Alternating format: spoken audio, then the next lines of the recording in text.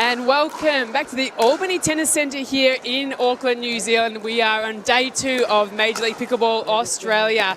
Championship court, we have the Western Vipers up against the local hometown New Zealand Hustle. My name is Sanj Carter and I'm joined in the booth here today by Nicola. Nicola, are you excited for this match? I'm excited for this match. I'm excited to call this match with yourself. Yeah, looking forward to it. Should be a good matchup. I know that a couple of losses yesterday for both teams, but they had some close matches, so still in it, still a chance here, so we'll see. We did. We saw the Hustle going down 3-1 yesterday. They were able to grab one game off the Sydney Smash, which could prove really crucial throughout this phase today. And obviously the Vipers getting a couple of game wins on the board, forcing a dream breaker, but unfortunately not getting over the line. So both teams 0-1 at the moment. It's a must win. They must win this game to have any chance to go through to the elimination phase. And to be honest, they probably have to win big. Yes, absolutely. And I questioned yesterday when I was calling the match with the New Zealand Hustle, I wonder if they knew just how close they were to taking it. So if they watched back and saw that they could have had the win yesterday, maybe that'll fire them up. And then, as you said, the Vipers over there, they had the dream breaker loss, so they are itching for that win, the all-elusive win that they haven't had yet. So here we see Casey Rogers first up to serve, got the ball bouncing around her partner Sarah Jane Lim. On the New Zealand Hustle side, in the all grey, we have Anna Clarice Patrimonio and Lexi Contrato. So all grey versus green and white. Casey Rogers, ball in hand. First serve, MLP Australia, day 2. Here we go. Let's do it.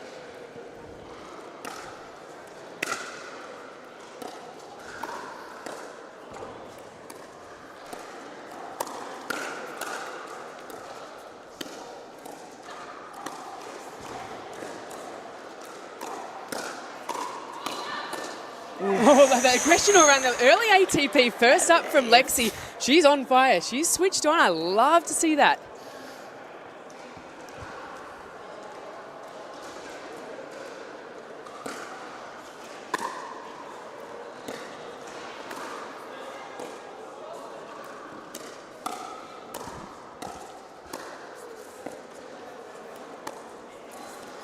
She's pushed it wide.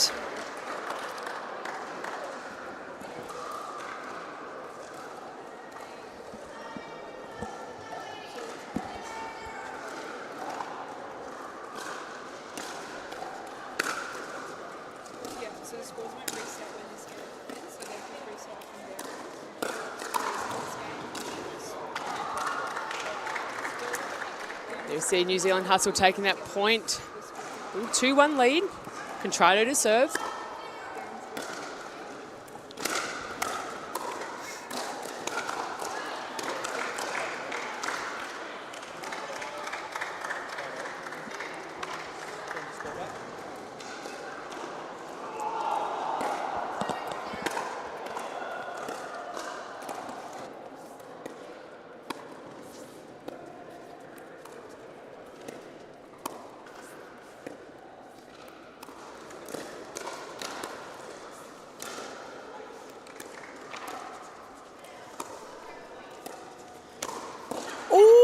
And she stays out, going for the second Ernie. Staying on the toes there.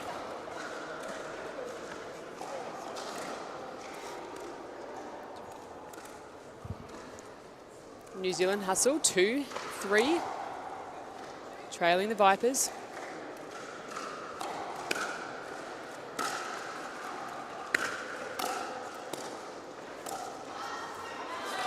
That's a great angle there from Casey Rogers. Just grabs that sideline very so. Just took a little bit of the pace off there and able to roll that right onto the paint.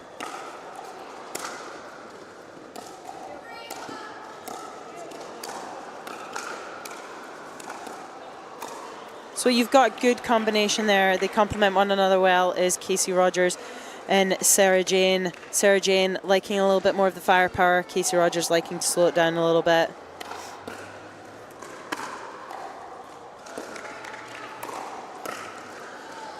Yeah, you see it there, Casey, not quite making the net height, but there's right intention there.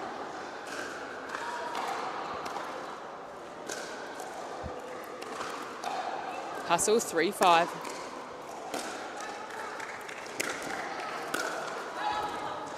big serve from Lexi too. Great depth.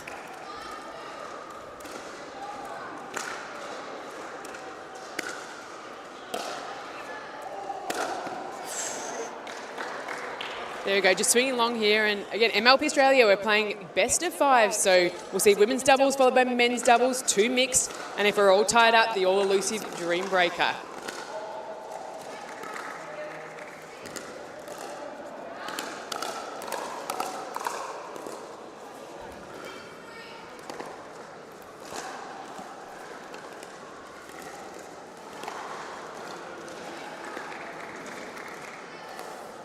She was looking for that Ernie. She's going for the hat trick. I love it. She's got it covered, and it's making Casey really have to force over to that side. Look, it's going to pay off a lot of times, but it might be that one she makes that breakthrough.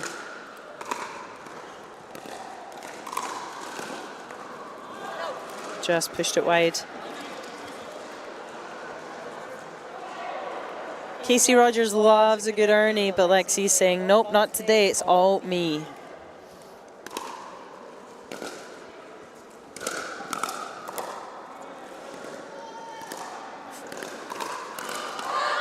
Oh, just off the top of the paddle there from Sarah Jane Lim. She had a good swing at it, a good look, just off that edge guard. Lexi did well to defend that pop-up there.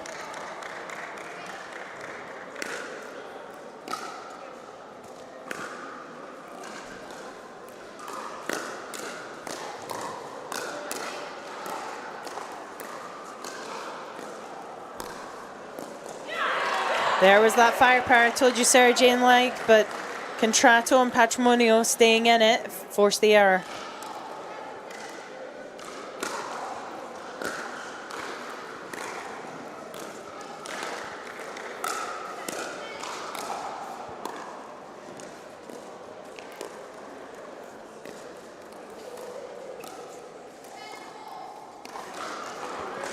Oh, Lexi's looking down at that paddle, just not quite sure why. She's a couple of those small dinks into the net.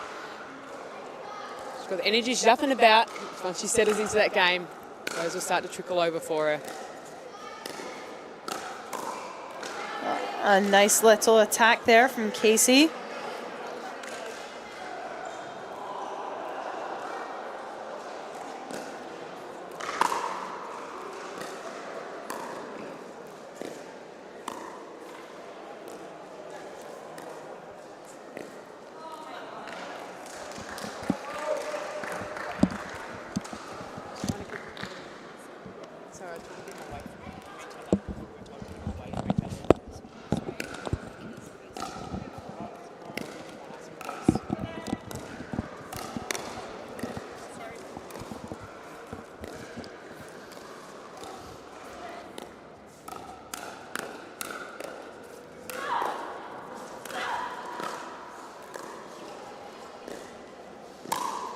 Oh, it's a little high and she didn't quite get on top of it.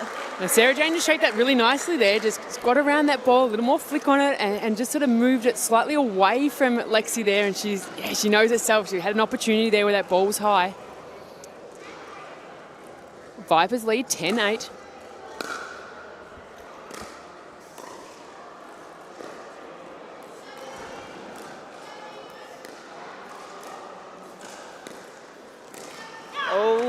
The right idea. I think she hesitated a little bit there. It definitely was up.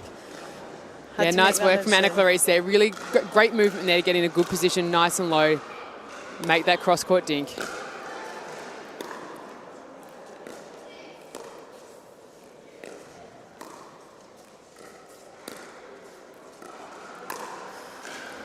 She wanted it. You're holding your breath there, Nick, on that one, and you saw the opportunity. And I love that. I think Lexi should be taking those, really trying to take as many of those balls out of the air. Look, she's not a tall lady, but she has got a decent enough reach on her that's definitely well within her wheelhouse, that shot there. I think it was smart too. I mean, if you're the New Zealand Hustle right now, I think Lexi has to be that strong big left side player. Really look, like I said, you've got Casey who prefers to reset and slow things down, and Sarah Jane who likes the speed ups. So I like that Lexi tried to reach in there and speed up on Casey. I feel like that's how they have to play. Speed up on Casey, play a little bit slower to Sarah. She doesn't like that. if they're to get back in this match. Yeah, to really break the rhythm of what they naturally want to play with the Vipers. I think you're spot on there. If they can execute that game plan, they're going to get themselves back into this women's double matchup. I mean, look, it's only a 2-point difference too, and as we kept saying yesterday, and we can't stress it enough, anything can happen at any given time, especially when it comes to MLP and the rally scoring format.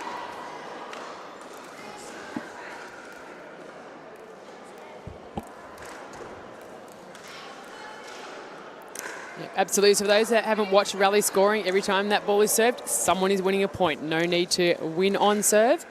It makes for rapid play. Errors are crucial.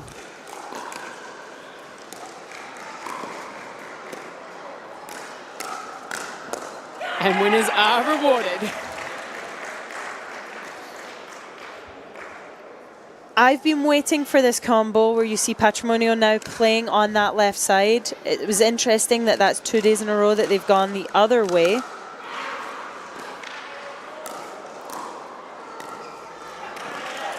Yeah, I think too, like Anna Clarice, a little taller, a little more reach. I think maybe even a little faster off that first step. So I think it's a great combination change. I know Matt Carter, the captain, was having a little chat with the girls at that end change. So yeah, I like this. I like what the Hustler brought out after that change of ends.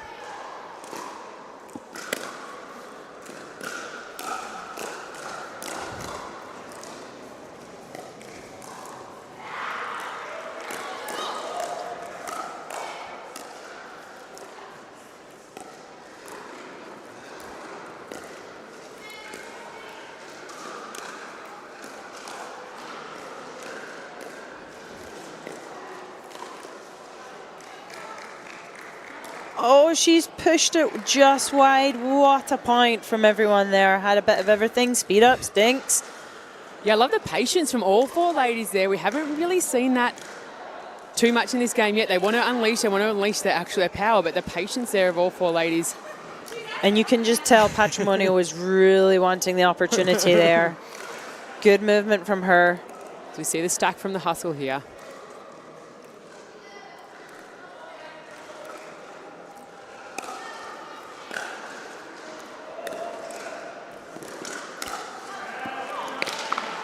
I normally say it's Patrimonio power, but that was Patrimonio placement then. Really, really good to see. Brings up another point for the New Zealand Hustle.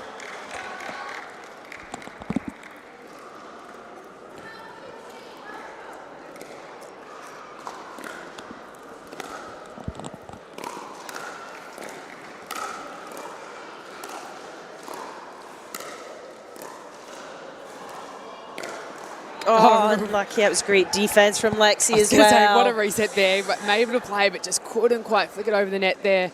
Anna Clarice. 13-12 Vipers.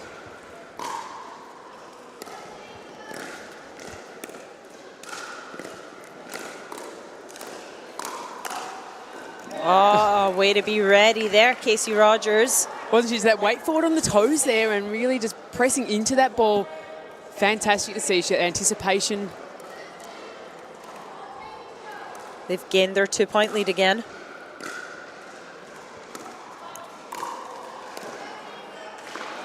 Little bit high, prone with that when you use that chip. If you're opening up that paddle face, that ball can float up, which it did. Should be looking to try and get that down next time. Oh, the power there from Anna Clarice actually negated there from Casey Rogers. She was coming in so quickly. Casey was able to almost like tuck it in behind her. Great ball control from Casey Rogers.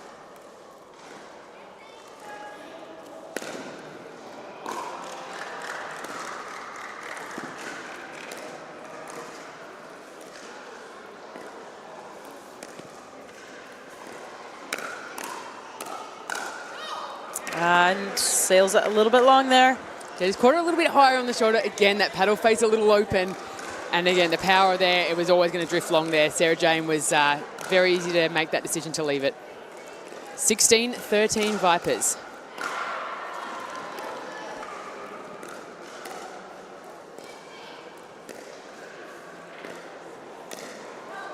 Oh, the one-handed reach. Yeah, she's ruined herself. Flicked that wrist over. She knew exactly what she wanted to try and do. I like the move. I like the shot. It just a little bit, like you said, a little bit more of a flick, get some spin on it. Make it drop.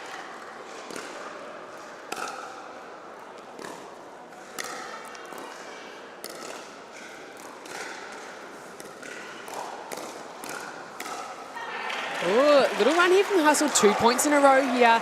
That's what you want to see. You want to close out that gap that we're out by 3. Now draw within 1 of the Vipers.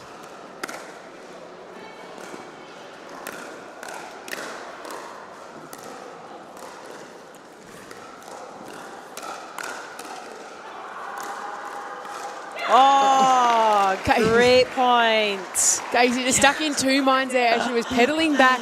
She almost took her eyes off the paddle to look at the line and got caught in 2 minds. So it's all level, 16 all. Anyone's game.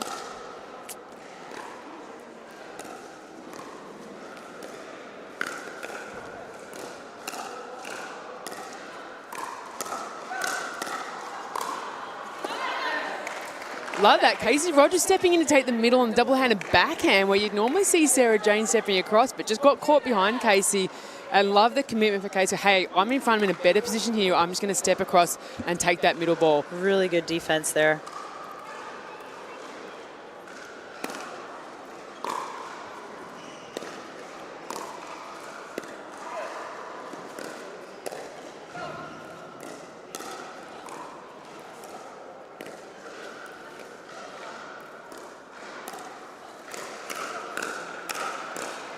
Wow, phenomenal from Casey. She knew she'd popped it up, but she took a step back, was ready for that speed up. Great defensive movement and hands. Brilliant. She's maybe a little too amped up after that last point and just pushes that ball a little long there. Just gives the Hustle a little bit of a sniff. 17-18.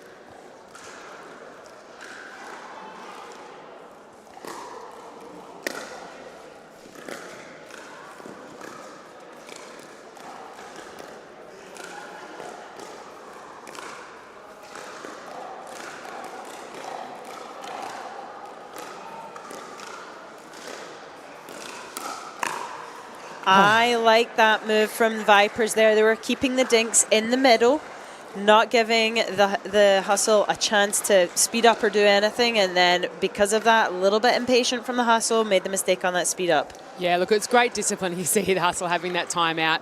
Now that the Vipers drawn out a 2-point lead going to the very, very crucial part of the game. Like, I like that from Anna Clariso. She took that on the full, took the volley, tried to take the pace and the time away from the Vipers, but just too smart, playing through the middle and not letting the girls get out wide and use that long reach that both of them have. So what are you saying here? You've got Katz and Matt Carter over there and Kyle Watnell, again, a super experienced player. What is he saying to the girls right now just to get them back into this match? I think exactly what we're just saying there, just having a little bit more patience. And wait for that opportunity. Maybe as well try to create a little bit more. They keep playing a little bit wide on those dinks. Lexi does like that forehand roll to the outside, but if you're going to use a dink, an angled dink, you're using it to try and open up that middle. So try and hit in the middle a little bit more. And when they speed up, there's only one place that speed up can go. If you're dinking middle, it's up the middle. So it's good. The Vipers look up and about. All 4 team players up on their feet. Sarah Jane smiling. Casey looks locked in. Look at that focus. Big time.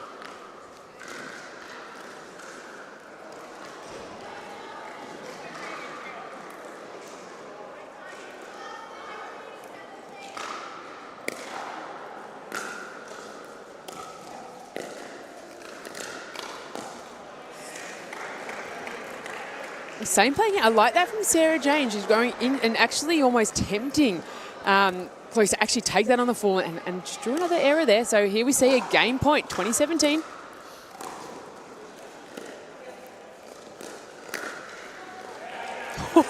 She wanted it. She wanted it. And good discipline there from Lexi to be able to duck out of the way of that. That's a skill in itself, is being able to leave an out ball. Especially at the pace that some of these ladies are hitting the ball.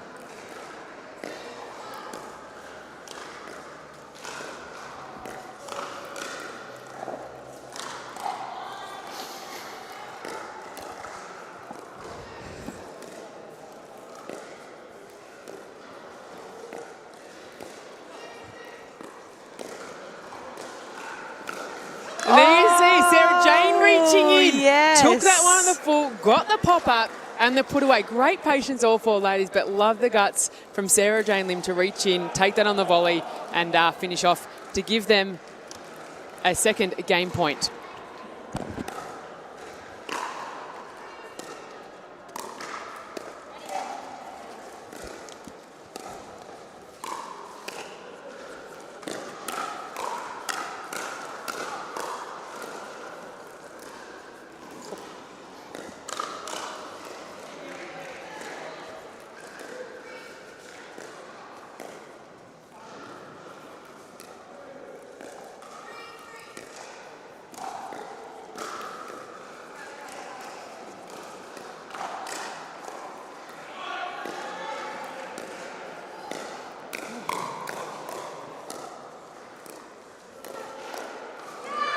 She got the tape. It worked in her The favour. patience throughout that point, where it could have Phenomenal. been finished, the temptation to finish that too early.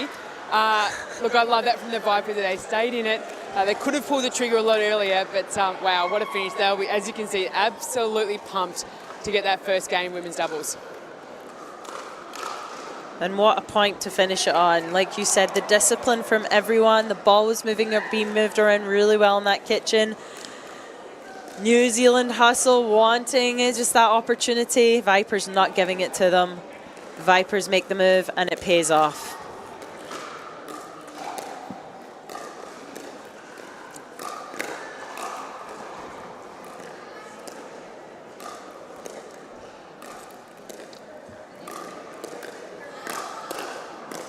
Next up, we have the lads. We've got the men from the New Zealand hustle. We've got captain Matt Carter, who lives about 3 k's down the road. This is his Hometown hero. Hometown hero. He runs the pickleball facility here, and so as much as if it wasn't a pickle roll court laid out, you'd say it's his home court as well. And he's partnered by Kyle Watnell. So tell me a bit about Kyle.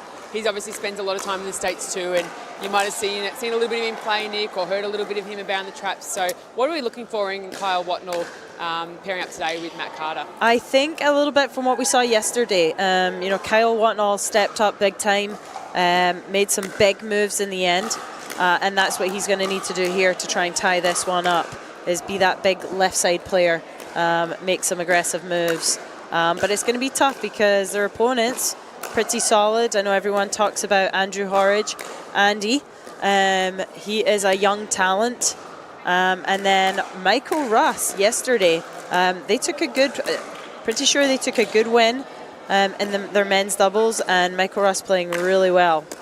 Yep, the best two from the West, the best from the West, Andy Horridge and Michael Russ. And I'll be interested to see, again, both generally play left side when they play men's and when they play mixed. So when they're pairing together, I know they've been really trying a few combinations, but I think we'll probably see Andy sitting on that left side. His speed and agility to be able to step in and take that middle is generally what we see from the Vipers men. So let's see what they put out here today. But yeah, I know Kyle and Matt on their home turf, they're very keen. The crowd's starting to roll in. A lot of Kiwis in the house, Easter weekend. It's pretty nice outside, but we're obviously at the Albany Tennis Park where we're indoors. Absolutely stunning weather indoors. Couldn't get a better spot, could we? No, not at all. And I'm pretty sure the players are very thankful for that after the weather we've had for the past couple of days. Raining on and off. Today, of course, the glorious day outside that it is. So here we see Vipers will have the serve. Start game 2, men's doubles.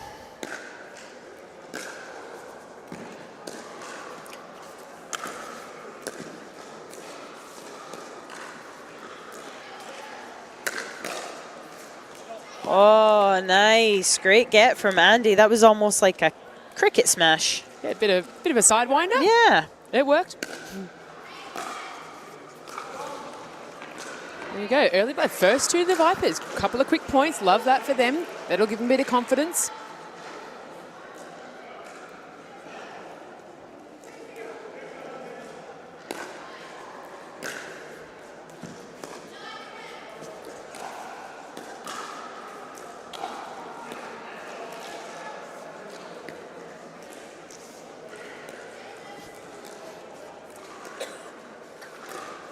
Oh, he goes for the speed up.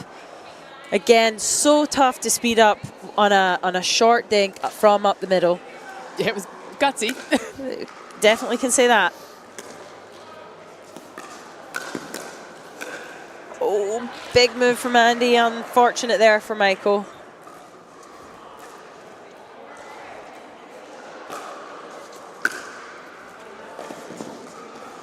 That's a solid return. I like that. A lot of players like to push it deep, push it up the middle. Andy there going a little bit shorter and on an angle.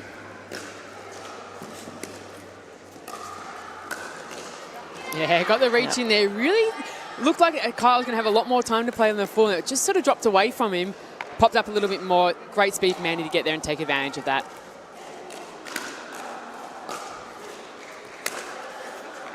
I was about to say they've built themselves a nice little lead still, though. 3-point lead.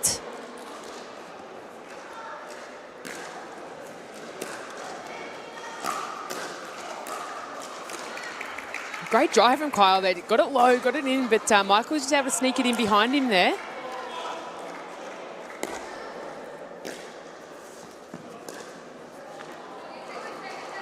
There's a little hesitation there, Nick. Did you pick up on that there where Andy, Mike, they just got to sort that out early in this match or Hustle are going to be able to get back in.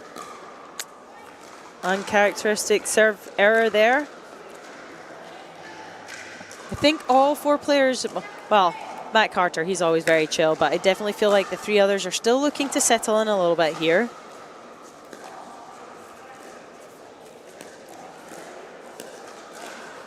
Yeah, I think you're right. Like, Matt's got chill and more chill. I think they're his 2 settings, and doesn't mean he can't rip a ball, absolutely, but the composure there from Captain Carter.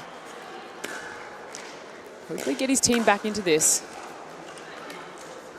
A little bit of a look up to the fans there, maybe just to make sure everyone's in the house. Mum, Dad, the kids, the wife, just they're all here. He'll be ready to go now.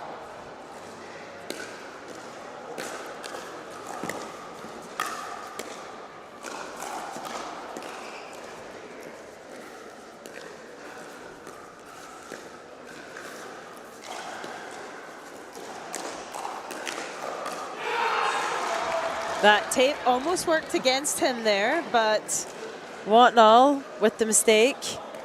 Did set up, but sometimes that can put you off your rhythm because it's just you expect it to come so much faster and then it just slows down on a dime.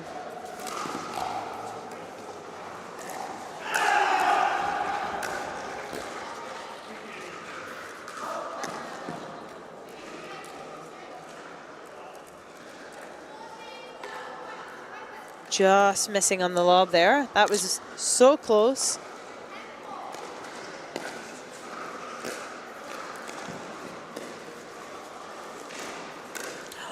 Oh, he saw the space.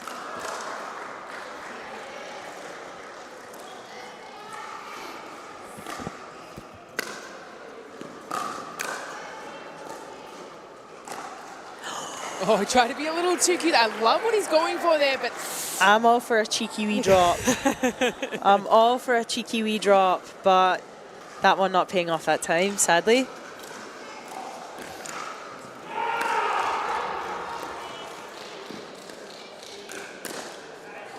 Matt reaching in there, taking a little bit of time away. yeah, I like that. And look, if you're going to go big or you're going to try something, 10-6 up's the time you want to give that a go. No, okay, maybe it's not going to work today. Put that one back in the kit bag. Stick to what's scoring points.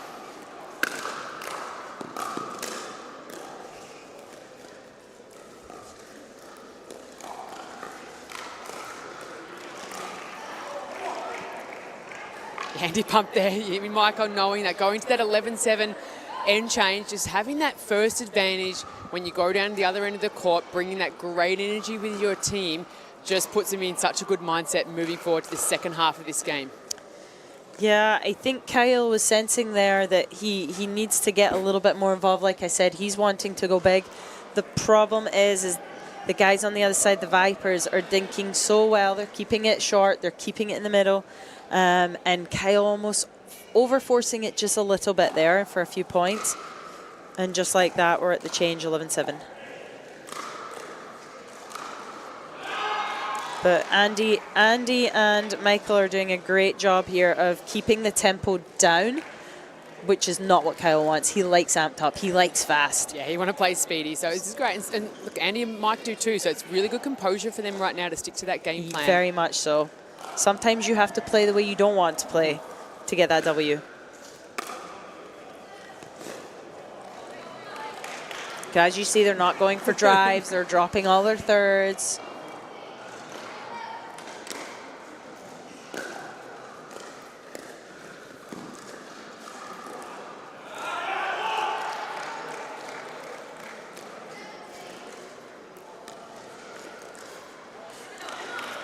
Second one into the net in a row there for Michael, but he'll adjust there. Again, maybe just trying to be a little bit too fine. Those last few reach-ins from Matt Carter might be just playing on his mind, saying, hang on, I've really got to be right on with these.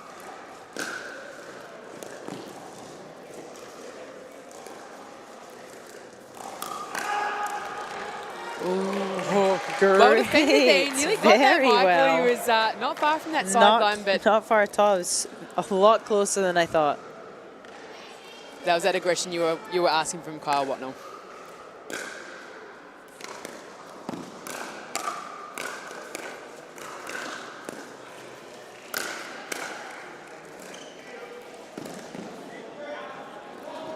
There, he was going to make sure he made that cheeky wee drop that time. Matt Carter just overcooking it a little bit. So tough when you're sprinting forward to try and slow that tempo down.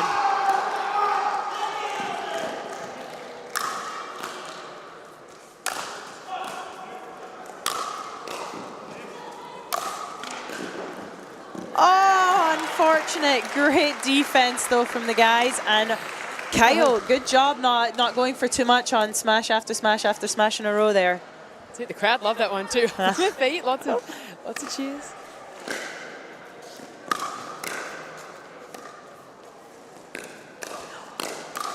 Oh, Kyle Watnell, there he is. A little half fake from Kyle to kind of say, a little shimmy to Andy, say, hey, the middle's open, and then he closes it down. I love that little left shoulder dip just to reveal the middle to Andy, and then lock it back in. Great work. And look, Kyle's probably one of the most athletic guys out of this combination on court right now, and I think he needs to lean into that a little more, and love him seeing about to step in, use his athleticism, use his speed to close down some of those gaps. And look at that now. I mean, that's the Vipers smartly taking a timeout, because New Zealand Hustle have gone on a little run now, because Kyle, as I said, when he gets hot and he's moving, like you said, using his athleticism,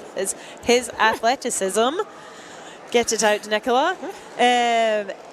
You know, that's when he's playing his best pickleball. Well, we saw that the end change at 11-7, so Vipers had a 4-point lead leading into that. It's completely erased now. It's 12-all, back on even terms.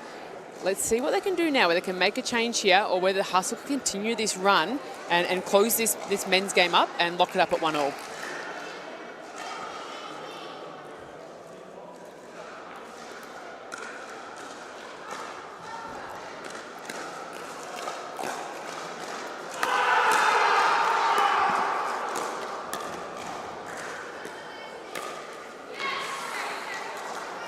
Smart timeout in the end. They've stopped the bleeding, and now they're back up on top again.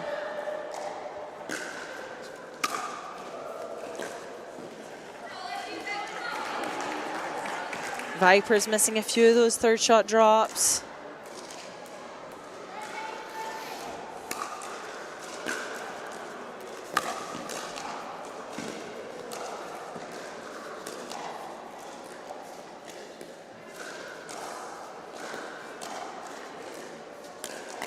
There's the reach. I was waiting on it. You could just see him waiting and wanting that a little bit higher so he could get that reach in. Good play from hometown hero Matt Carter.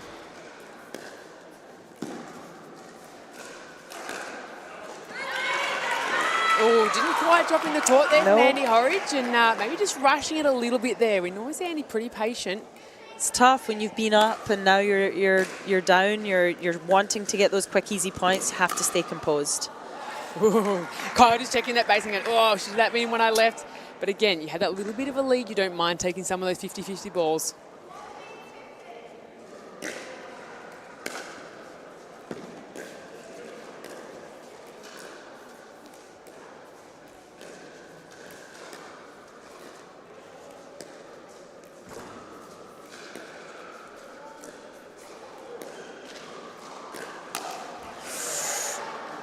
He was ready, but it was Michael there, smart. Not used to seeing him be the one to speed up. Like you said, they do enjoy doing it, but they've been pretty solid.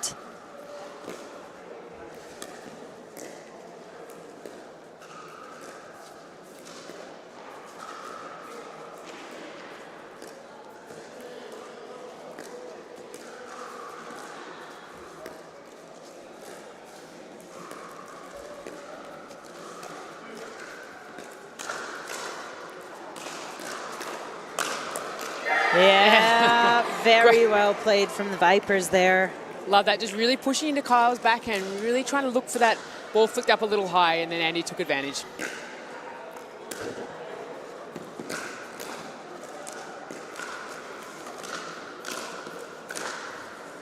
Oh, and the net cord that time not helping out Matt Carter.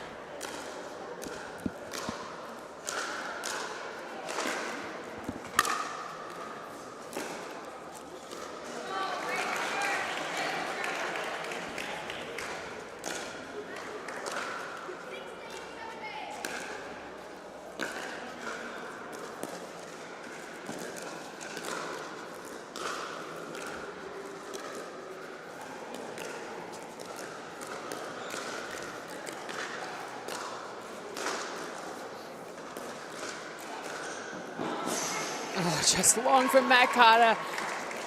Again, I like what they're trying to do, the patience throughout the point. We haven't really seen the lob work too well yet in this game, though, have we, Nick? Really good discipline from both sides.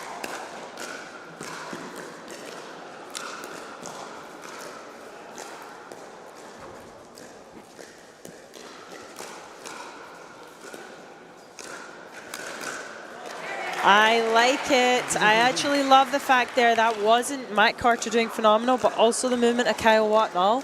Really squeezing the middle, forcing a little bit of a higher dink again.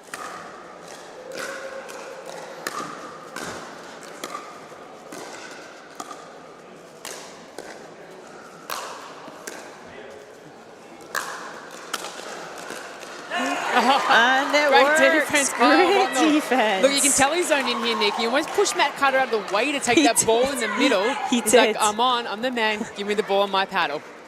18 all. Oh. I say catches win matches, but not in pickleball. Nope, sadly doesn't count. Not quite allowed to do that.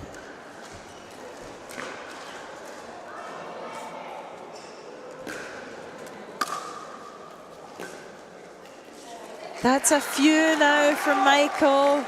I wonder if the hustle have cotton onto that and start to push him deep and really force it. If he wants to drop, he's going to have to drop in that backhand. 19 all.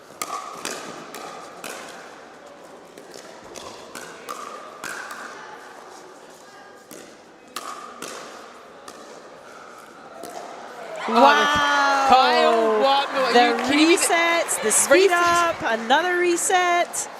The net tape up. And that brings up first game point for the hustle here, 2019.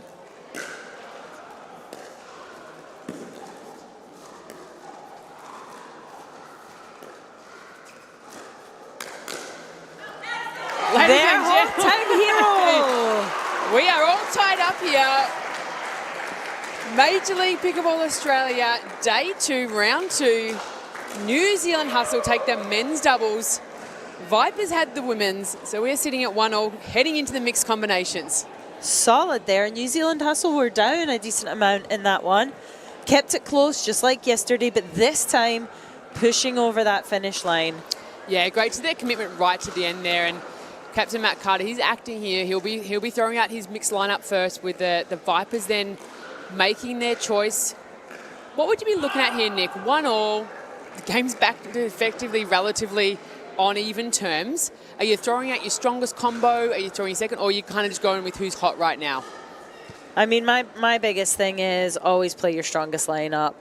You know, some people think, oh, we just need to get one here, etc., etc. I always say whatever Matt is feeling is definitely should just be throw out your strongest, what you believe is your 1 and 2.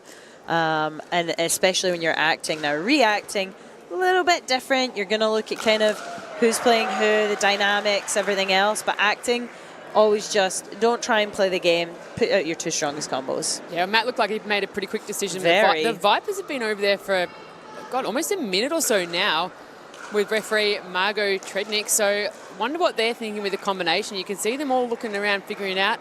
This is where I think Captain Andy Horridge just go, hey, this is what we're doing, guys. We're making the call.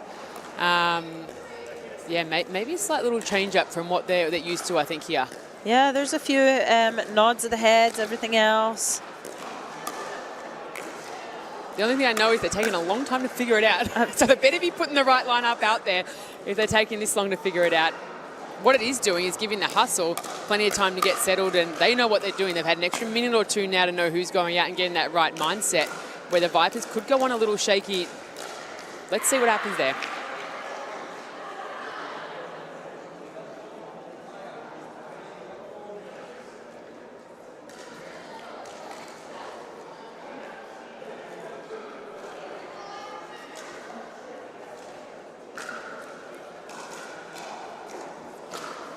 Oh, there. Okay, so it's going to be Captain Matt Carter is playing with Anna Clarice. And on the Vipers, they have gone with the combination. Obviously, Michael Russ out on court. And they're putting Sarah Jane with Michael. There we go. They still look a little unsure getting things sorted. Just getting a new Joola fast forward. The official ball, MLP Australia.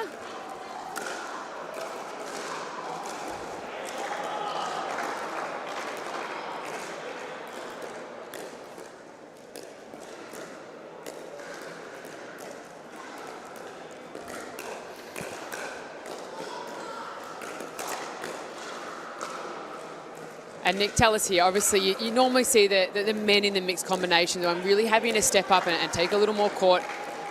But the female having to really hold it and really holding that right side and reset. What do you see here, or who do you think is going to be the most crucial player in this 4 players out on the court now to really make a difference and lead their team to make a 2-1 lead in this match?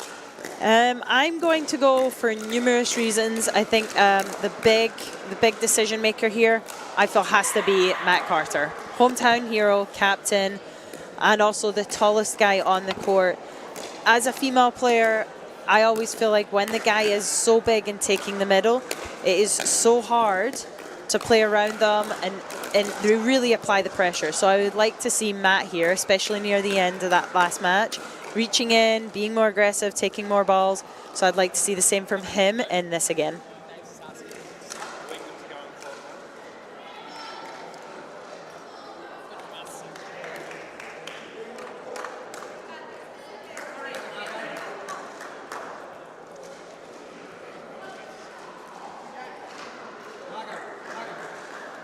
Here we go, Sarah Jane to start.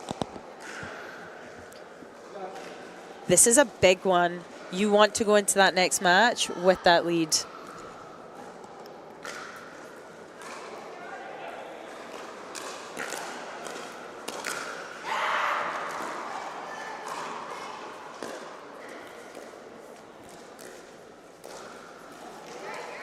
First point there for the Vipers. They'll be happy just had that little bit of a settle.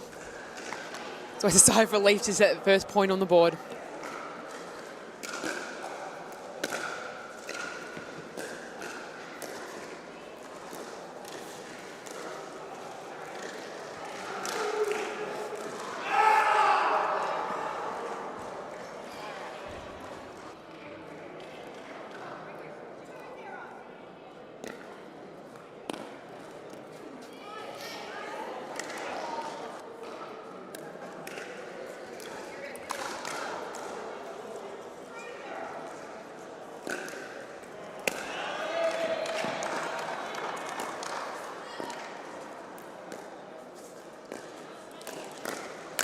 There it is. That's what we've been waiting for. And the New Zealand hustle get on the board.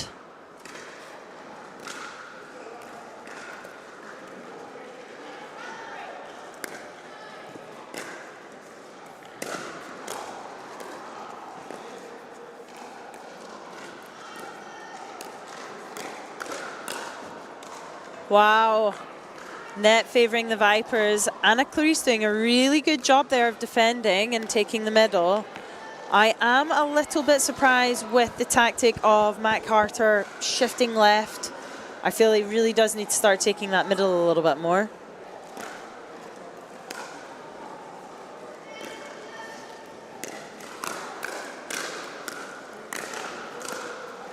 Wow, there we go. Sarah Jane told you she likes that fire. She'll be waiting. The faster the game goes, the better she's going to feel in that matchup for sure.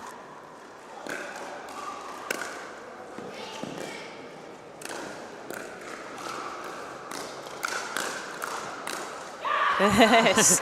Also, Hannah Clarice, no stranger to firepower, and we were saying before you want Matt Carter to step up with the power. I think Clarice actually plays more of a natural power game than Matt does anyway. Maybe they need a side switch. Maybe we need to put Clarice right? on the left.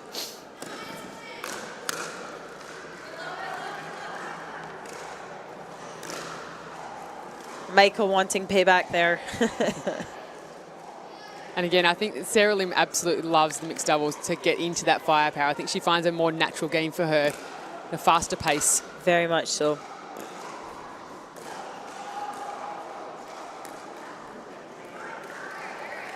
Few uncharacteristic mistakes there from Anna Clarice on a few of the dinks now.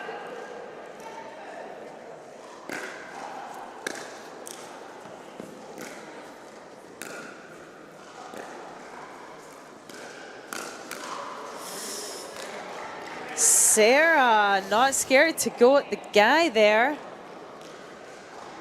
Catching Matt snoozing a little bit, wisely calling a timeout. Yeah, it's just destabilising. You can see a couple of moments over those last 2 or 3 points too.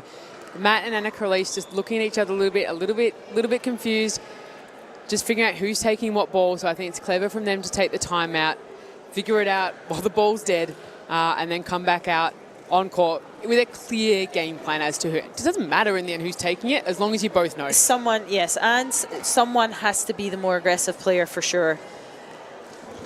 I mean, you saw in that first match, Andy and Michael playing a game style that they don't tend to play, being very patient and dinking. So I know Matt Carter's a little bit more chill, as we said. But again, sometimes you have to play a style that you tend not to gravitate towards. So again, I would like to see Matt being a little bit more aggressive, or as you said, as long as one of them's being aggressive and they know who. There we go, switch. There we go. You were saying it. We did. They must be listening. I think just going with their natural games, and we started to see if you're down a couple of points. Sometimes you do have to try something different, as they hopefully they don't confuse themselves with their own stack here. And you know what? I like it. I know a lot of people think that the guy should always be on the left and the female is the right side player, but play your natural strength, play the way you normally play. It doesn't matter the gender.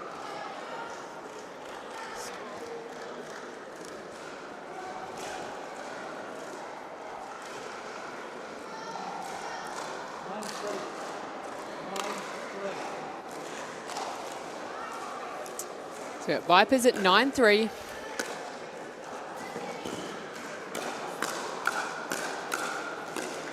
Oh, two net cords in a row. Net cord back to net cord. I guess it evens out in the end. Michael Russ is on the fair end of it, the last end of it. Bringing another point up for the Vipers to stream out to a 7-point lead.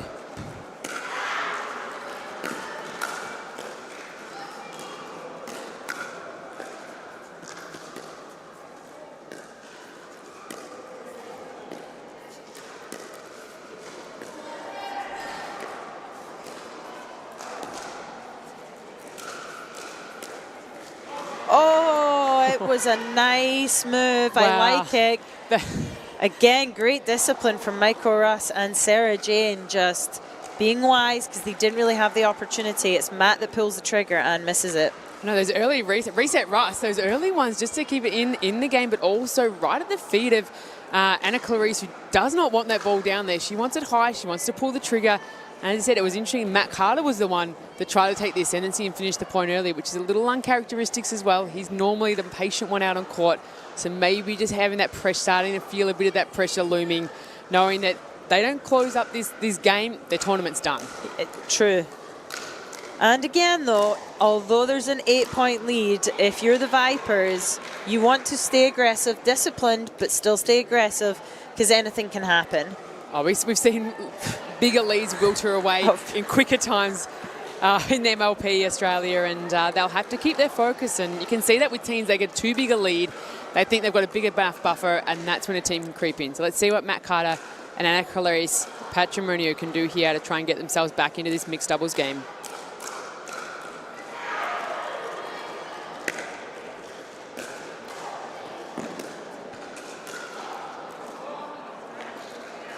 She pushed it long. I thought she had enough spin on that. A little too high, though, in the end.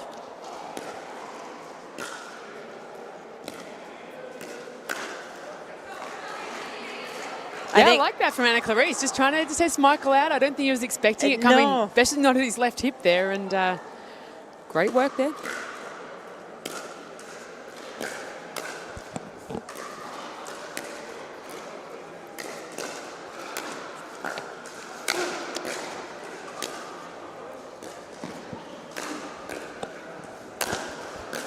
Oh, unlucky. That was great defense. Good discipline against from Michael there. Just playing safe, aggressive up the middle, making them play one more shot. Bigger lead now.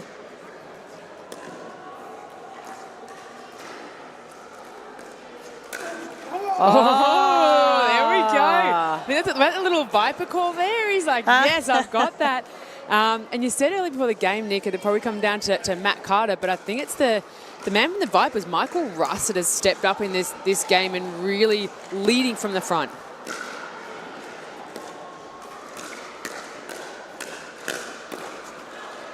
And I've given the commentator's curse again. He's missed the next ball. Sarah Jane trying to get in there too. She doesn't want to feel left out. Absolutely not. There's a power battle going. She wants a paddle on that ball.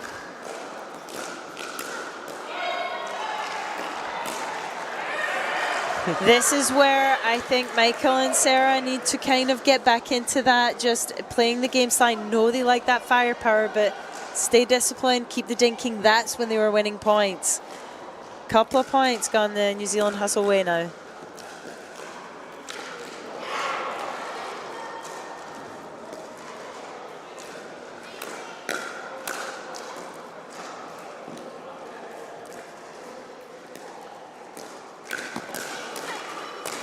There he is! There he is! You hear that crowd. If it wasn't for his height, I think Anna Clarice would have made that shot too. They had the crisscross, both jumping into the middle. Absolutely. I love that from Matt. That's what we want to see.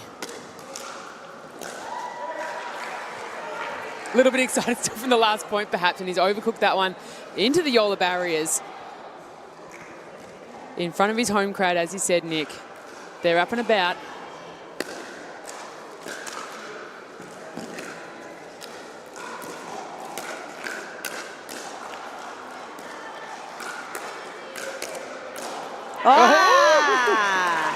Little sting there from Matt Carter. I love that fist pump. There's a bit of emotion there. We don't often see that from Matt. I'm liking it. I'm liking this version of him. Like I was saying during the switch and the timeout, like I would like to see Matt Carter coming out of what he's used to and kind of being a little bit different, doing something he's not normally used to doing and being.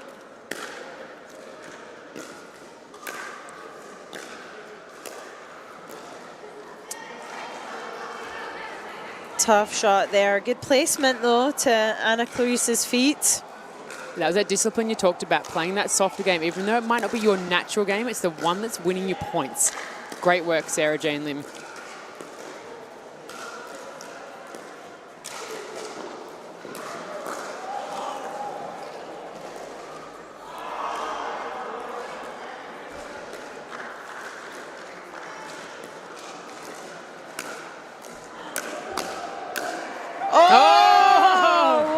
Well, had a bit of everything in it, didn't it? The ATP defense.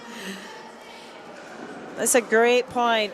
I like it, though. Matt Carter, you can see him inserting himself more. He's really moving a bit more, trying to be seen in the middle.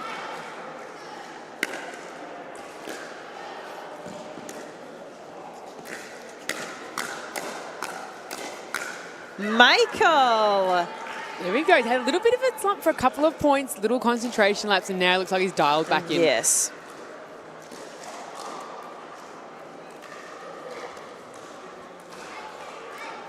(18-8). Vipers with a 10-point lead.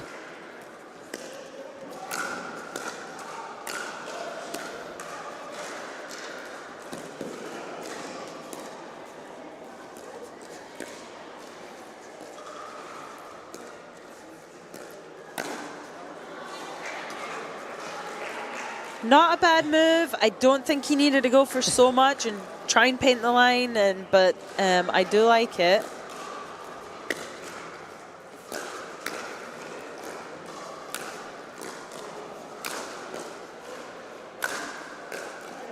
Oh, Matt had the read on it, so he knew the angle that was going. He couldn't quite scoop it up and back into the court, and that brings up point number 19 for the Vipers, closing in on this first of the mixed doubles matchups.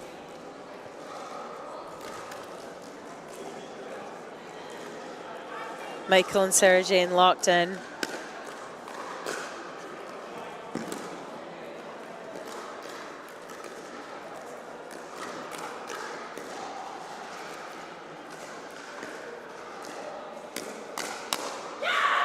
Yeah, there we go. She had that backhand. So the two-handed backhand almost locked and loaded. She knew where Sarah Jane was going, just loaded in that position and absolutely unleashed. And you can see that emotion there. She's like, that's what I need to do for my team. That's the thing nowadays. The girls, they really do enjoy that double-handed backhand, and a lot of them sit and wait on it and love seeing someone reach in and try to speed up a little bit. It seems, I don't want to jinx them. Anytime there's a big point from them, a lot of energy, the next point is just an unforced error. You want to try and get a couple on the trot next time. There it is, The Vipers drive. seal game number 3. So they take a 2-1 lead now into the second of the mixed doubles matchups. And I think you were right there, Nick. And you'd see the hustle. They'd win a big point, lose a point, win a big point, lose a point. So really, when you're playing that kind of pickleball, it's super hard to get any momentum into your game and feel comfortable at any point. I agree. And again, I think, like we were saying too, if you're just winning a point, losing a point, winning a point, it's really hard, especially when they were down by so much. Once you get a couple of points in a row, that can really get that ball going and that momentum. But a little bit too much to ask there for them to come back in that one. So mixed doubles number 2, we see from the hustle Kyle Watnell and Lexi Contrado.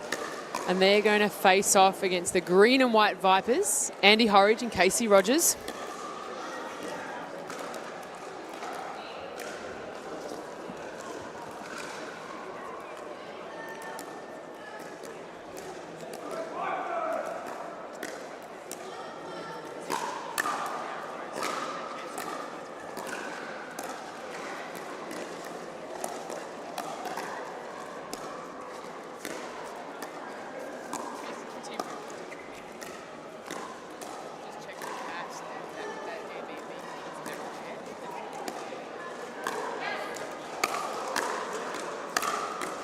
So what we have here is a great matchup, I think.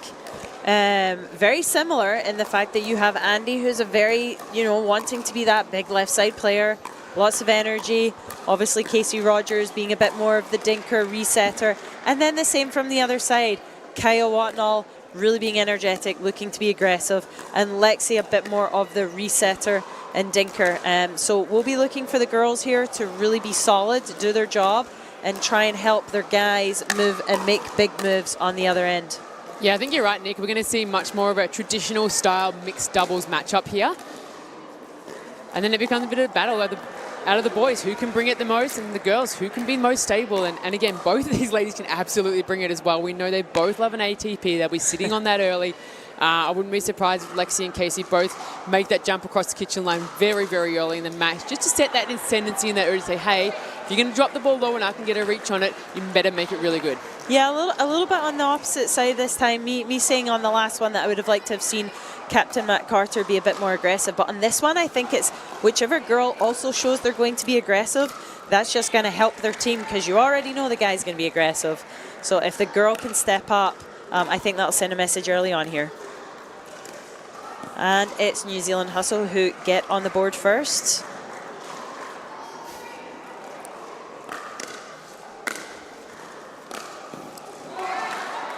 There you go, draw back 1-1.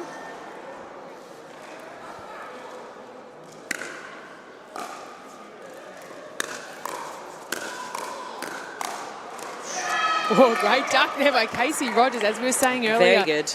That ball's moving super quick, and the ability to actually get your head down and out of the way is just as crucial as getting your paddle in the right spot as well.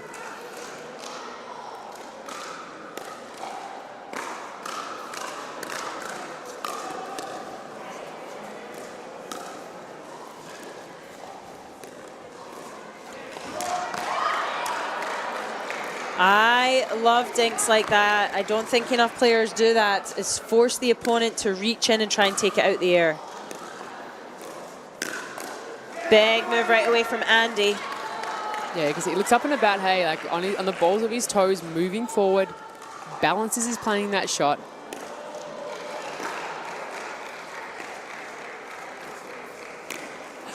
I like the move though. I do like the move. It might not have paid off, but it might do later on because Lexi now knows he's looking, and that's going to put more pressure on her to hit better dinks.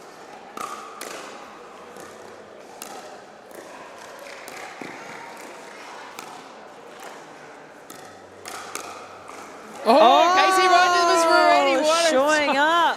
Fantastic. And like Kyle, what? No, that's great. He stepped in early, took that ball fast out of the air, and Casey was up to it.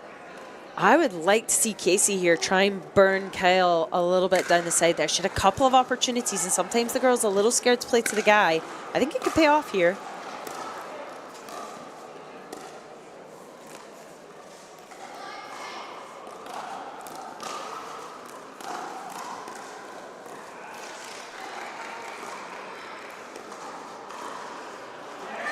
That's it. One thing Casey Rogers is not scared, and I think you're right. I think as she starts to get Kyle moving more and more to the middle, she'll look for opportunities. She might just wait till they got a little bit more of a buffer, I think, just to give herself a little more confidence on that.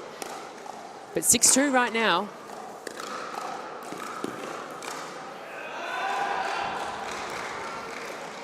There we go. There was what I was talking about.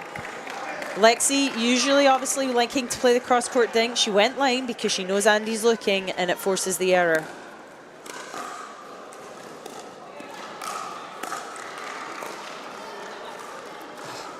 Great dig from Lexi on that one. Wow. Just the ability to take the paddle back and absorb a little bit of that impact, being so close to the net there.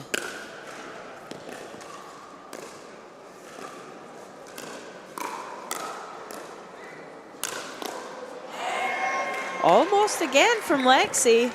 She's almost like she's looking for that half volley, getting herself in that position, or maybe a little out of position, and having to soften the paddle and trying to get that ball in play.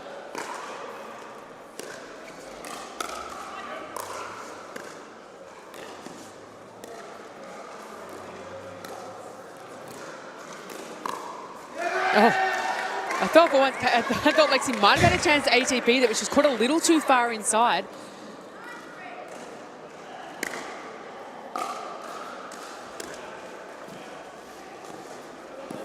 Wow, net cord paying off there for Andy. Absolutely. See the pressure of Casey there, just stepping into that ATP, even though the ball didn't come back across the net. She set her intentions, that's for sure.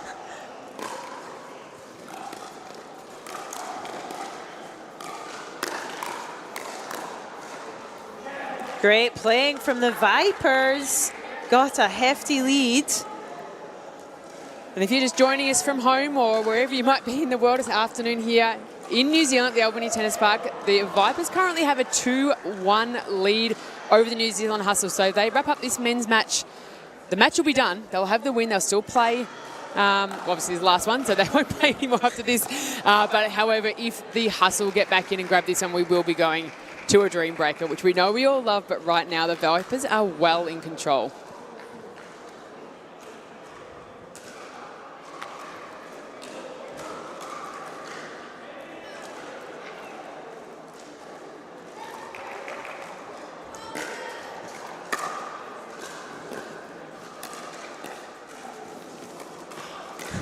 She loves an Ernie. It's interesting, though. She's making that move almost a little too early.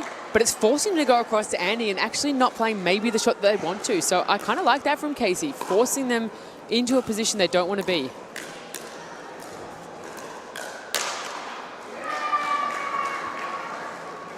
Oh, God, what not shaking it up. I think he might have got a little bit of that paddle on the back of his hand there. Never feels good.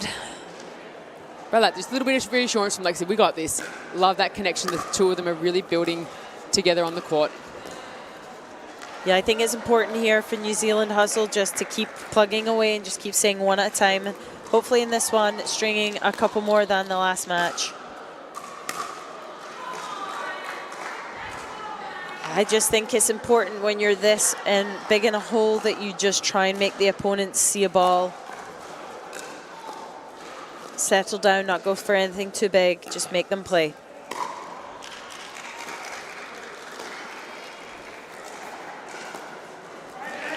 Oh, really exposed the movement. Lexi got planted really early then, really wide in her footwork, wasn't able to then make that small step and adjustment to the right that she needed to be able to play that severe cross-court team from Casey.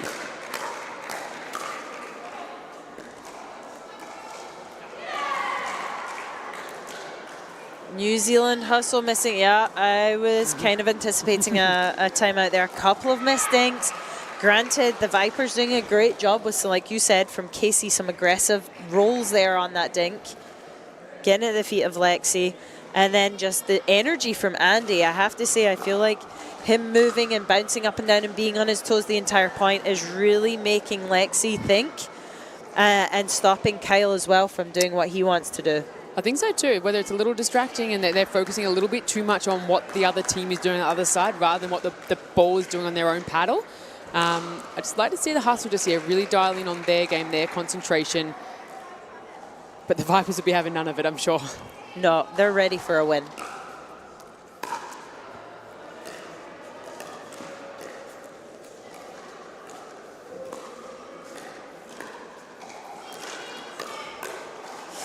Oof. Went for the Ernie again. Actually got what he wanted, but Andy a little bit slower, not quite anticipating that one that time.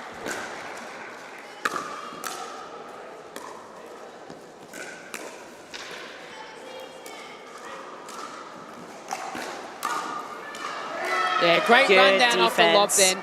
And again, Andy, not one of the tallest guys, but definitely one of the fastest. So he can get around that court very, very quickly. Great return back from that lob.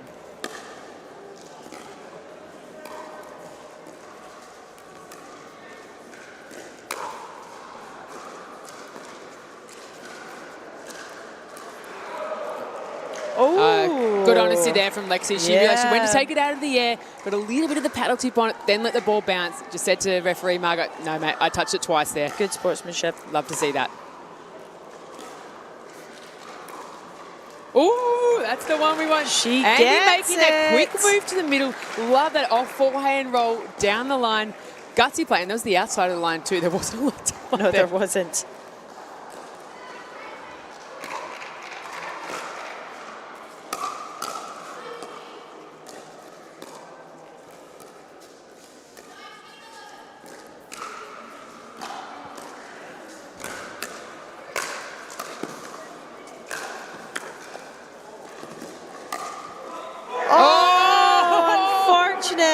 Actually rooting for the Hustle on that one. Not that I should. I promise I'm impartial.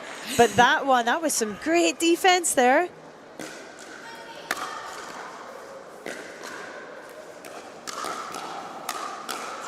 Oh, sure. Yep, she knows. She knows that one was going wide. Yep. A little bit excited there, caught up in the moment, I think, there, Casey Rogers. And so, but nice to see her smile. Then Always. Again, if I had this lead, I probably would be too. 19-7. That's going to bring up a game point for the Hustle and their very first match point. Very first ever. Very first.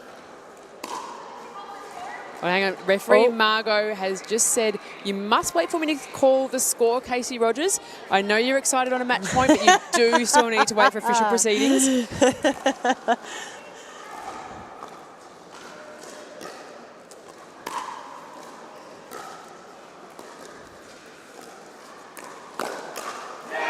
Andy There wasn't it having is. it that time. Vipers get their maiden Look at win that. for MLP And Australia. Look at the look how much excitement it over means there. to them. It means a lot. Just so solid in the end there, though. Honestly, I don't know if Casey Rogers missed a dink in that last one. It was impressive when we were talking at the start that with Casey Rogers' power game that we're normally after. I was loving seeing her commitment, but her concentration and dedication. Keep dinking and dinking and dinking, and just let Andy go. Let him off his leash. Yeah, I think Andy and Casey just did a phenomenal job there. Solid, solid, solid. That's all I can say. Solid. Yeah, and look, you can tell like Casey's been and Andy have been hanging out, pretty much living together for the last 4 weeks between Sydney and now. And you can see that time that they've put in on the court really starting to pay off. And look, unfortunately for the Hustle, that means that a loss yesterday and a loss today, they won't make it through to the elimination phase, but it keeps the Vipers alive. So the Vipers now with a win there, 3-1. They lost in a dream breaker yesterday, 2-3. So depending on the way, as I say, there might be a chance. There's always a chance. And it is a shame, though, to see the New Zealand Hustle. This is obviously Captain Matt Carter's hometown and everything. Yeah, just sadly, I feel like yesterday was, like we said, super close. They had some opportunities. Today, thought they were right there, but Vipers just more desperate for that win in the end. That's it. So well done, Vipers. They have the little Viper on the commentary table, so maybe it was their good luck charm. Who Must knows? have been. Their little Viper. So it worked for the Crocs in the last event, so they thought they'll have the same thing. So well done, Western Vipers. As we head to a commercial break, and we'll be back shortly with game number 2 here on the court for MLP Australia. Hang on to your seats, grab a quick coffee, get back for next match. Get right back. Get right back.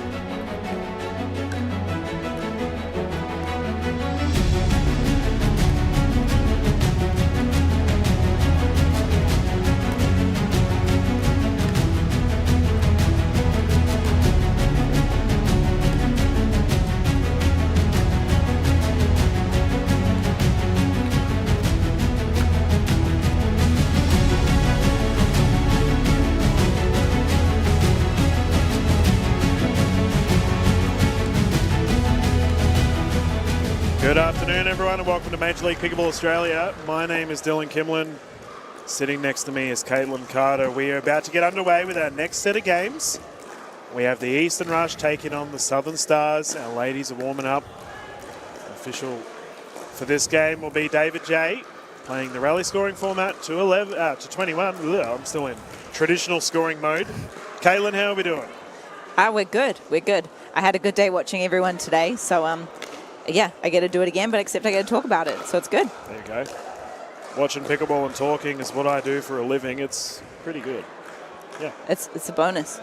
And watching pickleball is what our fans are doing at home right now. We hope you're having yourselves a wonderful Easter weekend.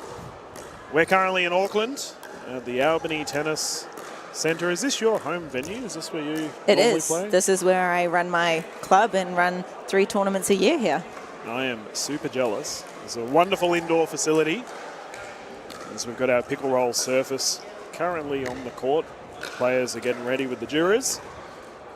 Our ladies, this is going to be a great game to get started. Funny little fact for you, Caitlin, is that the Southern Stars have won a game. Eastern Rush have won a game. Both teams have got their eyes firmly on that quarterfinal. We've got the duo of Wang Beckville and Shea currently warming up in the blue tops. And the, what is that, like a light green? Teal? Is it teal? No, teal's darker. Okay. The non-blue team, Katie Hart, she is currently warming up with Meta. You can see them just entering, having a chat. And we've had some absolutely incredible games beforehand with our gender doubles. So it's good that we're getting stuck into the ladies straight off the bat. What can we expect from women's doubles with the MLPA, Caleb? What I've noticed is the women's doubles seems to be a lot more aggressive than the men's doubles. These girls love a firefight. They love the two-handed backhand firefight, so I expect it to be, pretty aggressive. Yeah, I agree entirely. And I say that all the time, so it's nice to know that someone else is agreeing with me. Well, we've figured out where the ball is. It's a good start. There we go. Jay's given the okay, the Stars to bring it in, 0-0. Wangbeck Val to serve.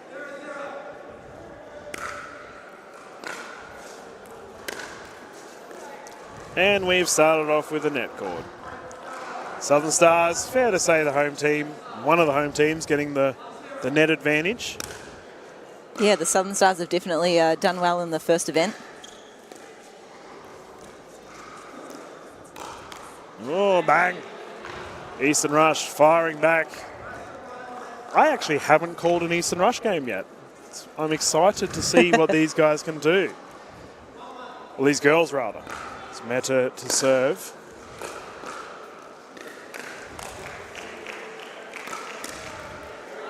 Fair to say she is making her presence known early on.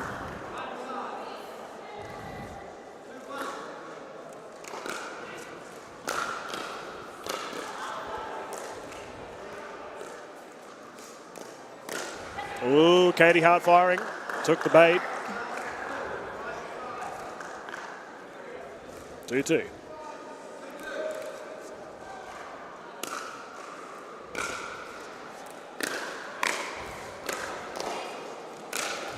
Oh. Hart flogs that one to the right side. Have you had the opportunity to verse Katie Hart at all? A year ago at one of my tournaments, yeah. Yeah, she's scary. She was dominating for sure. Yeah. There she goes. Takes 2. Katie Hart, definition of a power player. Captain leading the way right now. Drop attempt unsuccessful. Stars respond.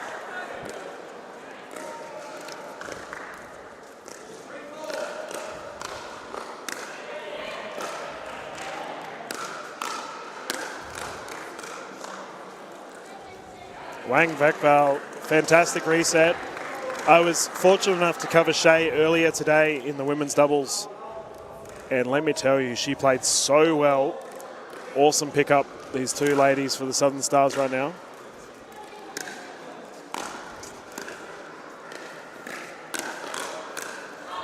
Oh, discipline by Hart. Letting it go. Are we seeing any early trends, Caleb? I don't think so. I think it's pretty even. A couple errors on both sides.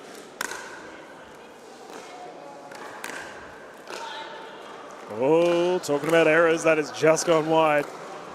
Yeah, we haven't seen any long rallies to date. Yep.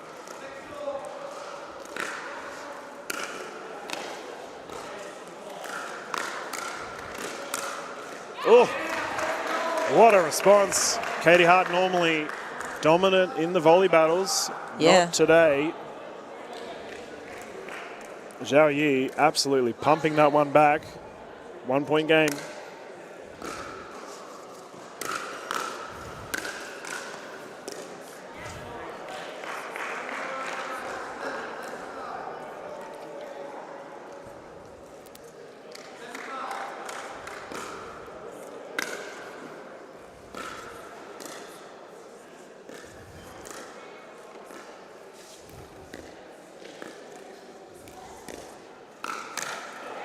Yeah, well played.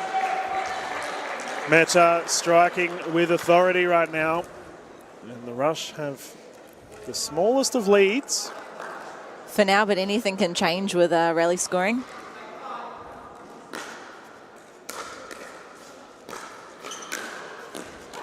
Yep. Beautiful down the middle. And that's 2 points. Lang Beckvale to bring it in.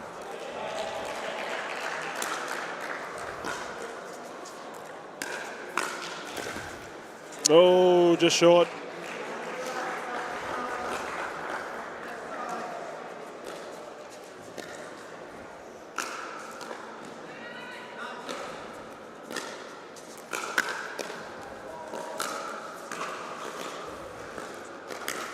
Oh, the drive attempt unsuccessful. I have to say, Caitlin, I have to give so much props to Shay.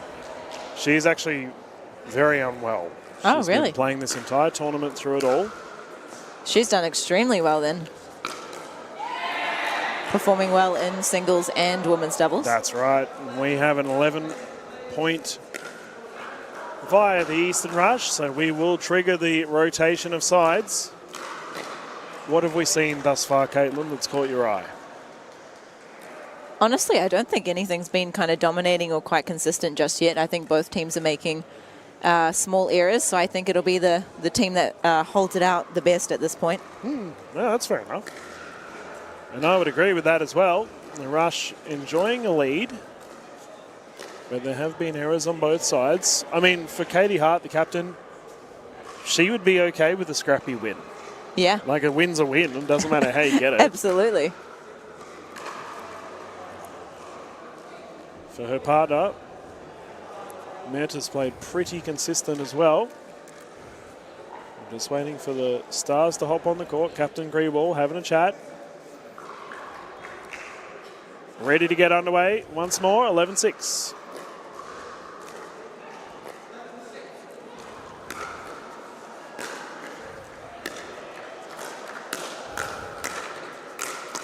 Oh, Hart nearly got it back. That is the start the Stars were looking for.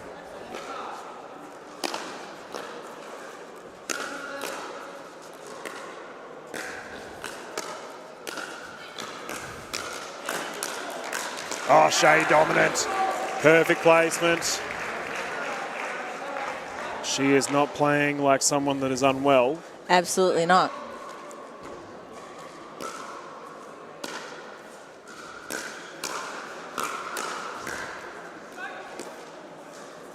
Great pickup. Yep. Meta puts that one away. Yeah, there was a solid recovery in the middle of that. Cross-court dink rally. Probably our first dinks that we've seen in this game.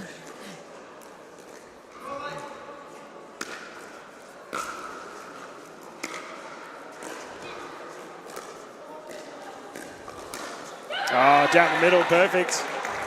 That's 2 in the row down the middle for the Rush. Yeah, I feel like Meta has a patient play style. It really complements Yeah, absolutely. Katie Hart.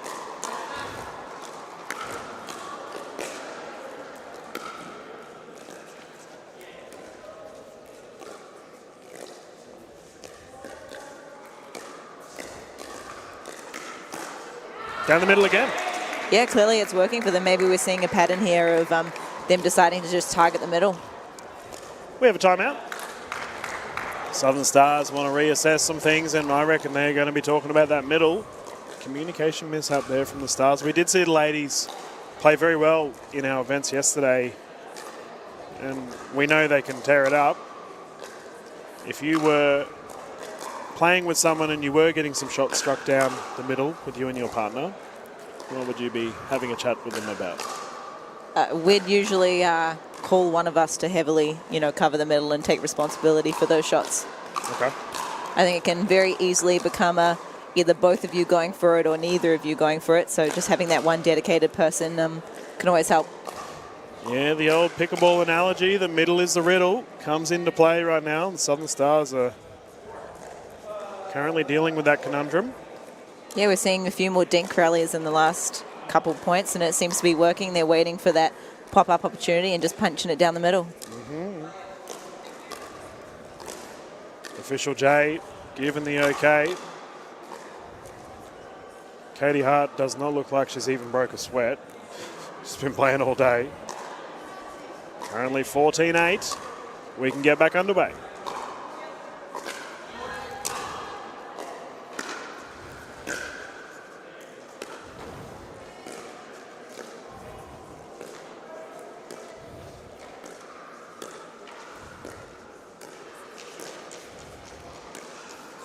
Yep, that's better for the Stars. Good patience there in that rally.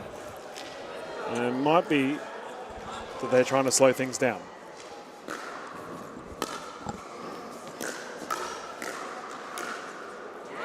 Perfect. Hart down the right side. Katie with minimal errors right now. Just what you would expect from a captain. Yeah, she's certainly playing really well.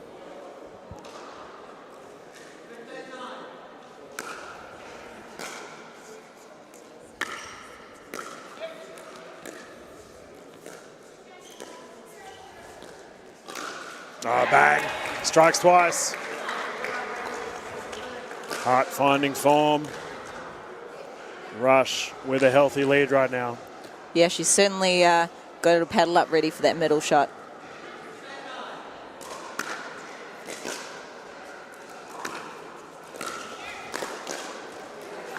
Notice a strategy change for the Stars too. We can see Shea on the left side now. They've clearly discussed that middle conundrum we brought up earlier. Yes.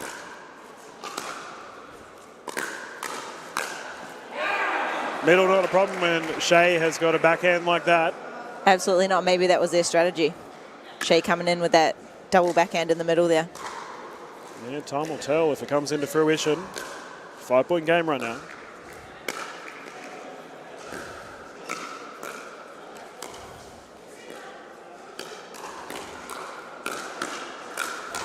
Wow. That was a slightly unorthodox rally.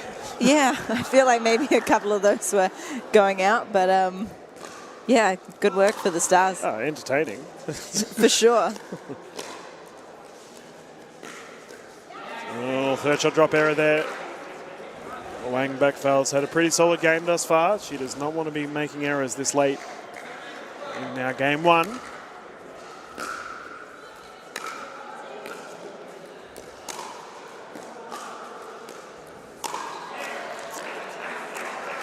I reckon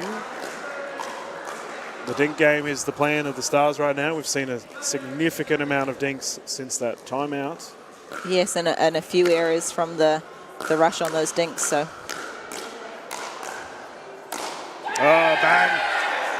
Heartbreaker. Ball breaker. Katie Hart can absolutely smack the ball when given the opportunity to do so. They are 3 points away from a victory here in our first game.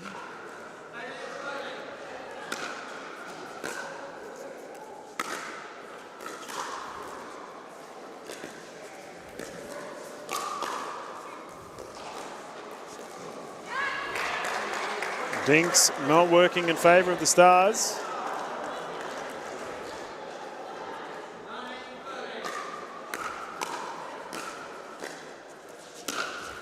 Net cord. Captain Hart will take it. She finds herself in a game point situation. 2013.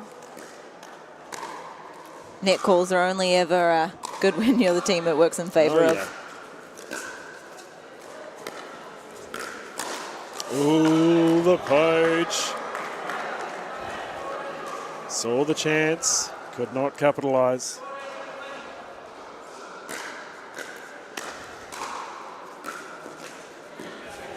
And the freeze is in effect. The home team, Southern Stars, currently defending a game point situation.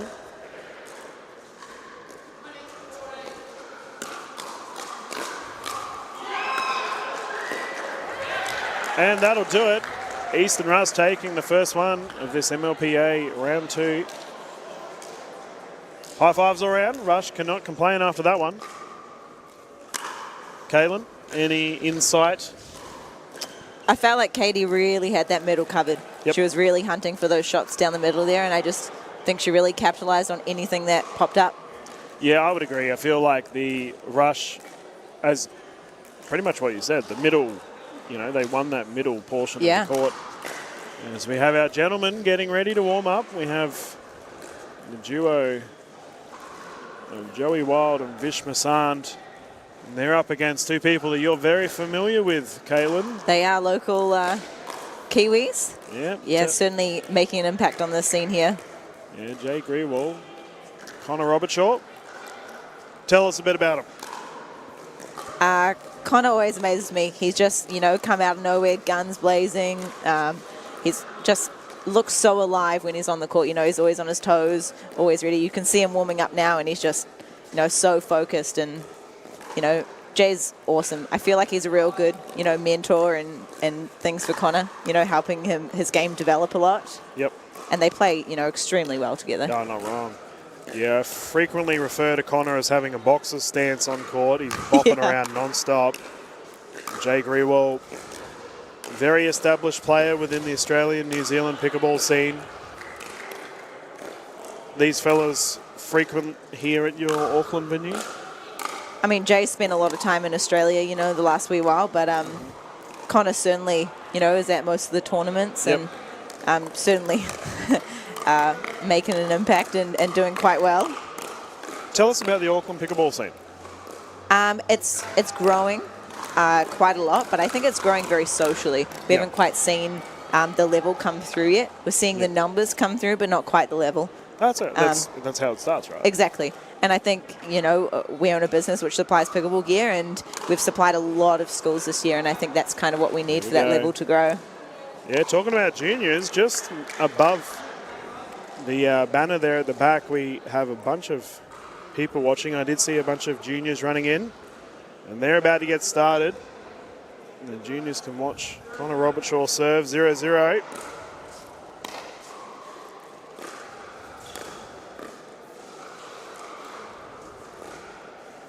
And the Rush getting first cookies in this exchange. Caitlin, let me tell you, the duo of Masand and Wild is terrifying.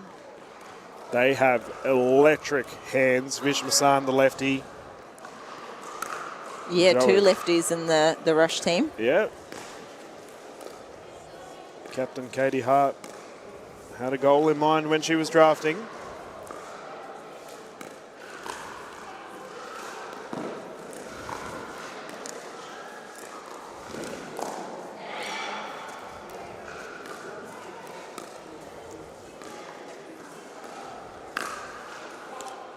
So in that 1 point, we probably saw more dinks than the entire first game with the ladies. You said what I was thinking. I was like starting off the game in a very different way to the women's. It's good. We're like a bag of Skittles. The variety that you are going to find in the Australian, New Zealand, Southeast Asian pickleball scene. So many different play styles.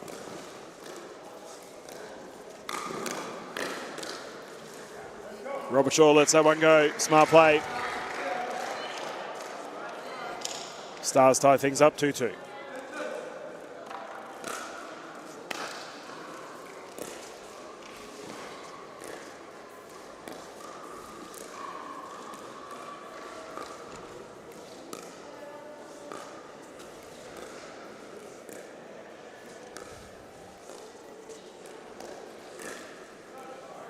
that's a net roll. Stars winning that exchange. I called Joey Wild versus Jay Grewal earlier today. And that was an absolutely electric game. In the end, Grewal got the victory in a game 3. However, I will say, unfortunately, Joey Wild's partner, George, had some serious lower limb concerns during that. Yeah, he wasn't looking too flash there. No. As with the fast fours, hopefully they do well later on today. Stars get it back.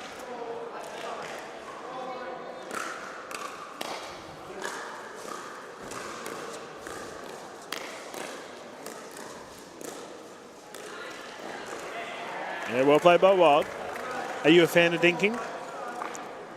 I'd consider myself more the aggressive type.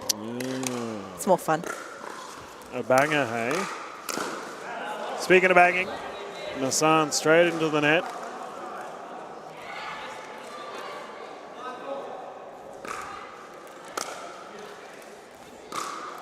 I covered your games in Wellington. You did a bit of dinking.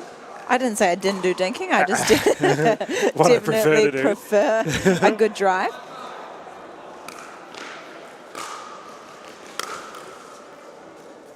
Oh, Robershaw. Almost too gentle. Mate, what is the point of having gigantic arms like that? Slightly caress the ball.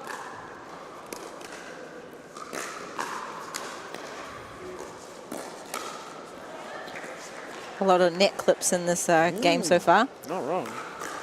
Speed up by Wild, too good. Joey, some of the quickest hands in the East.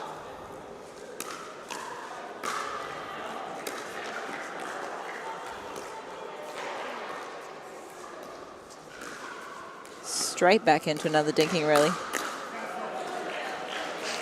Followed up by the volleys. Southern Stars keeping within arm's reach here.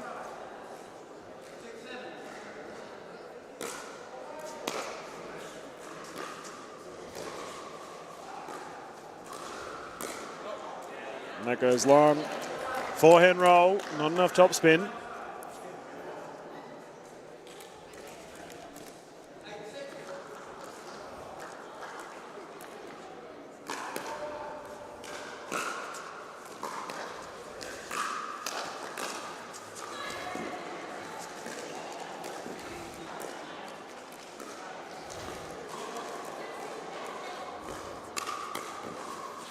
Oh, it's a little bit unorthodox. Middle of the court, Ernie. Yeah, and quite slow paced, to be honest. Yeah. But I mean, it worked. Yeah, maybe because it was a bit unorthodox, Jay didn't quite expect it. Dare we say it was wild?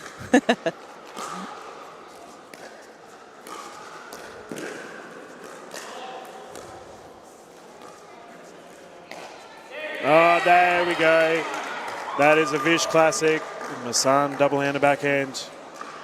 He and Lucas Pascoe, some of the few players in the MLPA Australian men's category that can rip a double hand like they do. Definitely seeing more and more players kind of adopting that two-handed backhand now.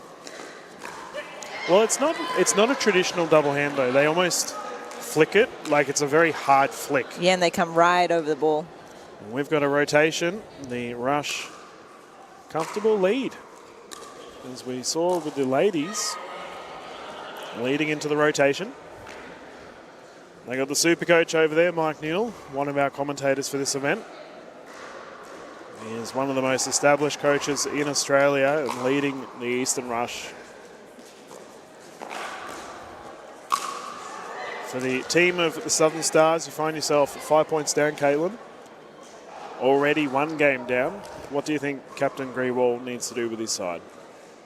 I think consistency is just coming down to it, isn't it? I think Eastern Russia are playing, really well, really consistent. They're really capitalising on any pop-ups and those hand battles they seem to be winning.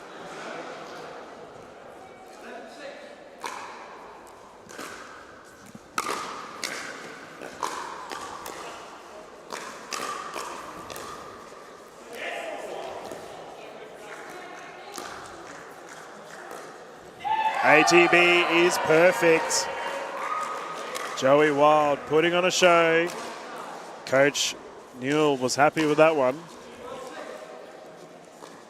Rush seemed to be being quite patient and really enjoying that soft game in the resets. Yeah, ironically, they're not rushing it. As we have a awesome Ernie there by Captain Grewal.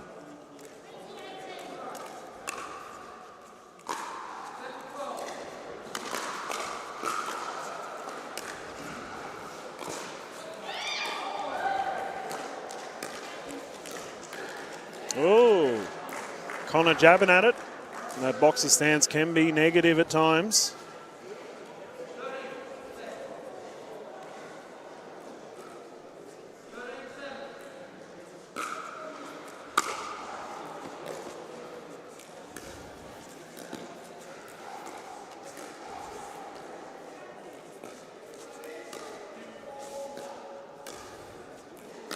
Oh, look at him go. It's like ripping a chainsaw, the double-handed backhand. So good by Vish Masand. That is insane and very deceiving.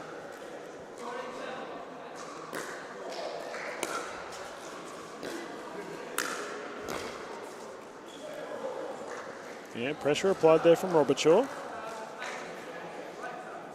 Only a 6-point game right now.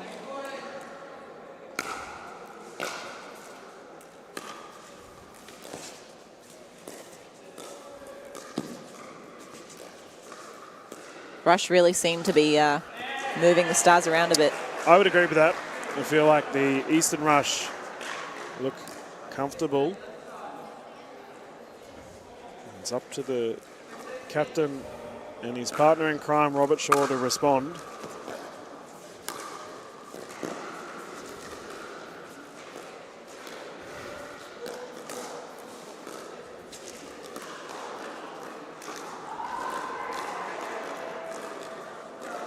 Confirmed in.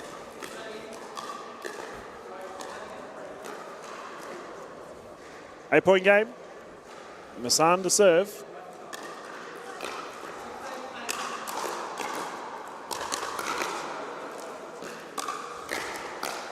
Oh, he is so good on the double-handed backhand. Vish really starting to take control. Yeah, I think he's figured out it's working. Oh, I mean, that left side of court, we have a timeout here on the side of the Southern Stars. It's tricky, right? Like, you go up against someone as dynamic as Joey Wild, so you opt to flick it across to Vish Massan, and then he starts popping off. Yeah, that two-handed backhand is on fire. What do the Stars do here? You mentioned consistency earlier. I feel like... Yeah, I just feel like Rush are just playing so well. Yeah. So consistent. Their dinks are great. They're really, really forcing the Stars to have to kind of outperform here or do something special. It's just one of those games where if your opposition are on point, it's hard, right? Like, Oh, absolutely. Sometimes you just really don't know what to do. Yep. Well, we will find out if this puzzle can be solved for the Stars. Rush really looking in control.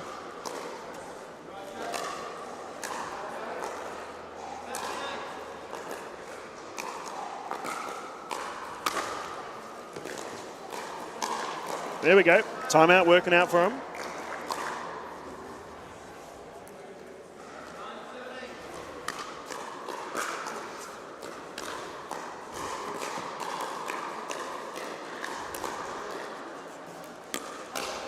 Oh, Vish. There he Punish goes you again. every time. That double-handed backhand. He has made his money today with it. Stars still heading to his backhand, though. And he lets it go. Massan really earning his keep at this point in time.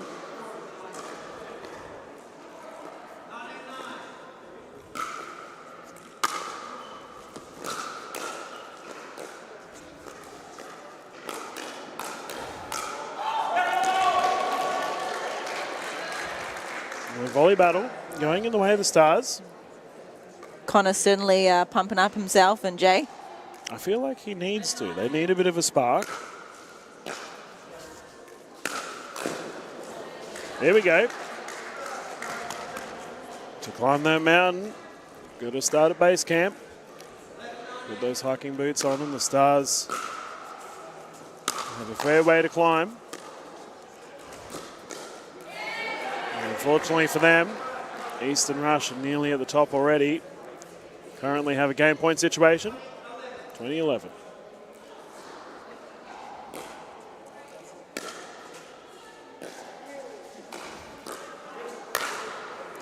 Connor Robershaw wants none of that. Smacks the ball so hard it nearly goes 2 courts across. Nothing you can do about a smash going on that angle. No, not when it's Robertshaw, especially the one hitting it.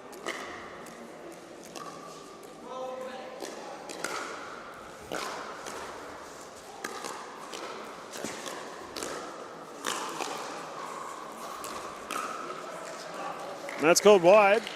This is a positive little burst for the Stars.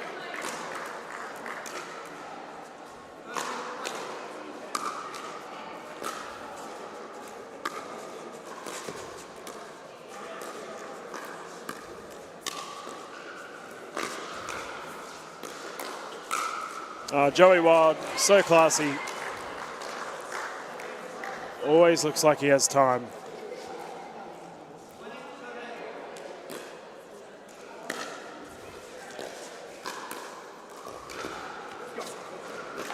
Not today. The Stars are hanging around here, Caitlin. I think they're doing the right thing. They're defending the serve when they need to. They just need to get some more points on the board.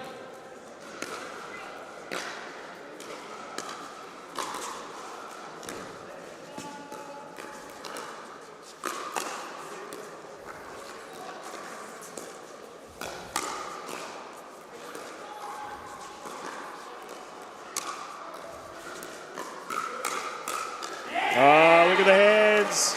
Stare down from Wild. He wants this thing over and done with. Third time lucky for the Rush.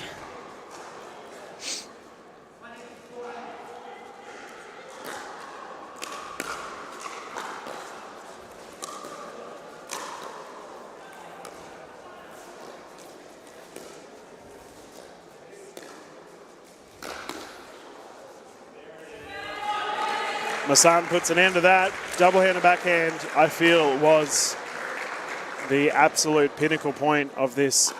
Absolutely. I can count at least 6 points from his double-handed backhand. Yep, I would agree. And we're going to go into our mixed events. Coming right up, ladies and gentlemen. I was speaking to League Commissioner Sanj Carter before our events today, and she and I had a discussion about the upcoming draft for MLPA Season 2. For anyone interested in getting involved with that, please pop on over to the website.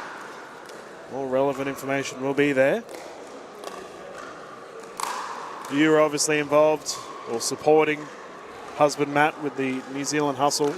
Yes, On always draft day? supporting. No, I wasn't. Oh, okay. I was running the club here. Oh, fair enough. Yeah, he had his support crew at home with him though. Fair enough.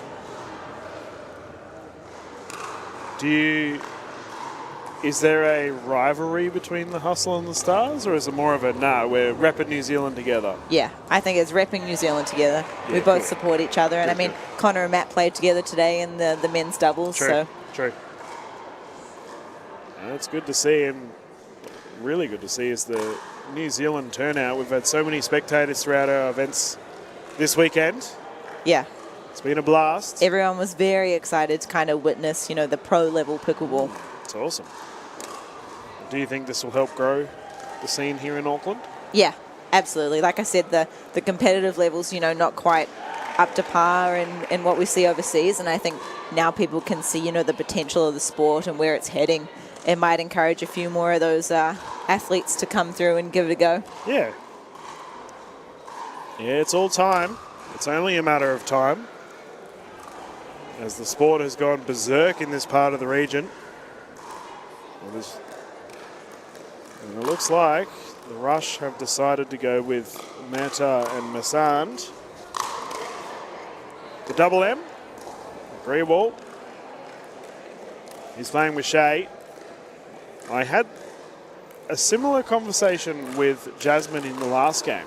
So, and I want to get your opinion on this. Of course. Eastern Rush, 2 wins up. Yeah.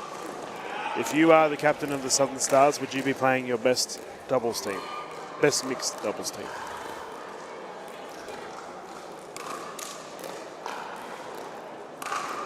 Maybe. I think it kind of depends on how your players are feeling a lot of the time. Yeah, okay, fair enough. Yeah, I mean, I saw, when I was supporting the Hustle, they wanted to save their better team for the last one because, one of them was feeling it. Yeah, fair enough. Yeah. That makes complete sense. So it's relevant to the vibe of the team? Yeah, absolutely. And, I mean, they're seeing, trends in the way their opposition is playing, and maybe they feel like certain players may be better suited versus potentially the better mixed team. Yeah, I totally respect that. And for the double M team of Mata and Masand, I feel like Katie Hart has a similar question to be asked on her side, but nowhere near as much pressure.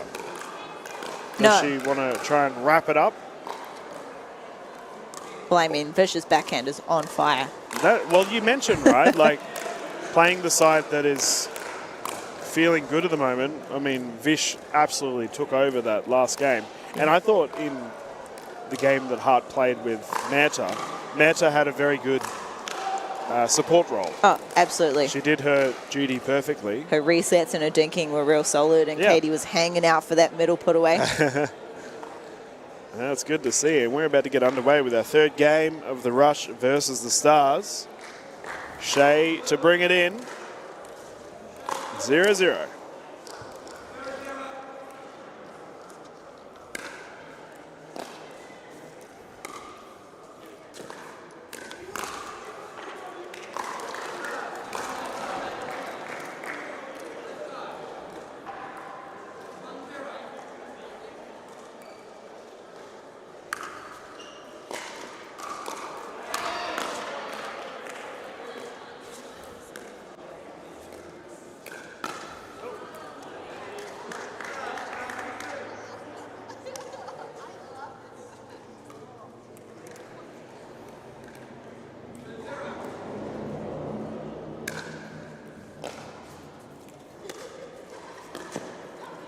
Southern Stars certainly coming out firing here to start with. Maybe they really want that comeback.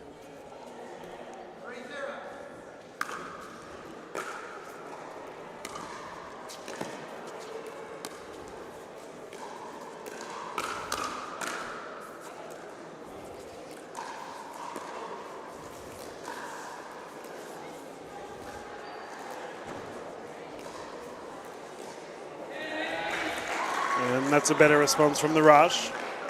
Little bit of confusion there from the Stars potentially. Yeah, the Stars had a strong start.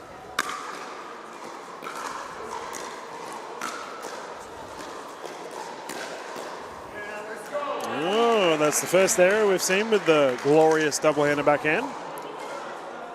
Stars will be brimming with confidence after seeing that.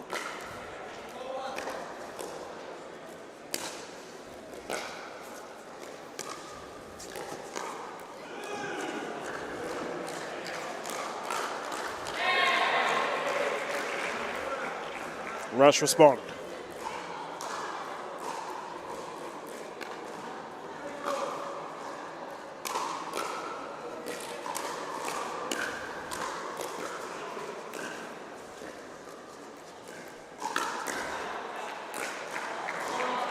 Did Manta nearly fall in the kitchen then?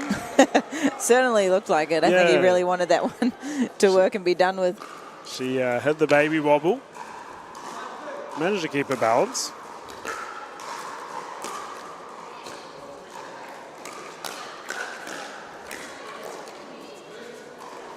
Oh, no, that was in the middle of the paddle for Shea.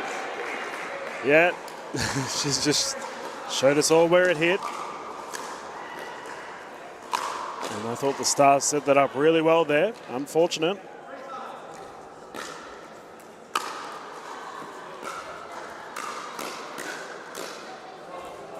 Vish Masand, a couple of errors here with his double-handed.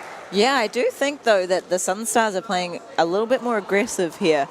And I do feel like Shay's style, she really loves to punch on that double-handed backhand, you know, and I think Meta really prefers that reset kind of dinking game.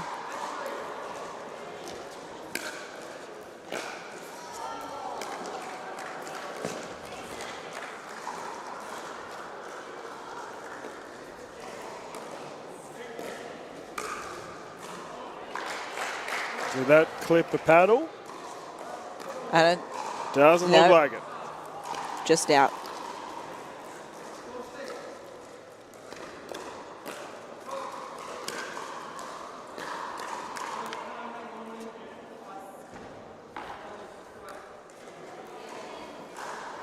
Looks like we had a serving warning there from official Jay. The start with the poach, good. And as MLPA rules dictate, each player is allowed one warning per game via their serve before they lose any points. Good pick up there. Yeah, not the second time. Jay Grewald thumping that one away. Yeah, I think we're certainly seeing a little bit more aggression in this mixed doubles than we saw in the men's.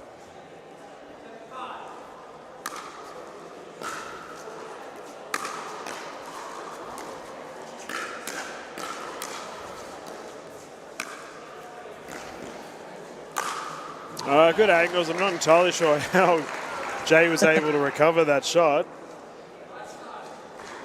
Regardless, he puts away the one that matters. 8-5.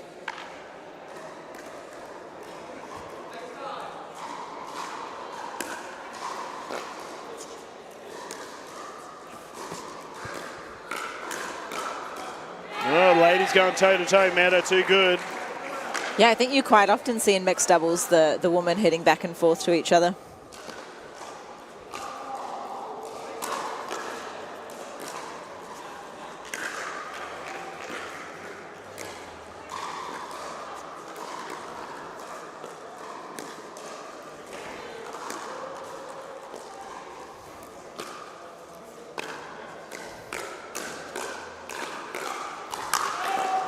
Greenwald getting involved. Nice smash. Stars. A good lead right now.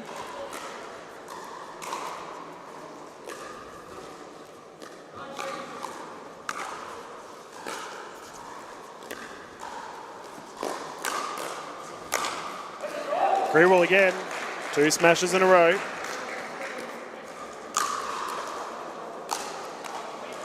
What do you think is causing the pop-ups? I really do think the Stars are just playing aggressive.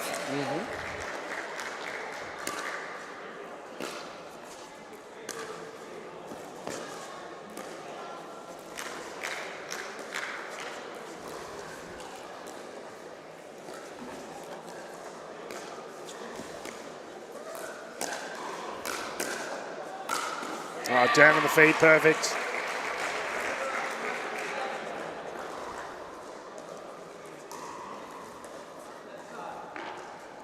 Meta Masand.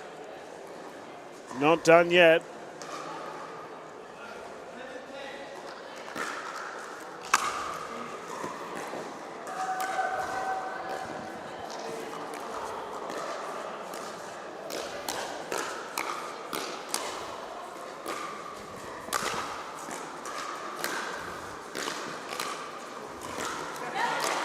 And a speed play by Rush.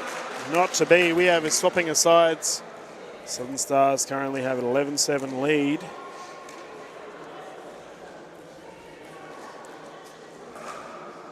Do you predict Stars will continue the same track? I'm really not sure. I still feel like it could go either way at this point. Yeah, it's only 4 points. That is the beauty of rally scoring. You can get on a bit of a run. How quickly it can disappear.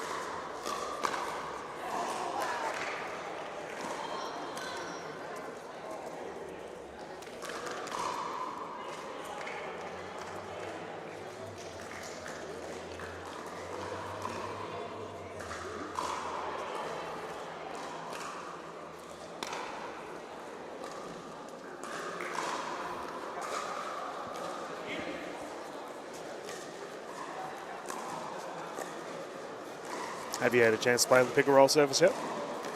I played on it in Sydney, Yep. but I haven't played on it since being in Auckland. Oh, you run a club, play at the club. Yeah. At some point, we'll get you on. Yeah, hopefully tomorrow. Greenwall to serve. 4-point lead.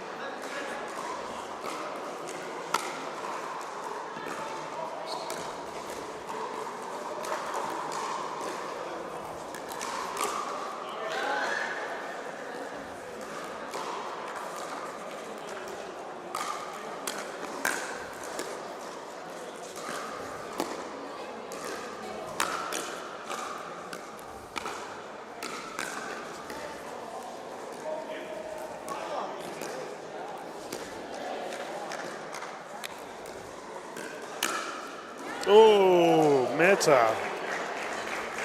That was a good rally.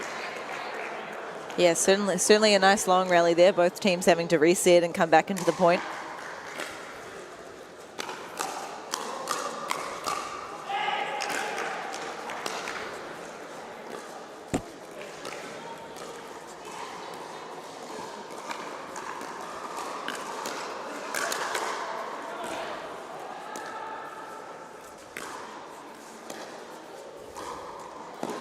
Oh, Greenwall tried being cheeky. Masand will take it. 8-12.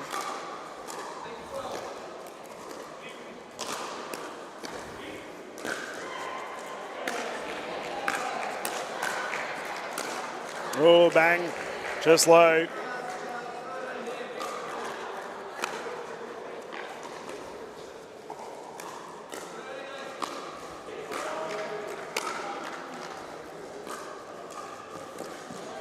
Great drop there for Greenwall. I thought the return was pretty good as well. Better offense in the end from the Stars.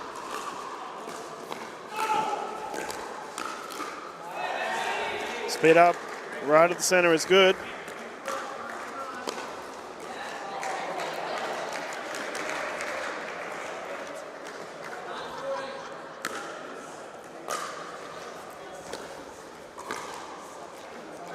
Oh, little net roll there.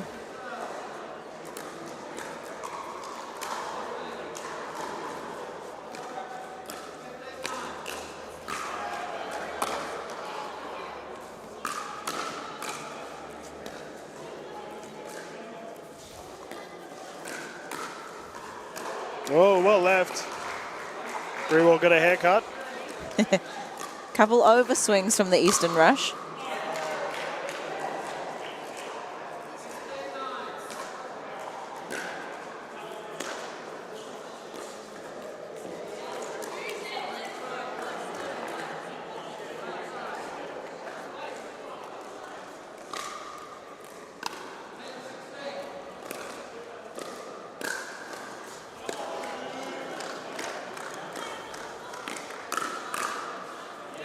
Discipline. Masad knew to get out of the way. Meta winning that speed battle then too.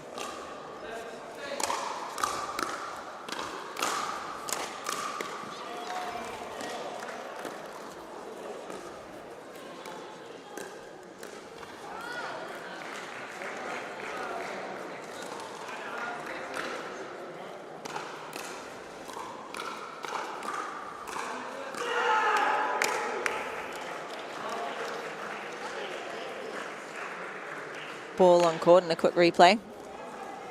17-11 to the Stars.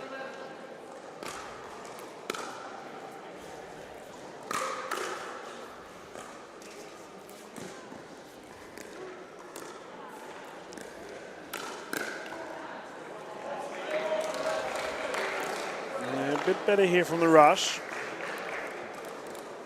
They have a bit of work to do though.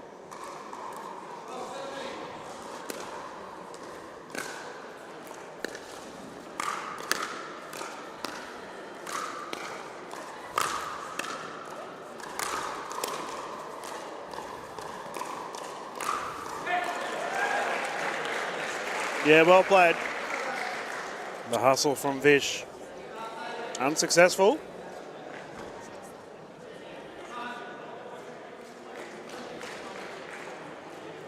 We have a timeout here on the side of the rush. Walk us through this lead from the Southern Stars, Caitlin. Yeah, I just think they've come in with a lot more aggression, and I think Eastern Russia are more comfortable in that dinking environment and resetting, and the Stars are just playing that really, really aggressive game and really keeping the rush back, and they're forced to make a lot of resets and try and come back in, and it's just not quite working out for them at this point. Yeah, it does make you wonder whether, should they force a game 4, if Wang Beckfall and Robert Shaw will follow suit. Yeah, I think game 4 will be a tough game with Connor and Wild against each other. Both have very quick hands. Shea to bring it in.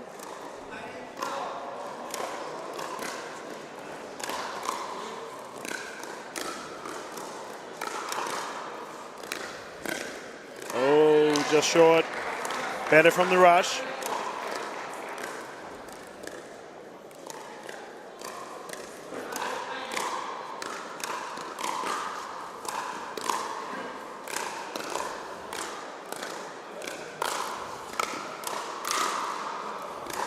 Captain Grewal thumping that in.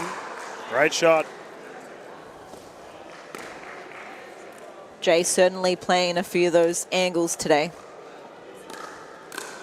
We had a challenge there from Masand, whether that was in or out. Official Jay has confirmed, yes, it was in.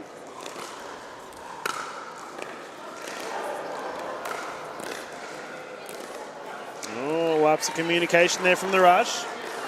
We have a game point situation and an absolute must-win for the Stars.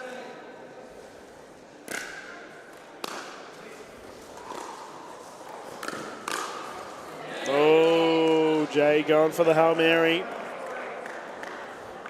Unable to capitalise. 14-20. Vish Masand with ball in hand.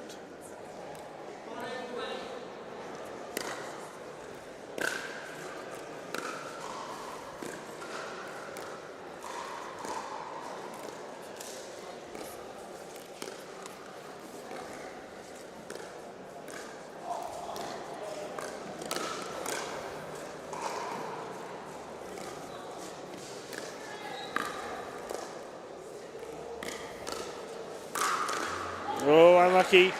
Manta unfortunately popping that one up. Some great defensive play, though, from Russia in that point. Freeze forcing the second point. Stars have to serve once more.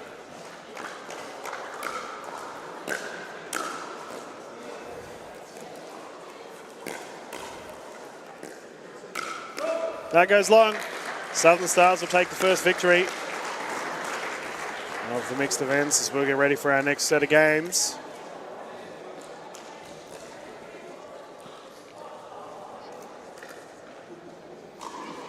As our next teams are getting ready to go, we'll go through to a commercial break.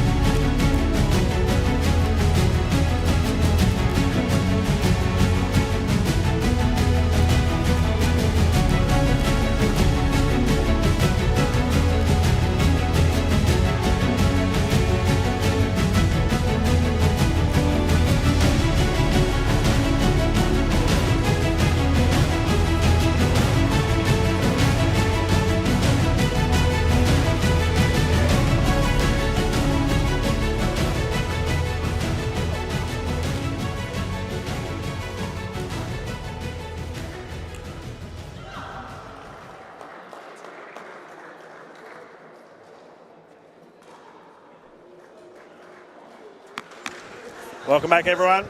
Dylan Kimlin, Caitlin Carter. We're about to get underway with our mixed events. 0-0. Stars, this is a must-win to force the Dreambreaker situation, and they are not off to a good start.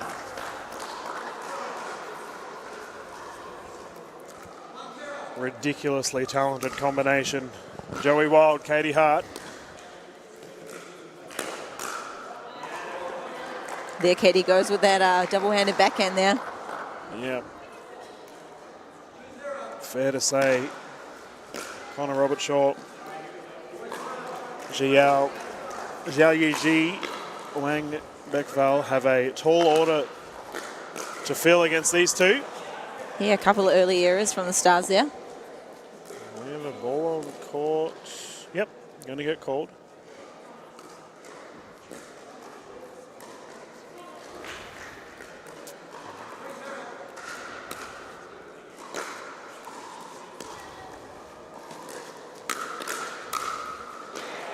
Down low, rush firing. You mentioned earlier that it came down to consistency, Caitlin. It seems to be the case right now. Yeah, certainly. But sometimes coming off that bench and, you know, sometimes you are a little bit cold for those first few points. Oh, Connor Robertshaw jabbing at that one going long. Yeah, good discipline from the rush there. And I don't believe the Rush have made a mistake yet. Great start.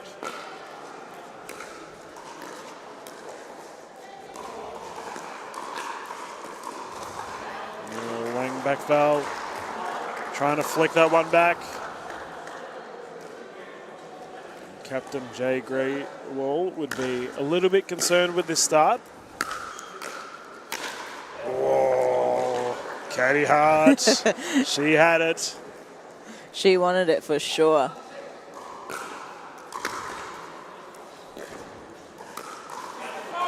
All right, I mentioned errors and how the Rush hadn't done any of them. We're all human. Got to make a couple. Oh, Joey just doing his best to make me look silly. Thanks, mate.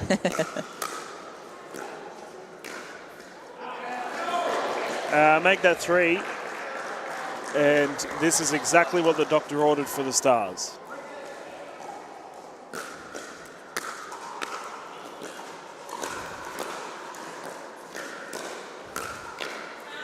Oh, forehand flick. Just long. Yeah, the Rush really reading those outballs really well.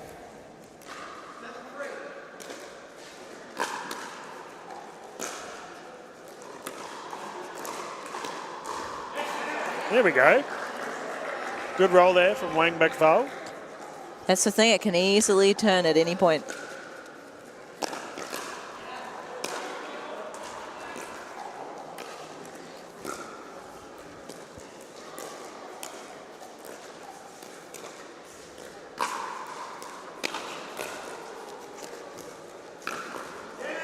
That is a shoulder check. Maybe a forehead check. Katie Hart, she's all right. You could see Connor was really hungry for that shot. He was hunting for it, hugging the middle.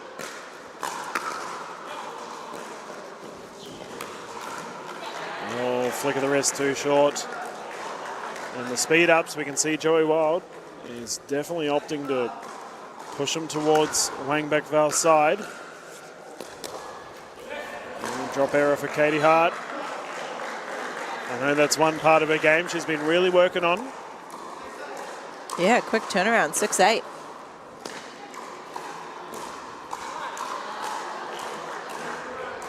Everyone's having errors with the drops.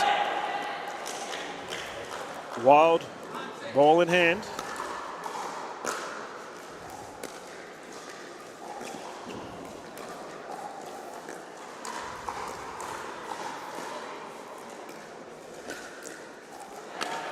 Another dinking error. And the Rush just chipping away. Yeah, it kind of seems like both teams are making a few errors in that slower paced game.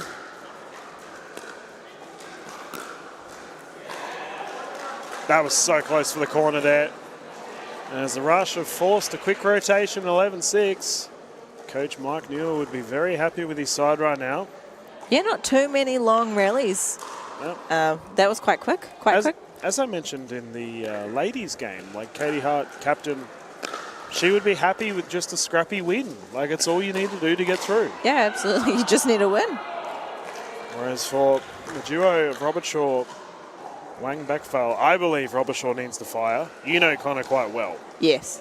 Yeah. He loves a good firefight. He loves to get in there, and he's always, you know, wanting that. I feel like he's a bit of an attacker. You know, he doesn't play that defensive role as a preference. He wants to be right in there, be in the action. Yep. Yeah, for his partner of Wang Backfell. They try and limit those errors. We can get back underway. Joey Wild to bring it in. Currently 6-11, or 11-6 rather.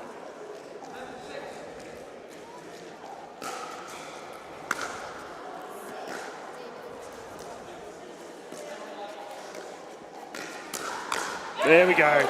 Good start for the Stars.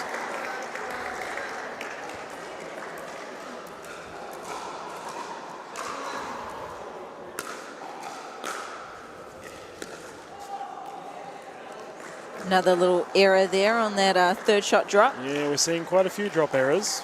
from both teams.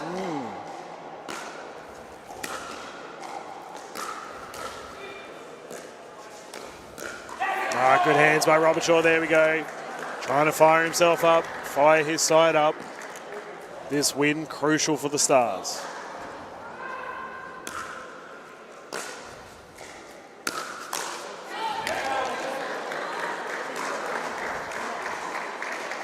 We don't see many errors from a Katie Hart smash. Absolutely not, but Connor playing a little bit more aggressive. Oh, and little net dribble there. There's the net dribble.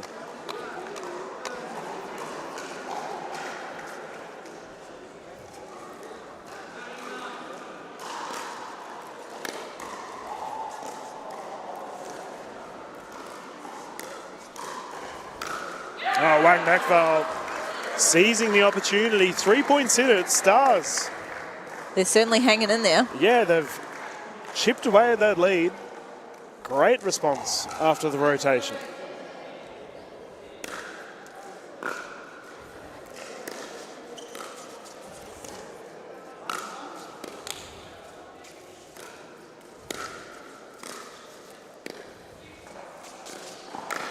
There we go. We talked about attacking. Connor Robertshaw firing.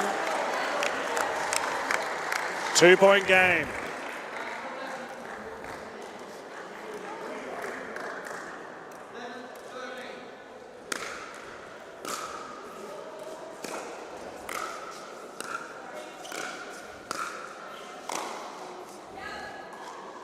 Called out. Challenged by the rush. Official Jay confirmed it. It is in. Well struck at the ball. Katie Hart getting it back.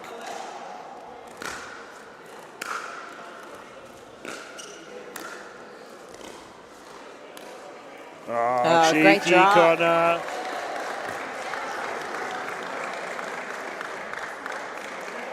You don't see it too often where a player does a little drop like that. A subtle caress in the kitchen.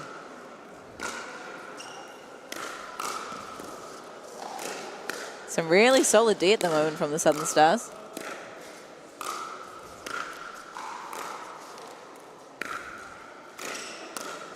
Oh, Wang Backval did so much work. Robert Shaw trying to finish it off. Could not get the job done.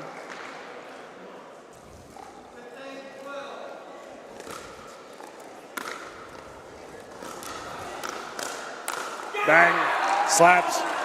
Fist pump. There he goes, getting hyped with that aggression.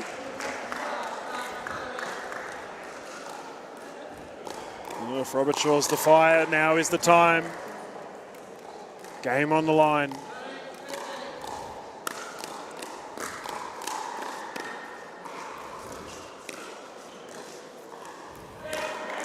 Wang Backval has turned it up as well. We need to mention it. 100%. Yeah, way less errors from the Southern Stars at this point and such good defensive play.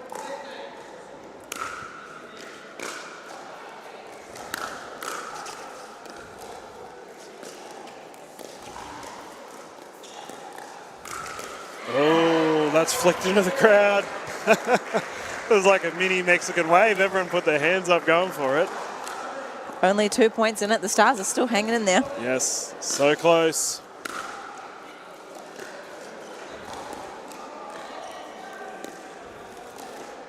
There we go, Wang back Val. Not done yet. Home crowd need to get behind their Southern Stars right now. 1 point game. Connor Robertshaw flogging it out of bounds.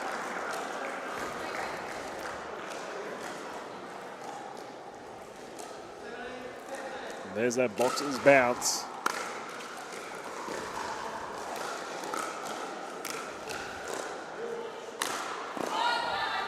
Called out. Robertshaw has challenged.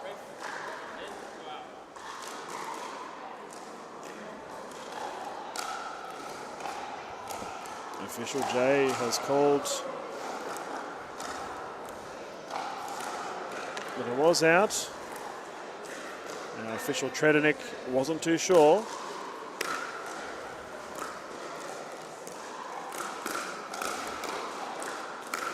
Oh, Wang Beckfell had the opportunity, could not put it away.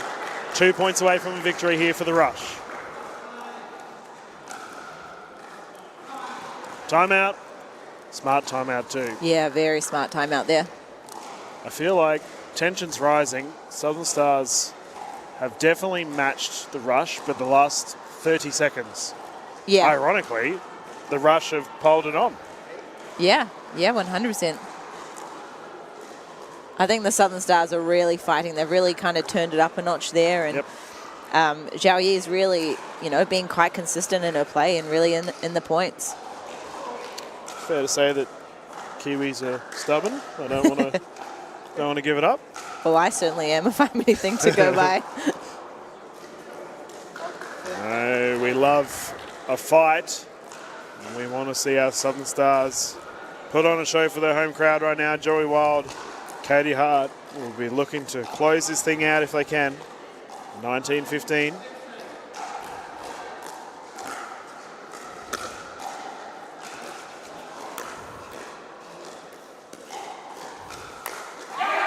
There we go. That is the response they need. Wang Beckval absolutely perfecting that support role right now, allowing Connor Robertshaw to come across, finish off the smash. 3 point game. 2 point game, my apologies.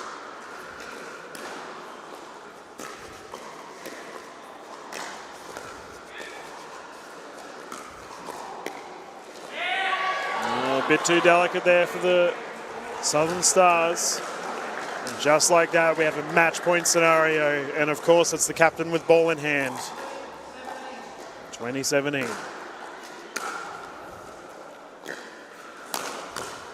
Wow. Oh, Katie Hart shot goes wide. That was such a good return on that shot by Connor. Still only 2 points in it.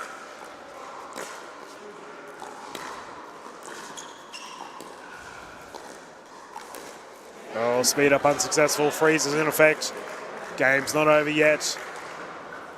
Katie Hart getting another shot at it though.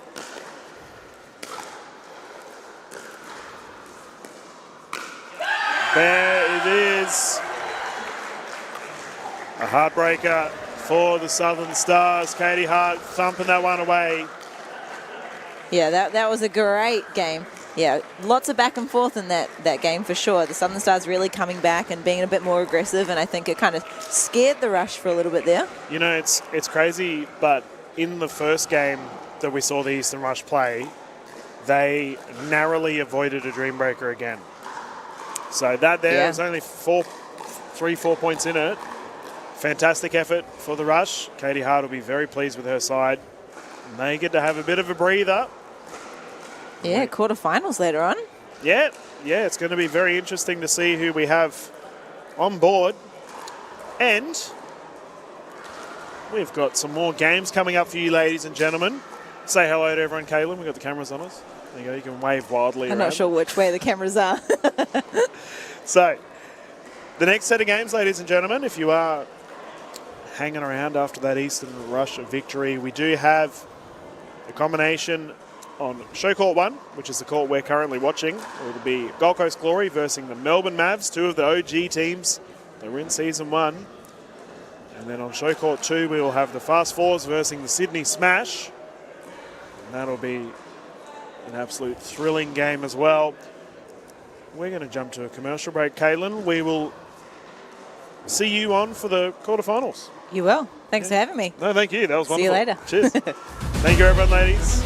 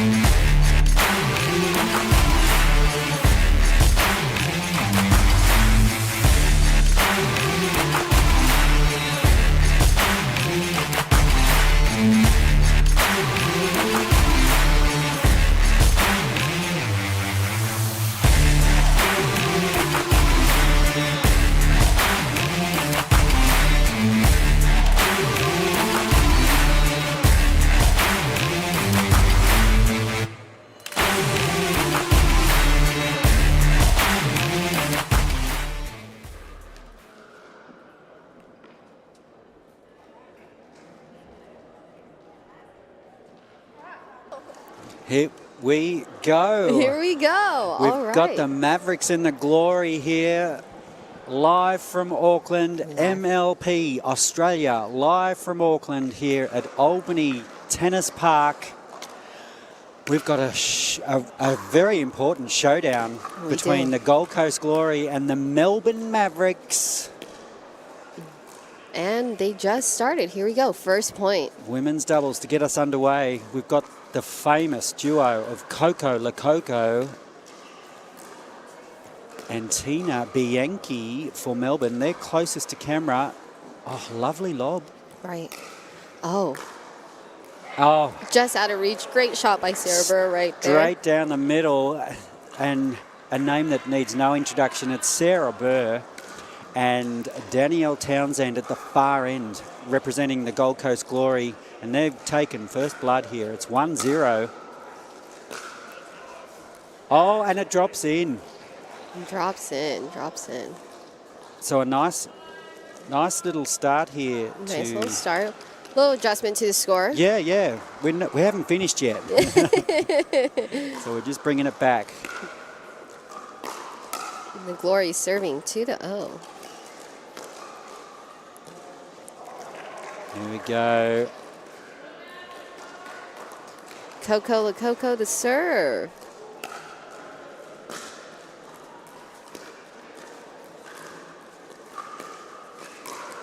Nice defense from Melbourne.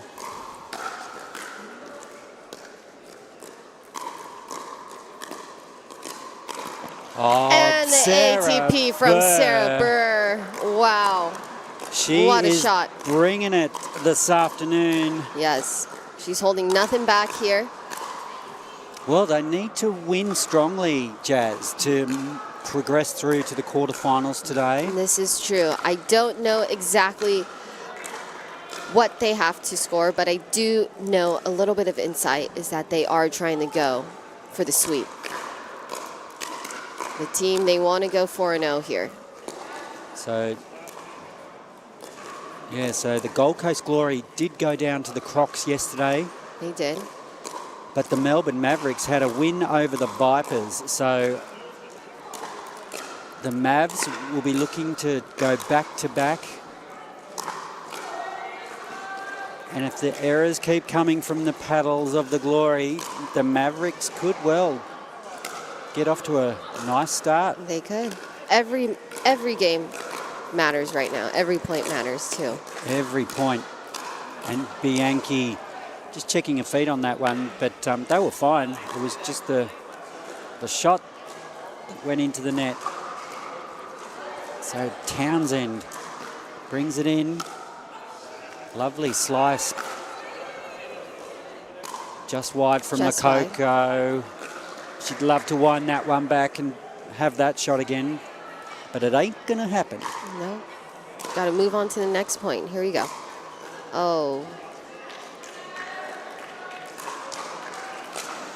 So a few nervous points perhaps here, Jasmine, to kick this one off. Right. Perhaps, you know, nothing they can't shake off, nothing they can't. Small adjustments. There is a lot to play for in this round, in this match. Oh, a little miscommunication from the Glory there. Right. But that was a great setup, though, that they had. Yeah.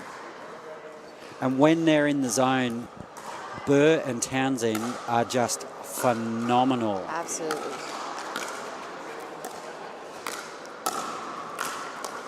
Like that. Great attack by Townsend. Right at the feet of Lococo.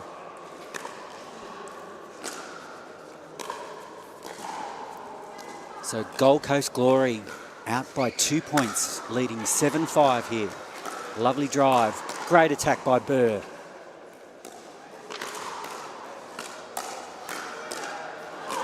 Oh, relentless attack from the Gold Coast Glory.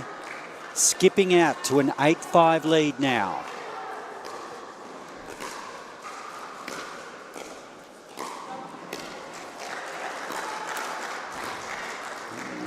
Just pushing that one into the net. Great defense from Melbourne.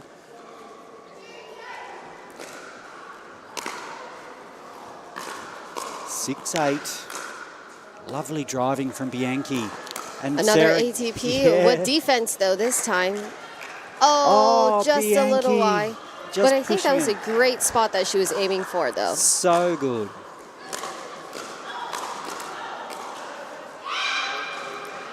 Gold Coast 9-6 here.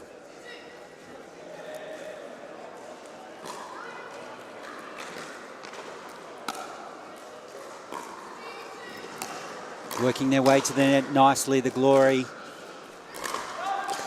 Oh, great shot by Sarah. Coming back in. Lovely Oh, defense from with a dig. Bianchi. Oh, Bianchi is great playing defense. out Here we of go. her skin, Jasmine. 7-9, they're hanging tough, the Melbourne Mavericks. Oh, Lakoko just driving that one just a bit too wide. And the Glory, 10-7. It's the first game of this match.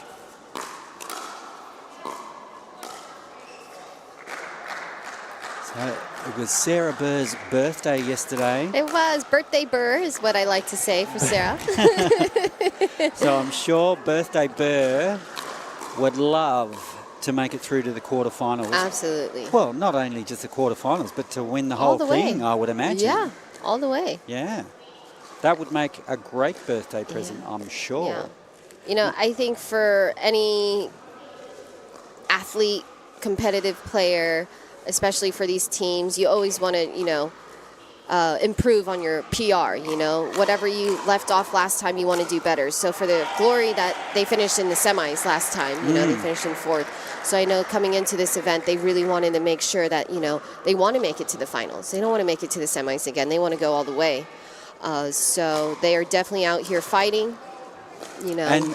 And they've got the team to do it, haven't they? Yeah, they This do. team could rock any team on their given day. Yes, they can. The diversity on the team, you know, you have Alex, who is an incredible singles player. Oh, just you know. an unbelievable athlete. Yes. Danny, a strong women's left side player, crafty. She has so many different shots. She has a great backhand flick. Crafty. I love that word Yeah. to explain Danny. That's perfect. Yeah. And then Birthday Burr, Sarah Burr, Yeah. you know, our captain here on the Glories. She's just such a well-rounded player and incredible defense. Oh, unbelievable. But, you know, like, she puts the hours in. Yeah. There's Yeah. a reason why she's so good. And Oh, she yeah. really does put the effort in. Yeah. She's in shape. Oh, Oh, man.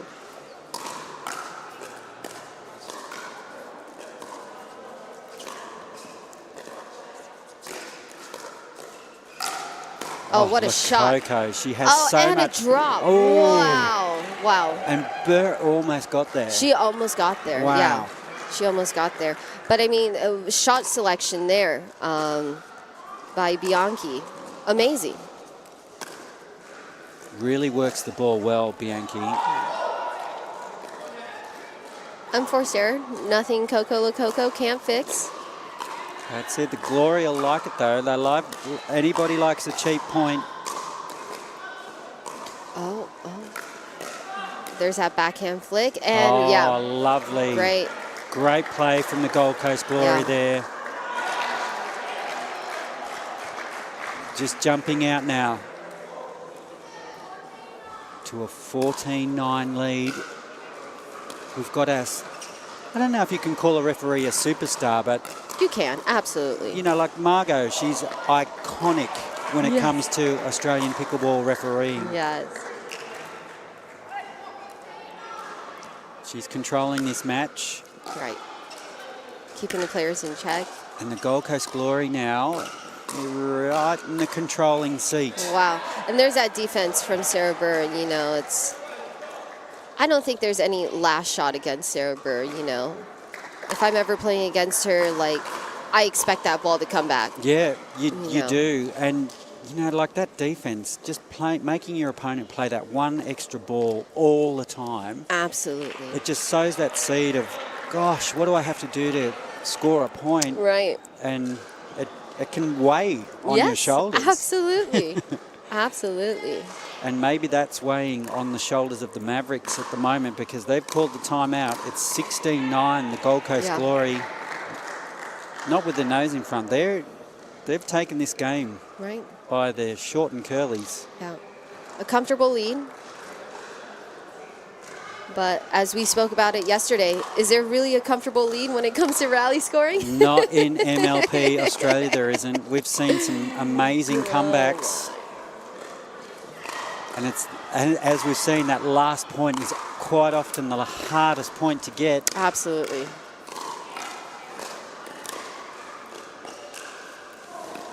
Lovely play, Townsend. Yes. Oh, yes. she's just so great to watch. Yeah, so great. She moves the ball around so well. And she moves so well too. Yes, absolutely. Like a bit like someone you know quite well, Jasmine, the Gold Coast Roman Yes. from the Gold Coast Glory. Him and Alex will be right up after this. And Sarah Burr. That was like with the the moves to get out of the way of that one. I think she plays professional dodgeball on the side. Great read. Ooh. Unlucky, unlucky. Townsend proving herself human there. Yeah. Mavs, spirits high. Coco Lococo, she's cheering. She's bringing up her partner here. Oh, there it is, yeah. Lovely attack by Melbourne. They're still in this. Yeah. It's 11-18.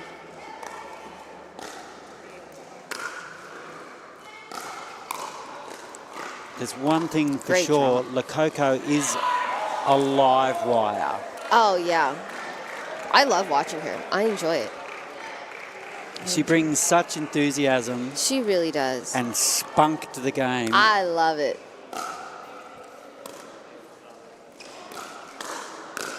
And she can hit the ball so hard. Yes.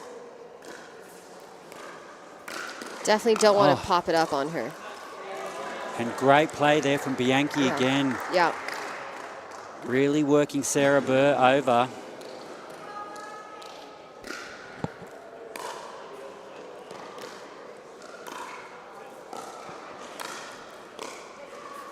Nice net play by the Glory. Great attack by Townsend. Yep. Yeah. With a great follow through. All right. Game point here. 20-12. Oh, there it is. And a nice, comfortable win for the Gold Coast Glory to kick things off with here. And you can see all four ladies there, just they know each other, they love each other. It's such a great community. And so well played by Sarah Burr and Danielle Townsend. Yeah. They really didn't give the Mavs much opportunity to, to come back. They maintain their tenacity, they maintain their momentum, and they maintain their presence on the court. They definitely didn't let up, didn't relax, didn't take any points for granted, played 100% from beginning to end, and I think that's what you're going to have to do if you want to take it all the way. So Captain Sarah Burr will be very, very happy with that start. Yes. So her birthday wish could come true. Yes, we got 1 out of the 4 candles taken care of. Because, if the Gold Coast Glory can make the quarterfinals this weekend here in Auckland, anything can happen. Truly. It becomes elimination, and we've all seen it before. Anything can happen on any given day with the level that these teams play at. Right. So next on court here, we've got Aaron Blitz, who I'd be unfair to call a 27-year-old a veteran, but he's such an experienced Australian pickleballer, former #1 here in Australia. Amazing. I mean, I think he would be complimented by that. But he's an amazing player, and he's partnering with, another great player in Damien Spizzo. Yeah. And they're good mates as well. So they've got that chemistry on court. They do. They do. They have great chemistry. They play well together. They have communication with each other. And I think one of my favorite things about the two of them is that they actually have very different personalities. Very. But it works. It does. Sometimes, it takes a bit of chalk and cheese. Absolutely, absolutely. So it's going to be a really, really great time to watch the two of them play. I know they've been not only obviously playing together here, but also taking the opportunity to play in the PPA Australia events here as well, and choosing to play with each other and having great results there as well. So they're definitely familiar with each other. And now, Jazz, you need to tell us all about Roman Estereja. Estereja. There I go. Yes. And Alex Fairbanks, because you can give us some unique insights into Roman. Yes, I definitely have insights when it comes to Roman. I've had the great opportunity to not only play mixed doubles with him and really build my game with him. He's kind of the one that really took me under his wing and was just like, you know what, Jasmine, these are certain things that you need to work on. We need to work on your drops. We need to work on your dinks. He's such a master when it comes to the kitchen itself and moving the ball around. And, when you least expect it, he's going to throw up a lob. If he sees any vulnerability with you at the kitchen, he's going to capitalize on it. He'll expose it. And he'll expose it. And we saw that yesterday. I think out of all of every time he puts up a lob, it hits the spot exactly right where he wants it. Exactly. He had Exactly the where he ball wants on a it. string yesterday, and I just love watching Roman play. Yeah.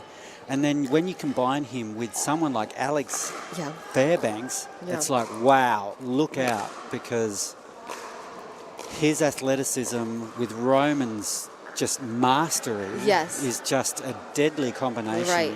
And patience too, And I really love their duo. Alex is just so athletic. He's a force to be reckoned with.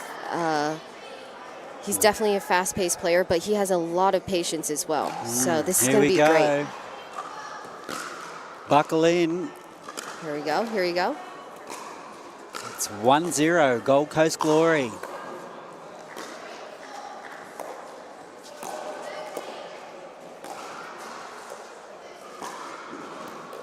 Oh, there's our first lob.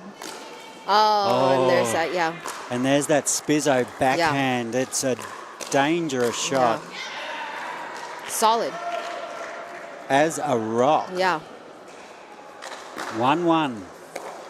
Great serve, spin. Great return from Estereja there. Yeah.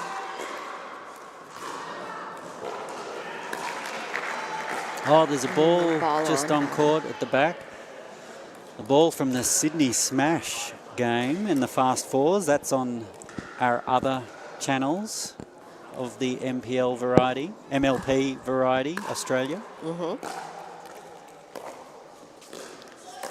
Beautiful. Oh, it just bounced out, did it? Oof.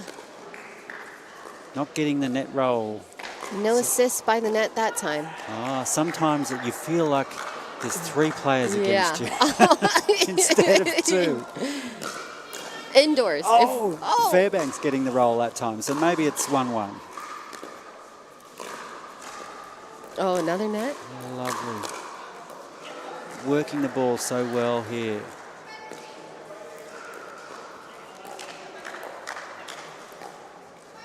Estereja. It's just so. It's like listening to poetry. Or classical music, Yeah, absolutely. I tend to find myself trying to take on the challenge of out-dinking Roman, and I have not been successful at doing so. Is that possible? I don't think so.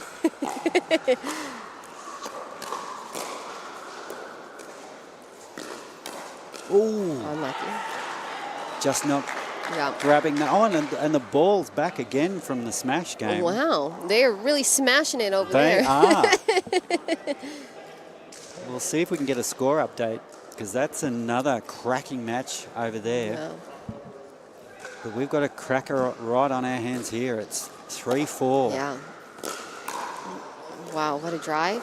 Oh, Spin. Lovely hands by Esther Reha, but the speed net. up with the net. Yeah. The net again. I mean, if you produce that much topspin, hit the tape, it's most likely going to go over. You know, it'll flick over. So nothing you can do about it. Oh, Great leave. Great leave. So we just had an update from the other court. It's 17-20, Sydney with their noses in front. Oh, wow.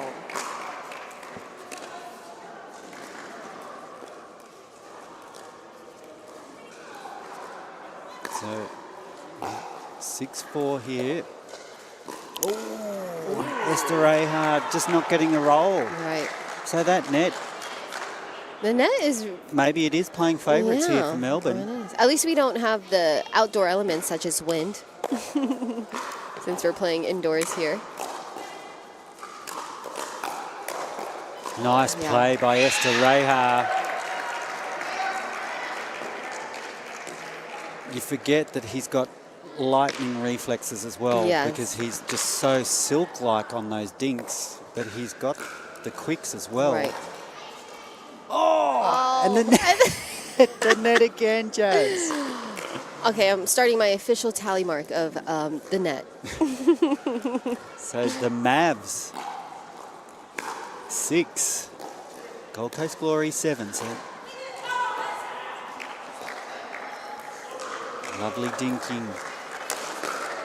Nice smash from Esther Reha. You know, but I do give Damien credit there for not, you know, falling back, and he's, you know, he was right there, ready to counter. Got his paddle on it, but hard ball to get back.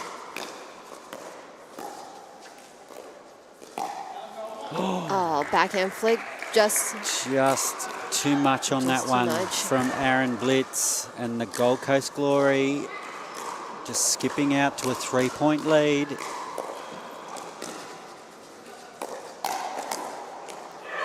Oh, lovely hands from Blitz there. It's a lovely speed up from Esther Reha.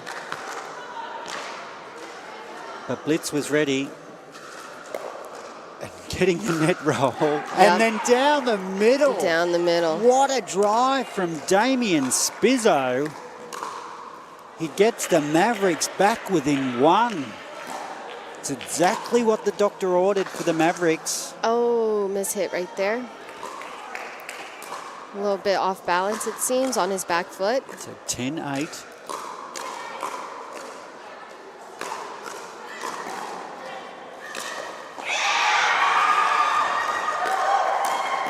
Oh, lovely play. That was good, solid play there from the Gold Coast Glory at the change of ends. So we're 11-8 here. The Gold Coast Glory in nice control here. Right, they're staying calm. You know, I think I was watching Alex, and he seems pretty quiet, but, you know, that kind of scares me. It does, because he really, well, he hasn't really had an impact on the game yet. Yes. So Melbourne team almost keeping it away from him. Maybe that is because if he ignites, this could be explosive. Right, you know. And, you know, like, I mean, even though Like Esther a king Reha cobra just going to come out and out of nowhere and just strike. Yeah, dangerous. So, all right, here we go. 11-8, the Gold Coast Glory.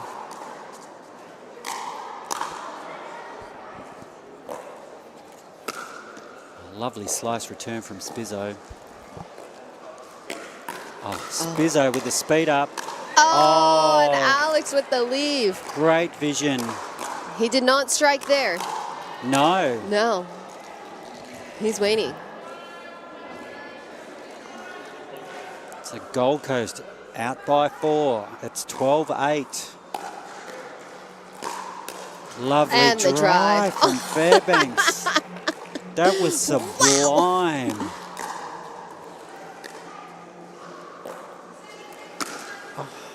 Oh, what a return. A serve and a return. And wow, what a backhand. Damien rips it down the middle. Wow. He does. Like, if anyone can rip it on this court, it's Damien Spizzo. Melbourne hanging tough. It's 9-13. Here we go. Oh, there's the net. Net roll again. Oh. Gold Coast getting one too. There's that lob. Oh. I think Roman's a little shocked that that one went I think long we're all too. shocked Yeah. that Roman actually missed one. So, just a service error from Blitz. So the Gold Coast 14, the Mavericks 10. Just as the Mavericks looked like they were going to get back in it. Oh, it's landed in. Yeah. Lovely weight on that from Esther Rehart. Yeah. He got some air there. Jumped up, took it out of the air. Oh, Alex coming in. Oh, see, there it is. Cobra. The Cobra striking big time. So just when you think the Giants asleep, he strikes. Yes, exactly.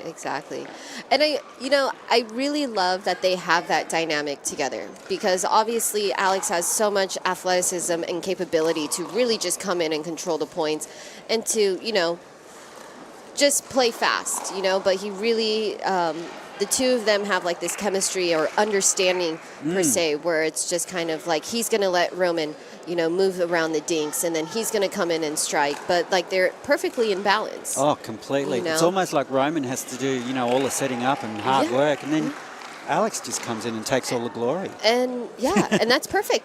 The Gold Coast glory. There you go. Whatever it takes, though, I'm sure they'd be happy to. Ooh. Good recovery. Great counter. Super hands. Oh, Spizzo. Oh, wow.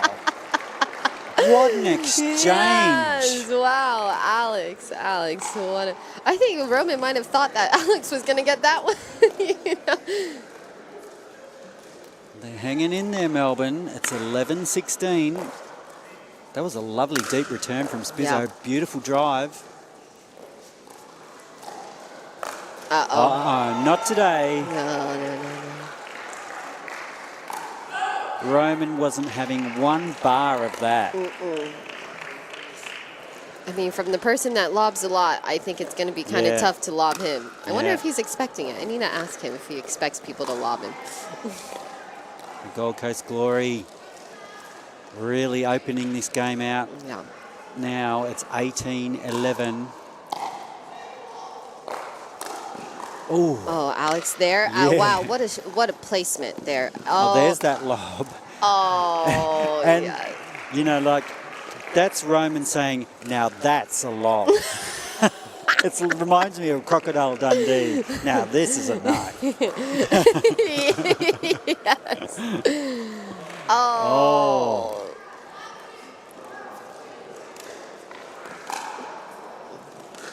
So 12-19.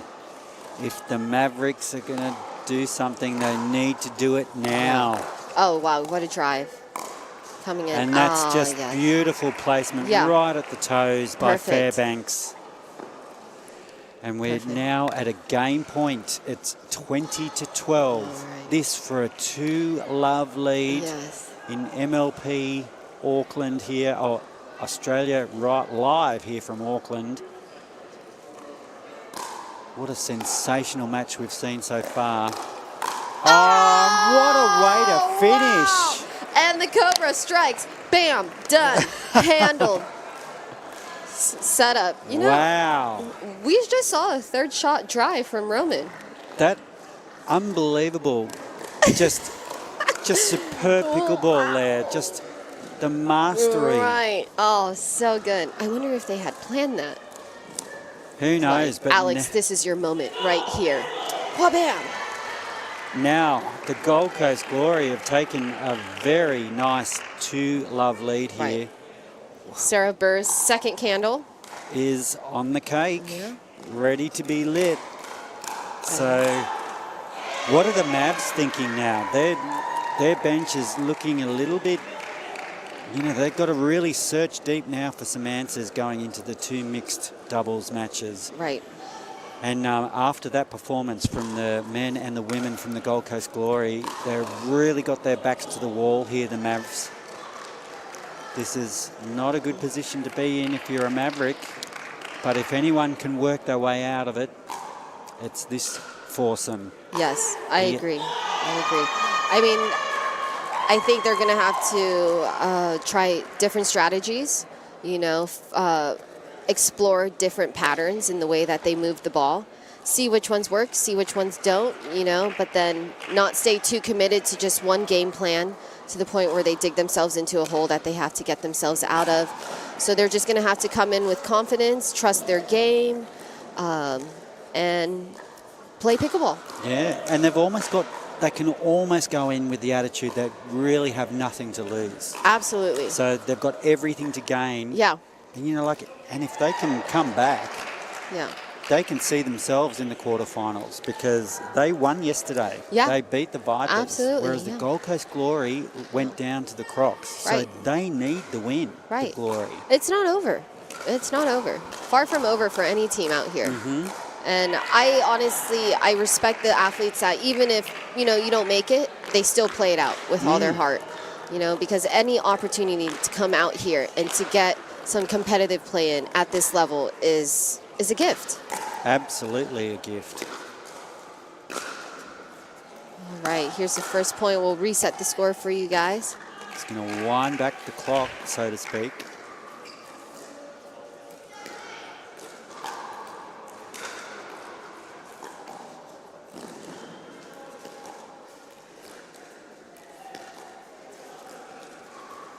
I like this from Melbourne.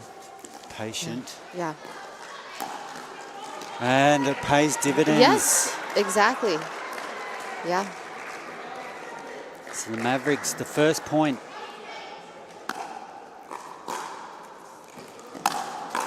Alex there.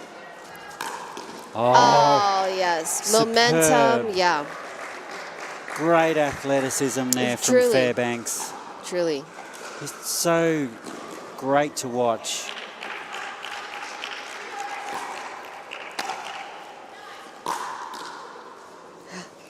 Oh, just so much power. Bianchi just unable to control that drive. 2-1, Glory. Yeah, I think if the Mavericks can get back into that dinking pattern, Yeah. Right.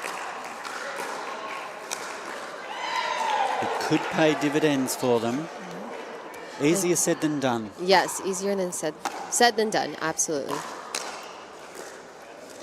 Oh. Oh, nice put away Yeah. by Blitz. Yeah. He really does hit that ball so cleanly. Yeah.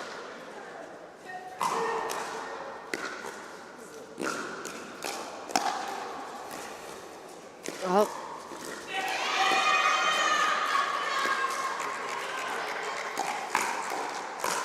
Oh, Fairbanks not having Yeah. a bar of that. Great hands.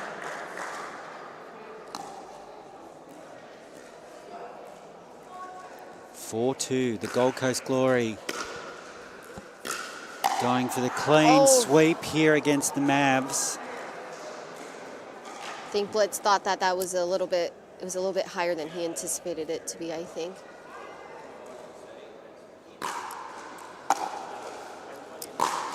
Lovely driving Big from drive, Fairbanks. another drive. Oh, Great defense from Yeah. Blitz. great defense. Here you go. Just blocking those drives back. Oh, Fairbanks. Oh, right down. Oh, wow. He's everywhere. Yeah. It's like a gazelle. Yes, truly. Lovely slice from Bianchi there. But that one going into the net. And the Gold Coast Glory slipping out to a 7-3 lead here. You know, I do want to take note, though. I think this is the first time I've actually seen Danny and Alex come out for the glory and play first.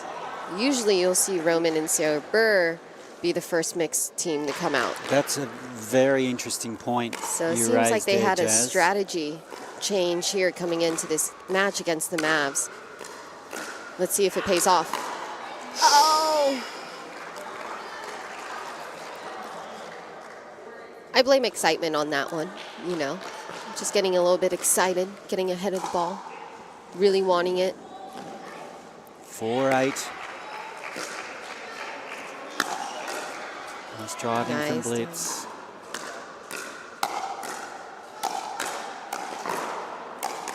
Oh, lovely spot from wow, Blitz. Blitz. All the way. I think if the Mavs are going to have any chance in this game, Blitz does need to inject himself a little bit more if he can. Yeah. Because when he plays like that, he's almost unstoppable. Yeah, truly.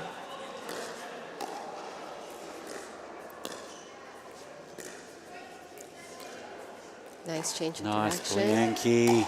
Oh, That's yeah. that's what we're talking Right. about. Melbourne clawing their way back here. 6-8.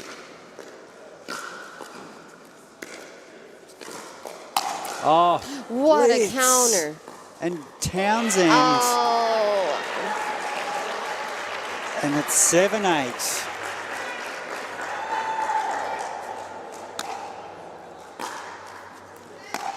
Oh, that was a beautiful backhand, but straight into the net, unfortunately. So I guess it's not beautiful. the net got in the way. 9-7.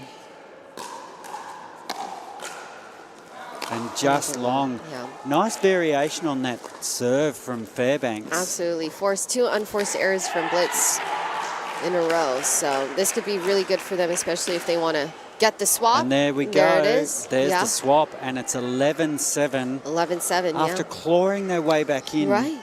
there was just a series of unforced errors that Yeah. opened the gate again from Yeah. the Mavs. Yeah. So, I mean, in any game of pickleball, you know, unforced errors are, killers. yeah. Absolute killers. And Yeah. particularly in this game, in this rally scoring and team Yes. situation, Yes. the Gold Coast Glory, they still look nervous, and it's because they need to win well. Yes. I think they are applying a lot of pressure on themselves, you know, which is, you know, I guess, it depends on how you perform. Sometimes you perform better under pressure. Sometimes you perform when you have nothing to lose, you know, so Well, they're definitely performing at the moment. at the moment they are performing. And under pressure, because Yeah. they must win to have any chance of going Yeah. through to the I quarterfinals. know. The Gold Coast Glory bench looks a little quiet and serious. Mm-hmm.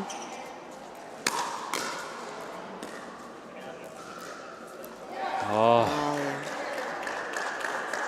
and the I mean- Glory still rolling on. I mean, at this point, they'll take any unforced errors. Either side. The Mavs will take any unforced errors. Gifts. Oh, there's the net. And Bianchi getting the roll. Her drive was going to, let's face it, her drive was going to be hard to get back anyway. So Absolutely. maybe she did deserve that net Yeah. roll. Nice deep return. Deep return from Townsend. Oh, wow. And it really, Yeah, yeah, set that point up. really, truly. 13-8. Just long. Just long, just And long. there's that variation on that serve again from Fairbanks. Yeah. I'm really liking how he's mixing it up. Great drive. Great drive. Alex getting pumped up. I think that's the, Mm-hmm. you know, most pumped up we've seen him, you know, And is, at least expression-wise. is that Cobra going to strike again? You know, most likely. I don't want to be around for it. Oh, we put the mocker on God him. dang it. It's the Mavs here with a chance. go. If they Here can we string a few points here, work their way back in. Great drive. Oh, with the Ernie and... Oh, Oh, wow. there you go. There you what go. power from the Glory. What a setup, too, coming from Danny Townsend. Setup.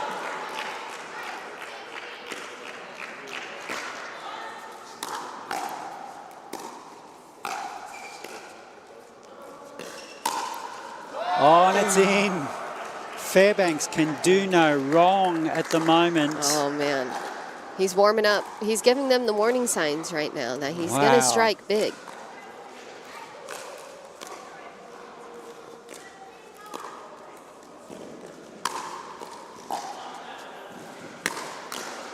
Oh, Oh, man. just wide.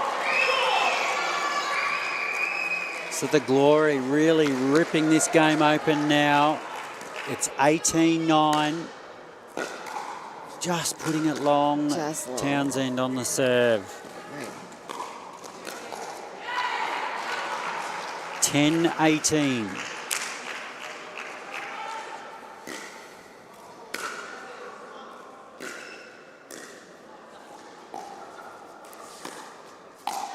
Oh, way to be there. Oh, lovely drive from Fairbanks. Moving in. Working their way back to the net perfectly. What Oh, an inside out right there. Townsend. Celebrating, rightfully so. That is the shot of the match. Yes, truly. What a sensational shot. How I agree with you. just magician stuff. I'm going to write that in my notebook of things to practice. Oh, There's the net Fairbanks again. got it. Superb athleticism from Fairbanks. Wow. Oh.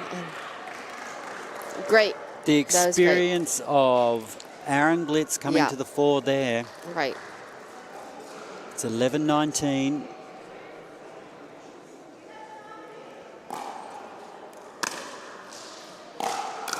Wow, what a drive. Oh, Oh, there's another net.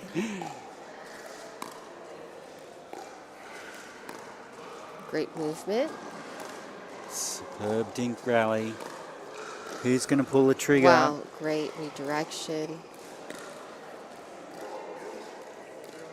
Lovely play.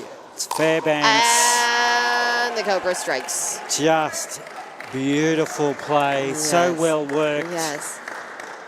Match point here for the Glory. Match point. They'll win the tie right here.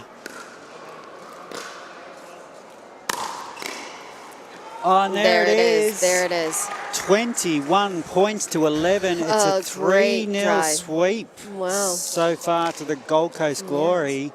Captain Birthday Burr, third.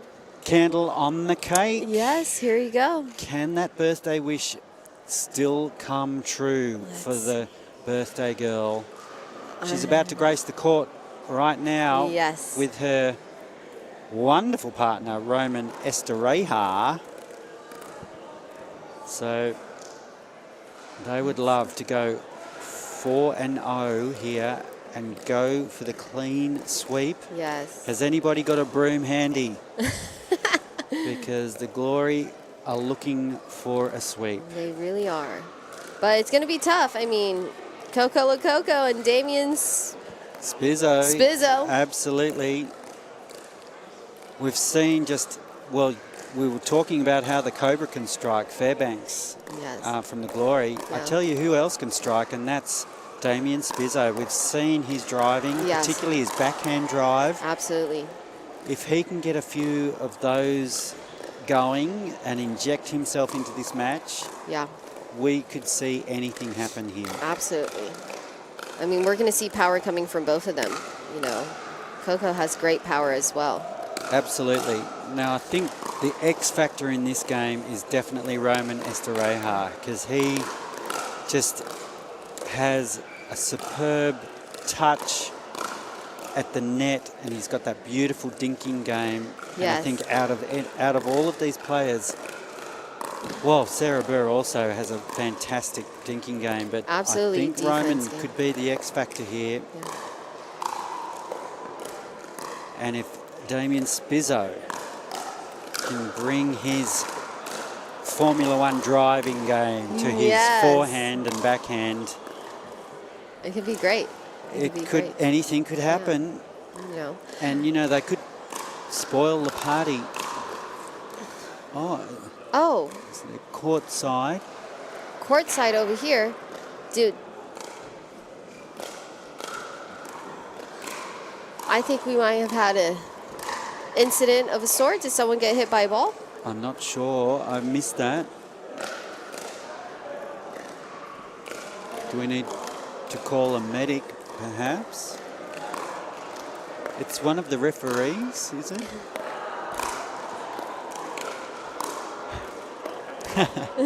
Oh.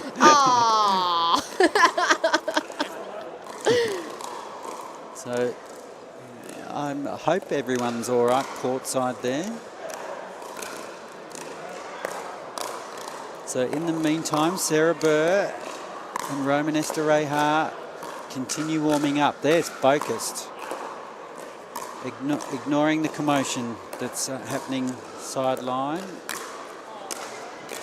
A little referee incident, perhaps. I'm not quite sure Might what have taken a happened. fall, did A fall or a pickleball? maybe. I'm not sure. Let's hope he's okay. We don't want any refs out. No. We cannot.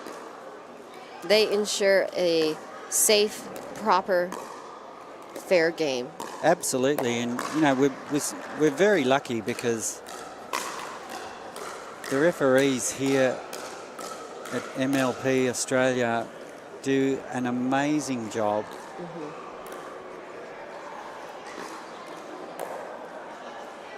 So the players continuing with their warm-up. Everything looks okay now, courtside. So, Glory, can they get the sweep? Or can the Mavs upset the apple cart and spoil the birthday Oh, yes. of Sarah Burr? So I do believe, actually, Jazz, there was another birthday this weekend, and that was one of the other teams. Vish from one of the other teams is also celebrating a Really? birthday this weekend. Fun. So, I love birthdays. yeah, I love birthdays. what's not to love about a birthday? Yes. So, players just finishing their warm-up now. We shouldn't be too far away from our last game here in this clash between the Melbourne Mavericks and the Gold Coast Glory. We're going to have Sarah Burr and Roman Estereja up against Coco Lococo and Damien Spizzo. Ref calling them in, getting ready to Here start. we go. Oh. What's Roman kicking off there? So he religiously always warms up with this Yobo band. Oh, right. And it's to kind of activate his glutes, as he would say. There you go. He also opened up his hip flexors. It's like part of his routine. Oh, part of his routine. Is it No. like a, what do they call that? Is it a superstitious thing? Is it a superstition, maybe? I think at this point it's probably both. I'm sure it works. Does he have lucky underwear? That's the big question. I will not say that publicly. And here we go. We're Here we underway. go. And just Going for the wide. angle. So Lococo missing the angle, and it's the Glory with first points on the board here in game number 4. Oh, 2-2-2. That's all right. That's all right. Nothing Coco can't, adjust. She'll dial in. Lovely serve there from Burr. Great slice. Way to come in from Damien. He's still there. Nice Wow. turn. And there's a reset. Sarah Burr defense right there. Oh, Roman Estereja. Oh my. Wow. Yeah. He loves that. He's the only person I know that when a lob goes up, he will crash the kitchen to do exactly what he just did. Just drop it right there. He must love the challenge. Is that right? Yes. And, he does have a volleyball background. So, coming from volleyball, I guess when they strike the ball, he's there to reset it or to set the ball. So it's like something he's familiar. That's... Just didn't come over. Yeah. So 4-1 here. The Gloria burst out of the gates.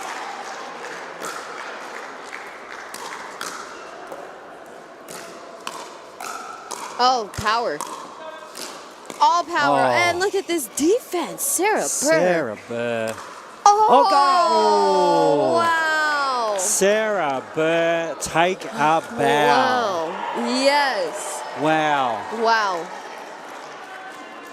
Sarah Burr. 5-1. 6-1 now. Coco was there,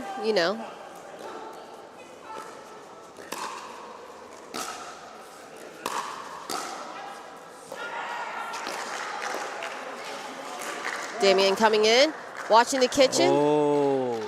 And I kitchen think called. He must have touched his... Oh, I think Coco's paddle touched the kitchen, did it? I'm not sure. So 7-1 here. All right, here we go. Very confident start from the Gold Coast Glory. And getting some really nice height on that lob by Roman. I think because if you get the lob high enough, the ball can get lost in the lights above. So absolutely smart ploy from Esther Reha. 8-1 here. Oh, what a crash. Sarah Burr. Wow. Wow. Wow. She might be blowing the lights off the candle already. Man, wow. She's blowing the lights out here with that play. It's 10-1 here. What a confident start. Wow, that was such a great move. If you thought Alex Fairbanks could crush, Sarah Burr can do it too. Oh, the ATP. Look at this place hit. Oh, my. This is like a highlights reel live. Oh, my. This is crazy. And just like that, it's 11-1. Wow. And we're swapping ends. Right. Wow. That is insane pickleball, Jasmine. It is. I mean, they're putting the ball everywhere except to their opponent. They're moving the ball so much around. They're finding those spots, the gaps, capitalizing on opportunities. I mean, we saw Sarah Burr just come out of nowhere and just take that forehand and just put it away. I mean, this is incredible. Oh, it's unbelievable. And the defense. And the defense as well.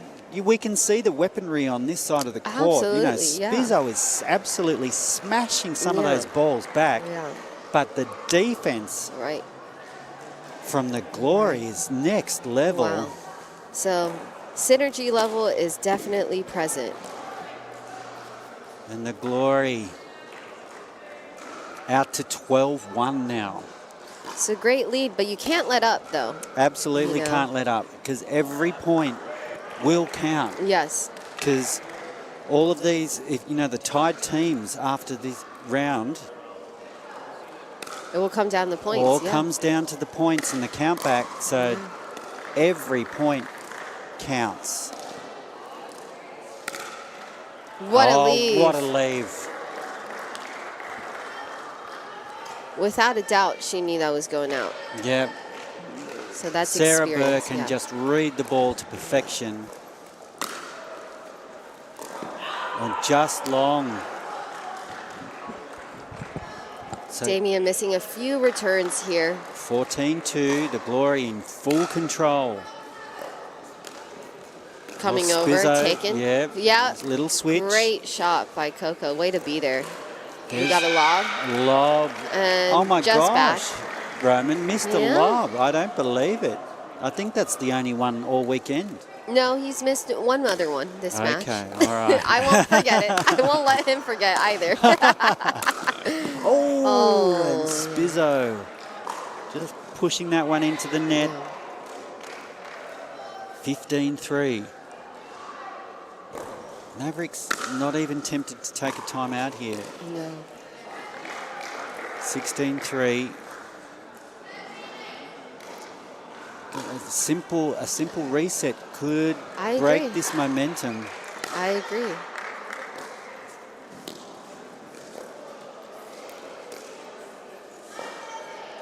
Nice dinking. Great play by Esther Reha. Lovely defense. Wow. Oh! Oh! Oh! Wow. Oh, man. Just working the ball. Just working it to perfection. And Melbourne have called a timeout here. It's 17-3. I think it might be a little too late, but anything can happen. Anything can happen, yeah. One thing... But taking that time out just so that you can finish the match in a good headspace is also important as well. Absolutely. You And know? like we say, because the Mavericks won their first round. Yeah. They beat the Vipers. Yeah. So the And a Gold dream Coast- breaker, too. Exactly. Yeah. The Glory lost their first round. So they're going to be at 1-1 after this. So every point, it's going to go to a countback. Exactly. So, every point counts. So even Right. even though they've got 3 points on the board here, Right. if they can make it 5 or 6, it could just Right. make the difference. Right. Because you know what would be heartbreaking, which has happened to me before, is not making it by 1 point. Oh, that happened to me today. Yeah. So, Here we go. Oh, just long. So the Glory. Here we go. 18-3. If they can just cobble a few more points together there here, you go. Melbourne. Sarah Burr. Sarah. Coco. Oh, what a shot by Coco Lococo right there. Beautiful placement, right at the Beautiful. toes. There's one. There you go, yeah. So 4-18. Here we go. Spizzo. Oh, just wiping the sweat off his hand, just wondering whether Maybe a slip of the grip, slippery grip. Oh, and there's another point Yeah. for Melbourne. Yeah. 5-19 here. Lovely serve by Spizzo. Did What you a see serve. that? Yes. And there's another one. So 6-19 now. Yeah. That was a beautiful Yeah. spin that he put on that serve. It just died. Oh, Esther Reha. He generates so much power on that overhead. Yeah. Game point here, match point. This for the sweep. Nice placement by Spizzo. Yes. Great shot, great shot. So all of these points by Melbourne are valuable. Yeah, great shot by Sarah. Game point number 2 here. Match point number 2. The Gold Coast Glory. So once this match is over, the scores will go straight up to the commissioner. And Coco hasn't finished yet. Yeah, she's like, I'm not done. I am not finished yet. And Jazz, these points could be valuable. Yes, absolutely. I totally agree. You know, if I was on the Mavs right now, I would be like, my goal is to get to 10. Yeah. Let's get to 10. Oh, but Sarah has other ideas. She's on a mission right now. She is a birthday mission. Yes, birthday mission, being the captain of the Gold Coast Glory, trying to lead her team into the playoffs here. Well, she's leading by example, as she does. Yes. On and off the court. Absolutely. Yeah. And there it is. There it is. There it is. 21 points to 9. The Gold Coast Glory over the Mavs in game number 4. It's a clean sweep to the Glory. There is Sarah Burr's 4th candle on the cake right there. Right there. So their quarterfinal hopes are alive. We don't know. We'll Well, we'll find out soon. So We'll the find out score soon. sheets from this match will go straight upstairs Yep. to the commissioner Yep. from all the other matches. Yep. And then our quarterfinals will be determined. Yes. So Basically, rocket science level math will be, conducted upstairs in a very secret laboratory to determine who's going to make it in. who's going to make it through? And I tell you what, like the Mavs were down and out in that game. Yeah. They only had 3 points on the board, but they've got to 9. So who knows? Right. Those right. 6 points could Absolutely. actually be enough Yeah. to get them through. Yes. But time will tell. Exactly. So it means that this match is over, but our quarterfinals are only Are live. 20 minutes away. So so the scores will be tabulated. The commissioner will announce our quarterfinals, and then we'll be back in 20 And we'll be minutes back, for more you know. live action. Wow, a lot of pickleball so far. And, it's kind of like reaching this point right now. It kind of makes you realize, how fast time goes. It It's does. like, what? It does. Quarterfinal playoffs you already? look at the time, it's what, 6:30? It can't be, because Come on. time flies when you're having fun Absolutely. watching these games. Yeah. It's unbelievable. This is easy. I mean, I can stay up all night and do this. Okay, maybe not. All right, so we'll take a quick break, Yes, and let's we're do going to be it. back in 20 minutes for the quarterfinals Yes. of the MLP Australia, live here from Auckland, Albany Tennis Yes. Park. So we'll So see excited. you Yes, we will see you in 20 minutes. in 20 minutes. All right. Thanks, everyone.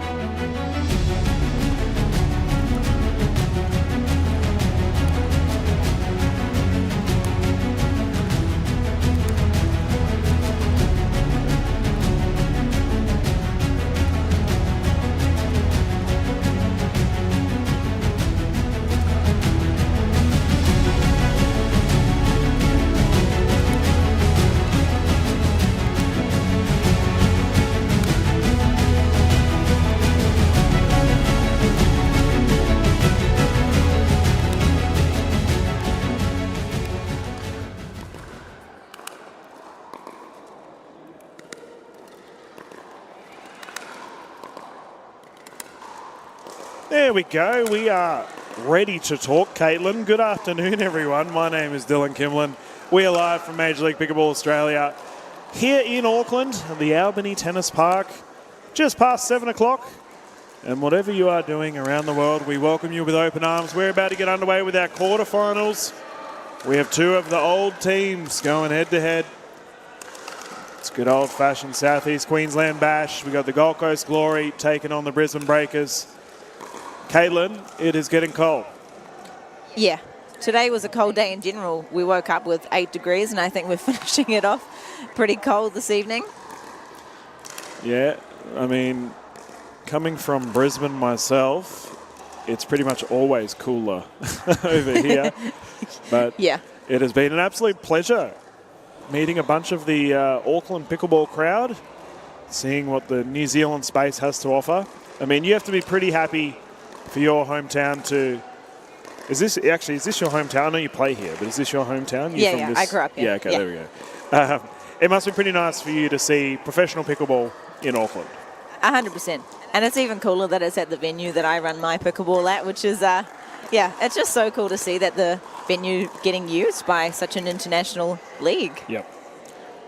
Yeah, I agree entirely. And the team behind the tournament desk, as well as our referees, have put on an absolute show for everyone.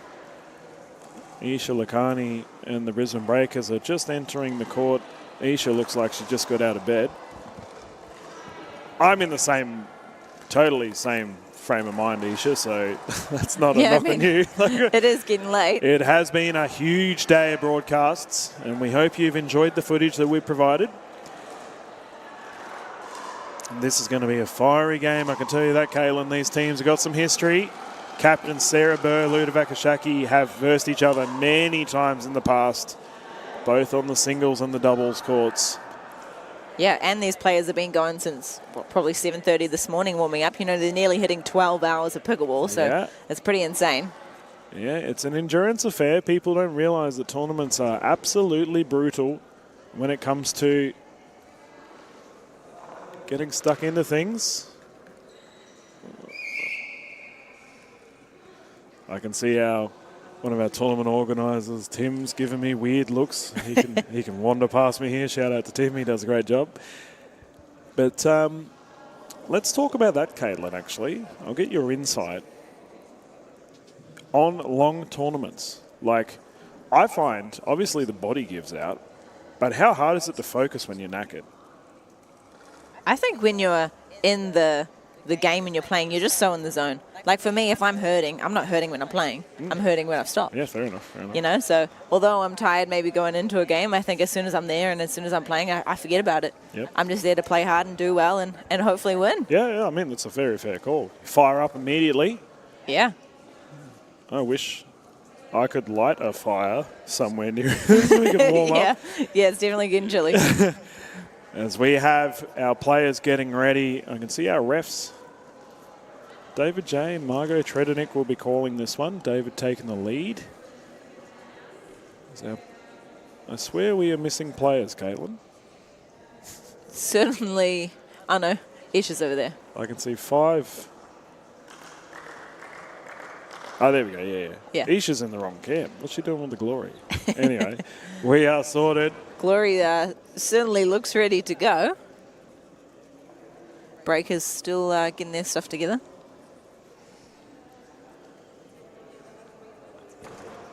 There we go. We got the ladies straight off the bat. So we have the duo of Sarah Bird, Danielle Townsend. And they're up against Ludovic Ashaki, Isha Lakani. I think many of our Australian viewers would know what to expect from this game.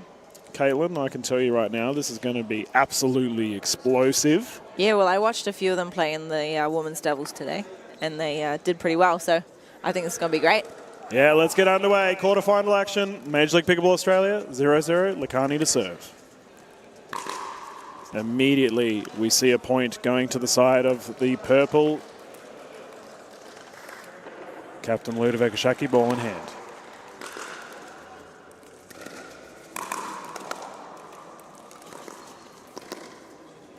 And And Caitlin, one thing we definitely have to mention straight off the bat, both of these sides with the ladies have right-handed, left-handed combinations. Expect fiery play from the middle of the court. Yeah, that's true.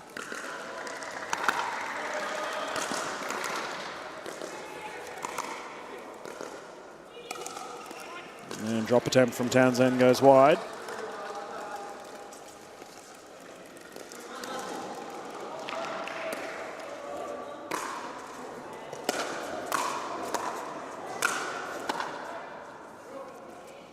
Lob is perfect. Oh, I think Townsend thought it was going long, unfortunate.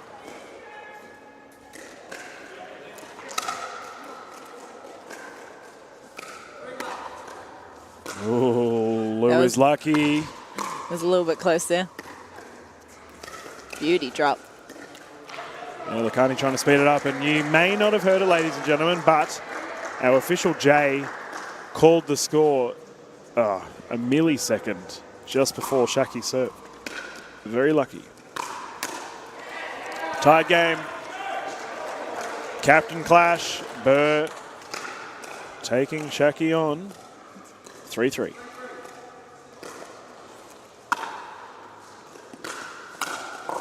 Double-handed backhand. Isha ripping that one out of the sky, pulling it down. Sarah Burr, the queen of the resets. Normally would get that one back, just the sheer velocity. Very difficult to do so.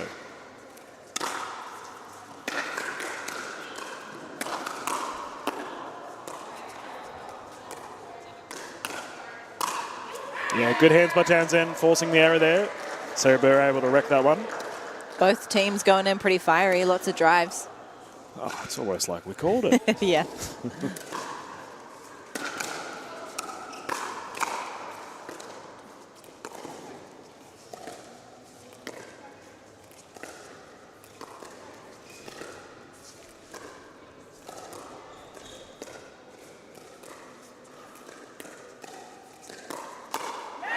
Yes, well played, Burr. Straight at Shaki.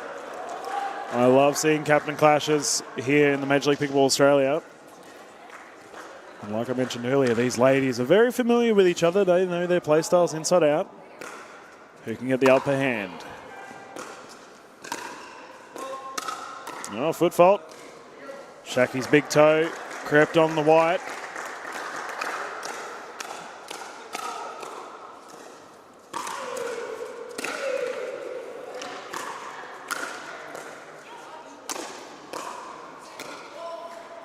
Ball on court. And that is a shame for the Breakers. I feel like they had pretty strong kitchen presence, Caitlin. Yeah, absolutely. Glory were a bit further back on that one.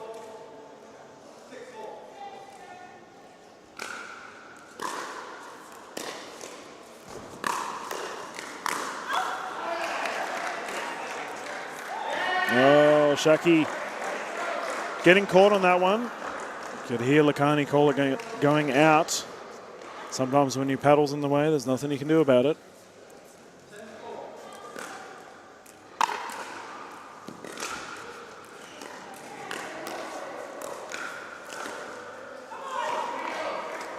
Few errors there from the Breakers at the moment. Yeah, textbook Townsend. Strong kitchen flick. Causing the error. 4-point lead for the Glory.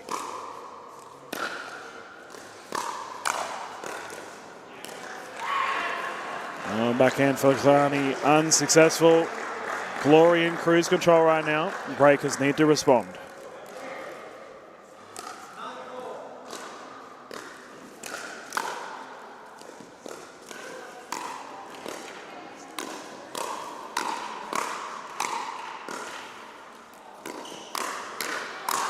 Oh, good hands. Sarah Burr ripping that one down. What a rally. Sarah really is quite good at those resets and getting back into the kitchen. I refer to her as the queen as the reset for a reason. She is absolutely pivotal in those transitions to the net. 10-4 lead right out of the Glory.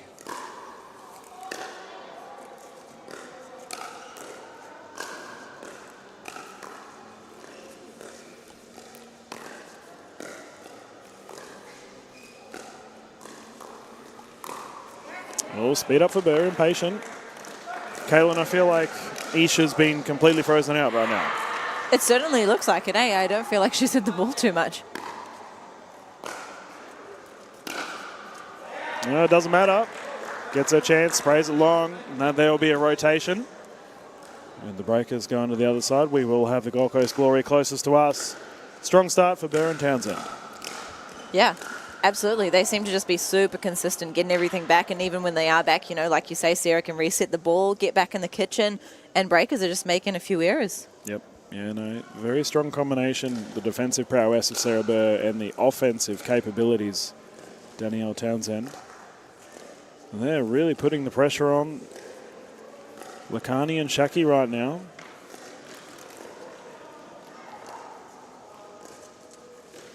Rotations are complete. Yeah, I think consistency is going to be key for the breakers to be able to get back into this match. Oh, they need to dig deep. I mean, we mentioned tired bodies, tired minds. Who has the will to win? 11-4.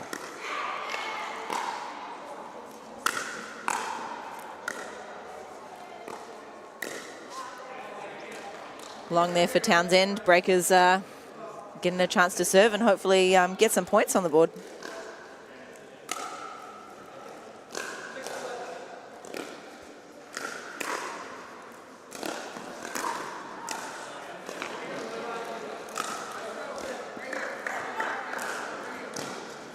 This is better from the breakers.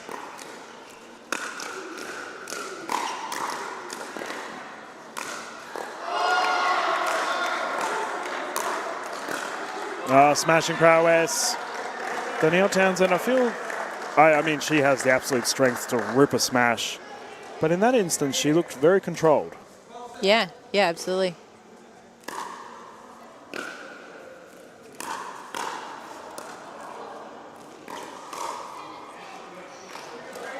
Burr just driving that one long. Breakers getting another point.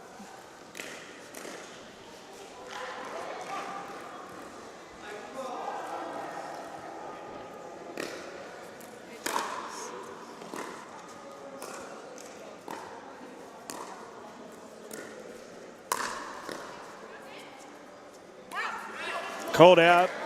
Disciplined by Townsend. Waiting for that bounce. Currently 13-8.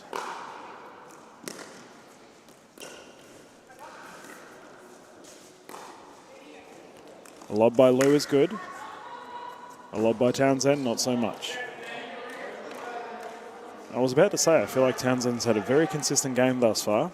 Unfortunate there.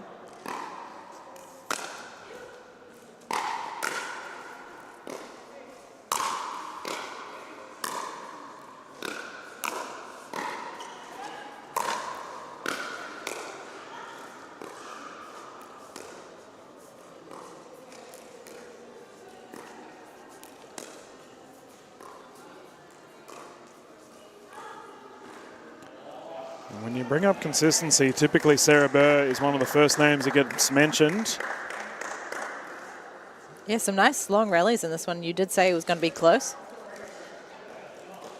This is a good passage of play for the Brisbane Breakers. They were in trouble, pulled it back to a 5-point game. Oh, Isha's shot goes wide. Glory would love to snuff this one out early on if they can.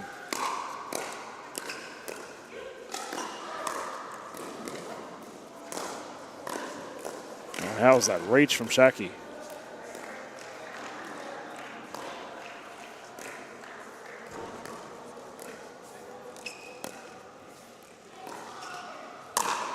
Yeah, dangerous by Shaki. Noticing quite a few lobs from both teams in this game. Yeah, I am surprised. I mean, Danielle Townsend, one of the hardest smashers in our league.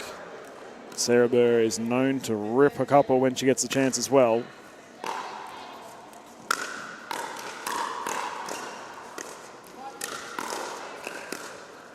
Oh, what a reset.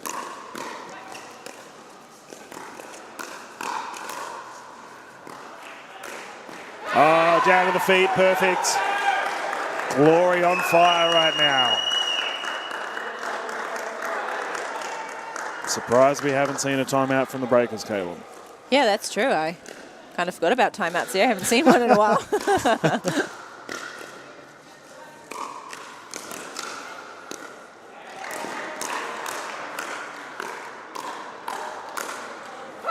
Oh, fight. Top spin does the job. Townsend and Burr in sync right now. Townsend really drilling that middle lay and punishing it straight down. Yeah, she's playing amazing. And there's the timeout I called. Brisbane Breakers have got a bit of thinking to do. They just look a little bit...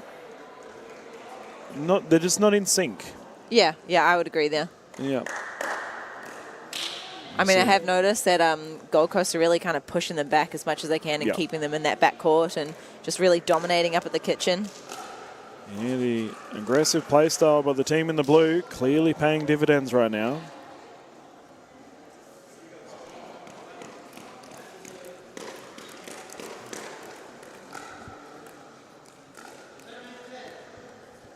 Currently 17-10. 18-10.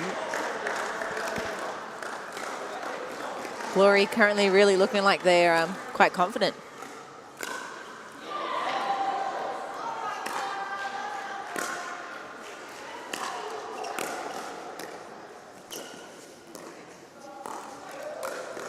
Townsend hitting it down perfect.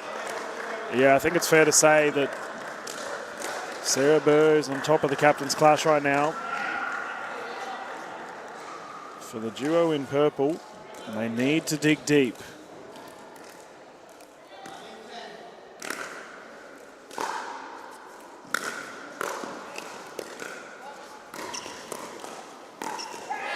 Backhand roll for Shaki unsuccessful. We now find ourselves in a game point situation for the Gold Coast Glory.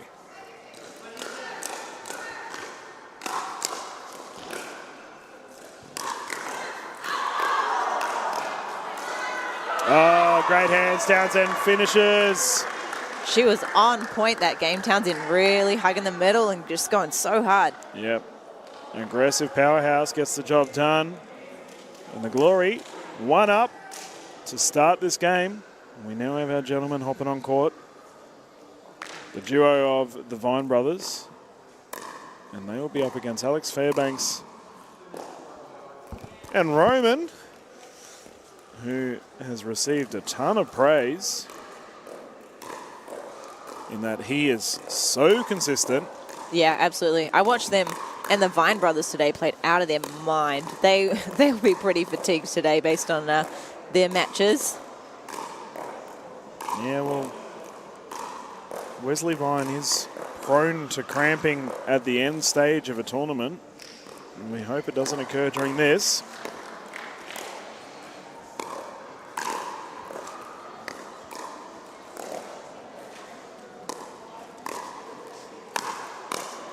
There we go. Apparently I'm Dylan Limkin, Caitlin.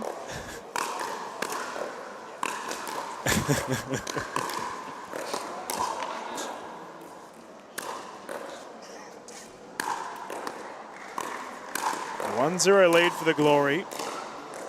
Caitlin, you've just witnessed your captain have an absolutely ripping start. How does that affect team morale leading into your second game? I feel like the Glory are going to go in on a bit of a high. And I think the Breakers need to go in with a pretty strong mindset and play hard and claw it back. You know, I feel like you mentioned it earlier, but the key thing is consistency, right? Yeah, 100%. But also mental consistency. You want to reset. Yeah. I mean, who better to have it than two players that have played basically their entire pickleball career together, Travis and Wes Vine. They know each other so well. Yeah, and I mean, everyone makes mistakes, don't they? And being able to pick yourself up out of that and come in with a good mindset. Yep. Yeah, and they're playing against a very similar combination to what we saw with Burr and Townsend. I mean, Fairbanks is incredibly aggressive. Zesta Rehar is similar to Sarah Burr, and he's an absolute defensive Yes. Rock solid. Super consistent and gets everything back. We're about to get underway. 0-0, game 2.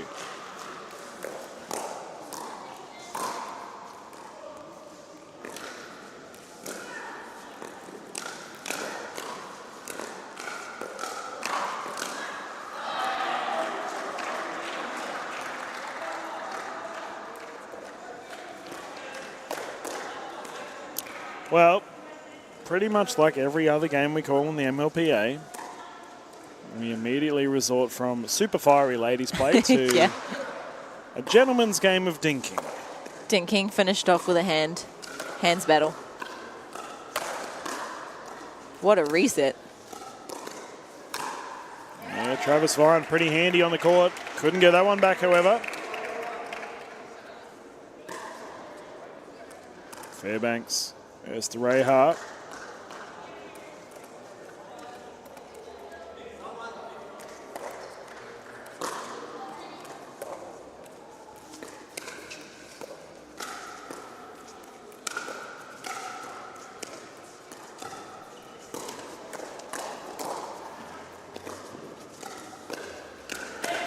How many net rolls do you want? How many resets do you want? These gentlemen putting on a show for us right now. Masterclass in dinking.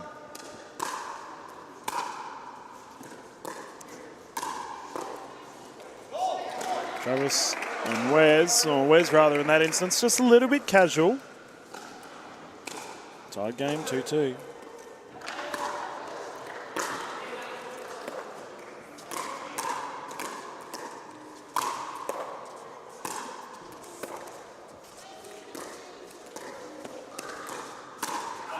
Yep, discipline, lets it go. Doesn't even look behind him, he's so confident. Yeah, well, Fairbanks is renowned for his hard hitting of the ball. And Wes just had to get out of the way.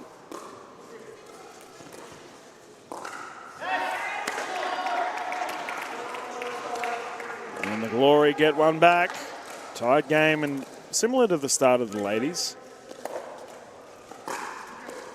We had a lot of tied play to begin with. And that one goes long.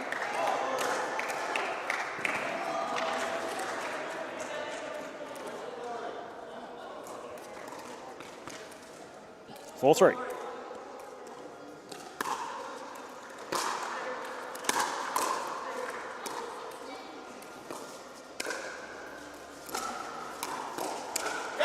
Yes, caught out.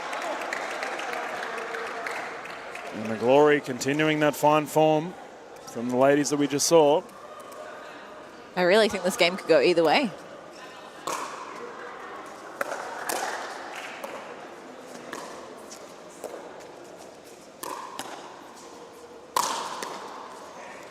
Sheer power from Wesley Vine, pumps that one down the middle. 1 point in it.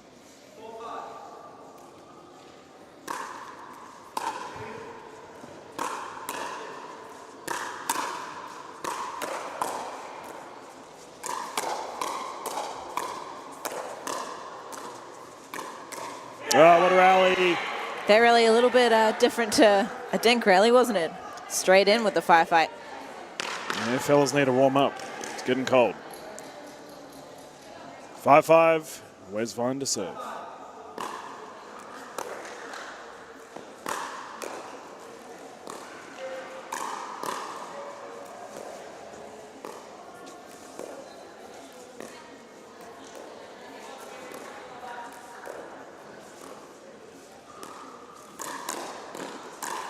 Oh, Fairbanks just short. You can see Travis Vine really starting to initiate the engagements.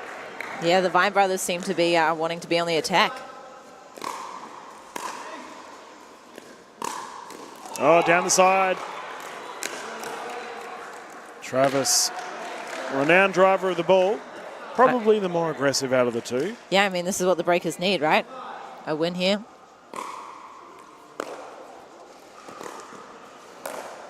Oh, down to the feet, perfect. Roman, so solid. And we have a fault. Service before the score was called. Alex receives his warning.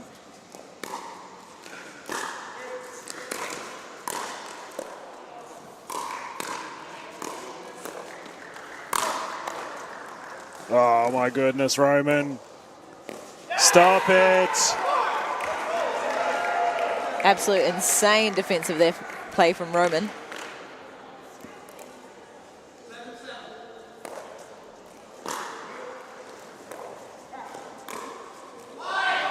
Called wide. Glory take lead. Great response from the team in blue. Fairbanks to serve.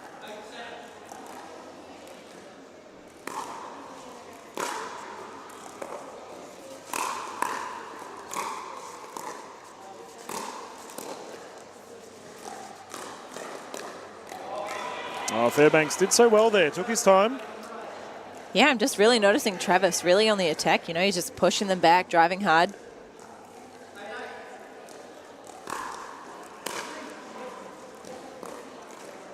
Wes unable to get it back over. Neither side able to get a big lead here. 9-8. Esther hard to serve. Oh, there we go again. Travis Fine firing for his side. Frequently regarded as one of the scariest players in the Australian pickleball scene. Travis, when he gets going, hard to stop. Couldn't quite get that line again. No, the net is always something that can stop him though. Drop attempt just short.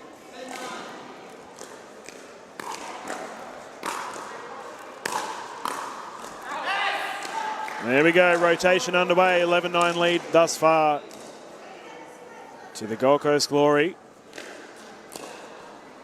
Fair to say, Caitlin, that this definitely could go either way. Comes down to poise and control. Yep.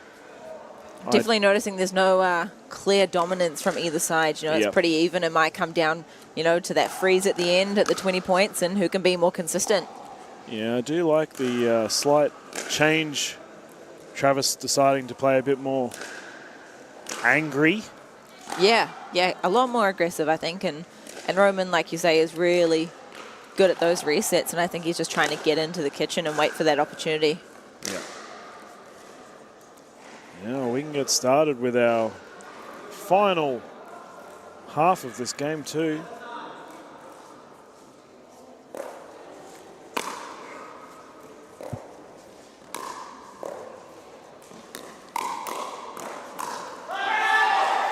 Fiery play there from Glory, getting another point.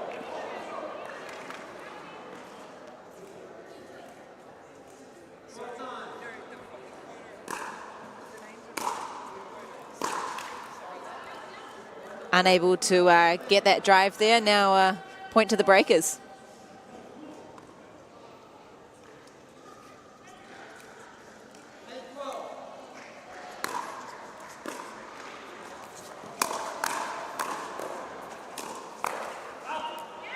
Vine Brothers hard on the attack, getting another point.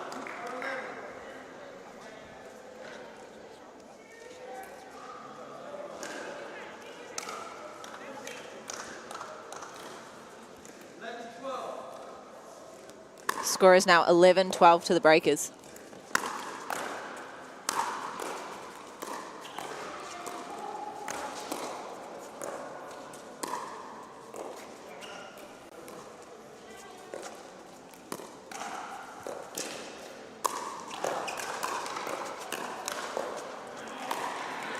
What a rally that was from Brisbane. Oh, that rally was aged like a fine vine. The longer it went on, the better it got. Fantastic play from Travis and Wes.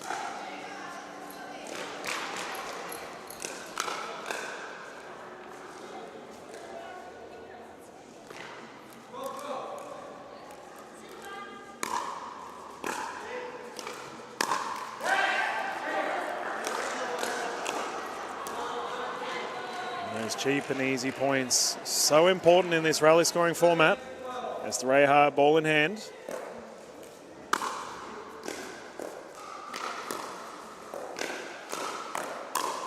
Wes slapping it down. so damaging at the net.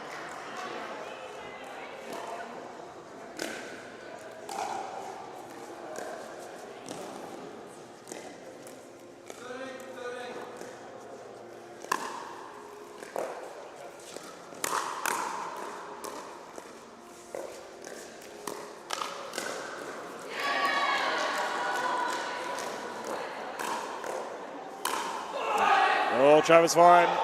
3 forehands. However, that third one, too many Weet-Bix involved. Not too much offensive play from the Glory. I mean, it's working for them. They got the lead. Yeah.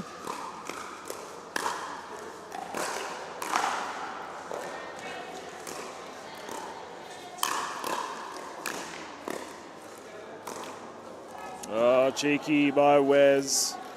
That's a sorry, not sorry. Tied game, game 2, 14-14. Travis fine to bring it in.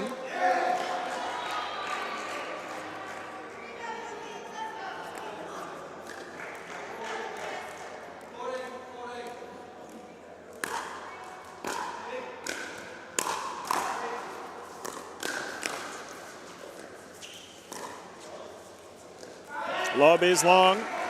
I have to say, Caitlin, Alex Fairbanks has been blocking many drives thus far, and he's doing it with a high success rate. Yeah, like I said, they're not doing much offensive play, but clearly it's working for them, just defending the ball and waiting for the mistake.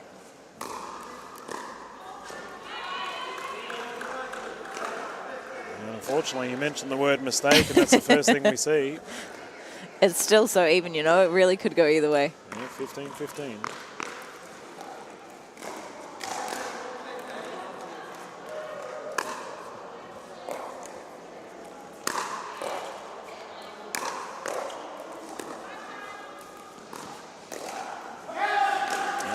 Thinking error there from Vine. Alex Fairbanks, ball in hand. Victory so close and astronomical should the Glory get up.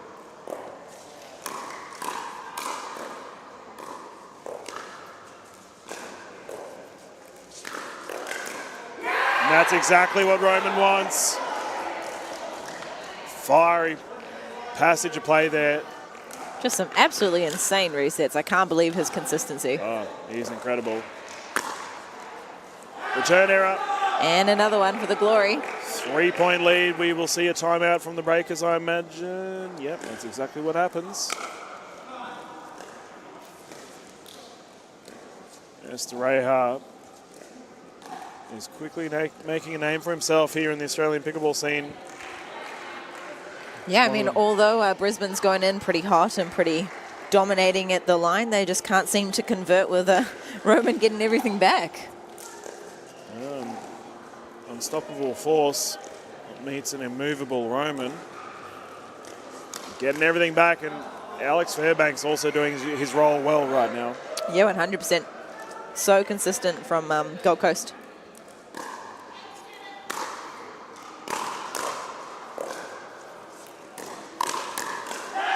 Oh, that goes long.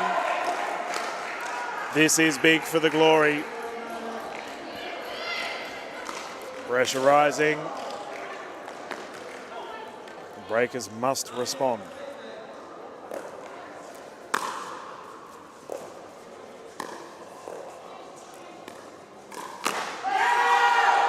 Alex Fairbanks seizes the moment, forces a game point situation here. Glory are up 20-15.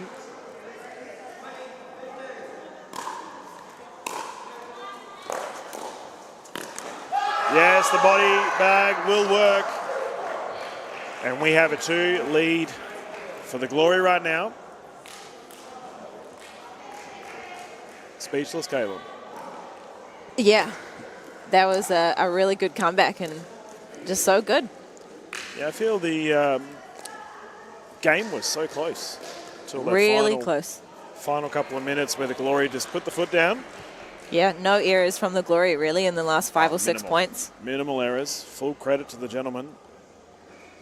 Very similar to what we saw from Burt and Townsend, actually. Minimal errors on their behalf. And I think, correct me if I'm wrong here, but you did mention consistency. It just seems like a few unforced errors from the breakers. Yeah, and I mean, the breakers, in my opinion, were there, you know, attacking and pushing as hard as they could. But like when you come across players that can just be consistent, can just get it back, then, you know, even though as good as you are as an attacker, if you make an error 10 shots in, you know, you lose a point. Yes, indeed. And we can see our sides are getting picked. Official Jay, official Trader Nick, just speaking to both sides. Let's see Roman having a chat to the crowd. Bit of a celebrity. Yeah, I mean, I would be too if I was playing that good. Yeah, not wrong. If you got it, flaunt it. And looks like we'll see which combinations are going to get picked. Bit of pressure here on Captain Shaki's shoulders. There we go. Looks like the captain will be stepping on stage with Wesley Vine.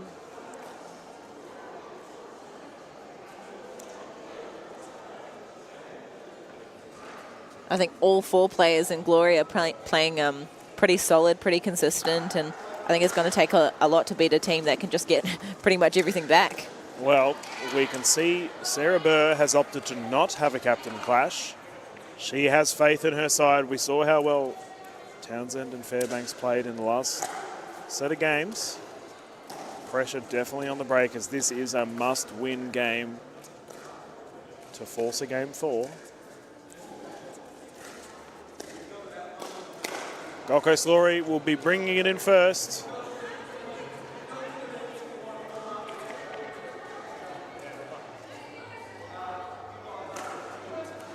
Players looking like they're opting for a warm-up. Yeah, it seems to be the case. Shaki and Townsend were just off watching the gentlemen play. They may have gotten a little bit cool in this colder weather. On the court next to us, we have the Western Vipers taking on the Southeast Asia Surge. Their gentlemen are currently underway, and I've just seen Andy Horridge absolutely melt a ball to the left. If you do want to catch that game, catch it on our other live stream, Show Court 2. The wonderful Gordon Nicola covering that one. How's your experience been in the commentary booth? Be honest, you can. Holding a conversation, I don't think is exactly my strong point, but I definitely think it's pretty cool. Try my best. No, you've done very well.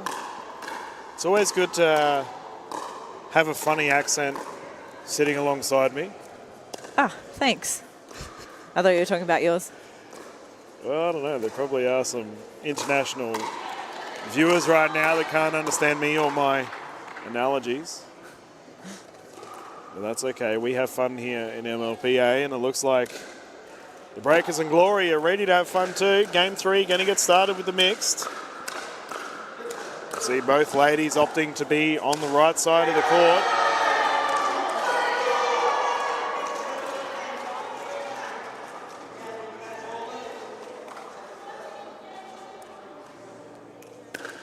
We've gone from right, left-handed combinations with the ladies game to a full-on right-handed game right now. Let's get started.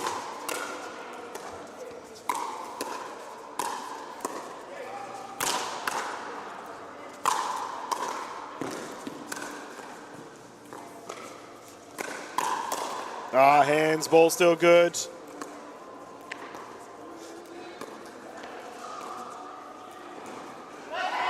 There we go, Alex Fairbanks defending. What a rally to start the match off. Forcing the error. Fantastic play. Glory take the lead.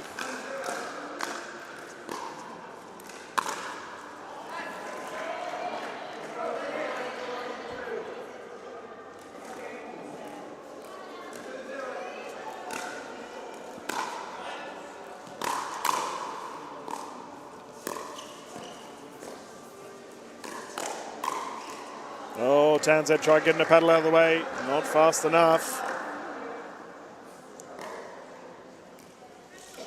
Wesley Vine to bring it in. 1-2.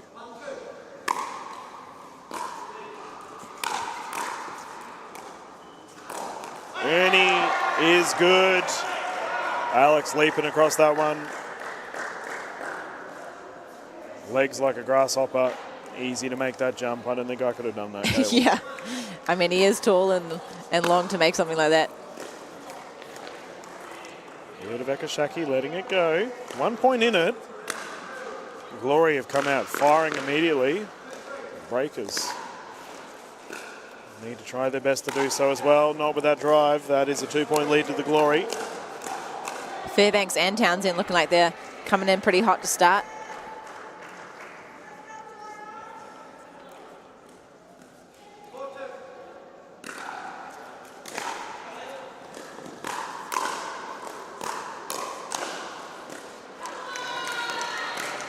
Oh, Wesley Vine saw the movement there from Danielle Townsend. Caught her off guard.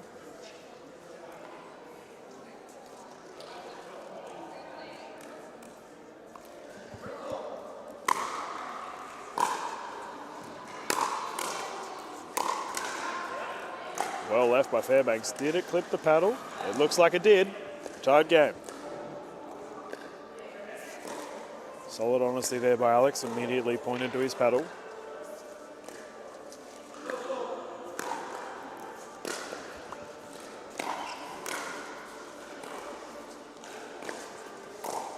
Oh, backhand roll not to be. Similar to the last game, looks like it could go both ways at this point. Yep. Comes down to that final couple of minutes.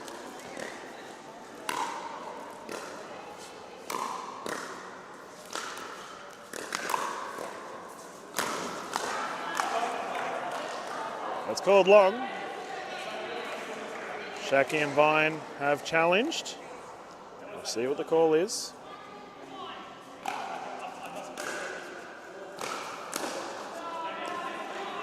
Confirmed out. Shaki and Vine are still not impressed with the call.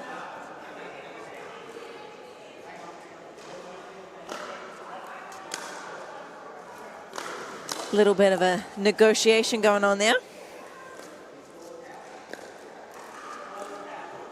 There we go, end result. Ball is out.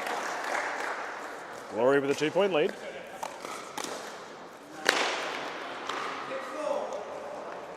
(6-4). Fairbanks should be serving. Yeah, I was going to say. Good. They realised Townsend should be serving.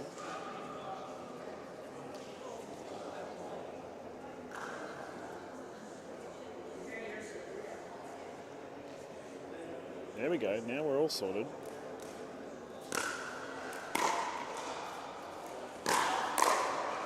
Return called out.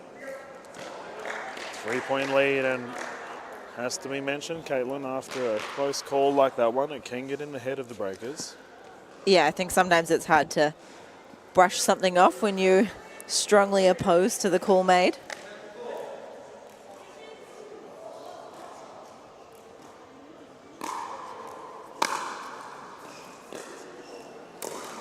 Oh, backhand roll unsuccessful for Wesley Vine. That's a couple now. Hopefully breakers can turn it around and come back. Yeah, we're seeing a timeout here.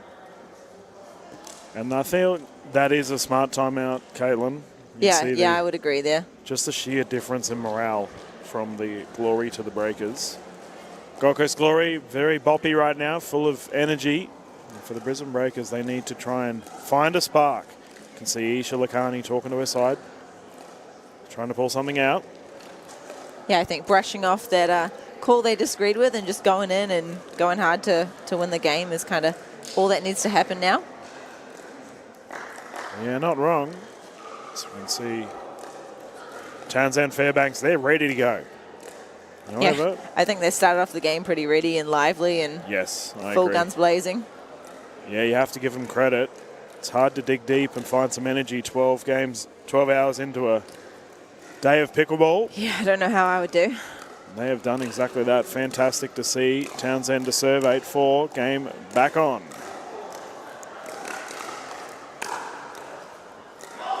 Another returning error.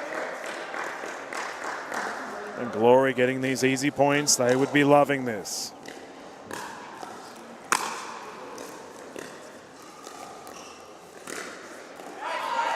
Roll is good. 6-point lead. Glory really bringing the energy to this one.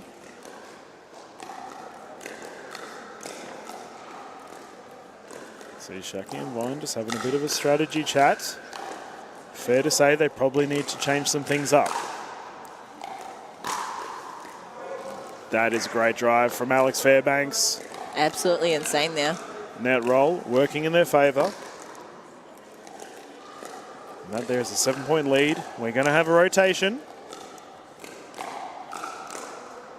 The Gold Coast Glory, Captain Sarah Burr, would be absolutely thrilled with what she's seeing.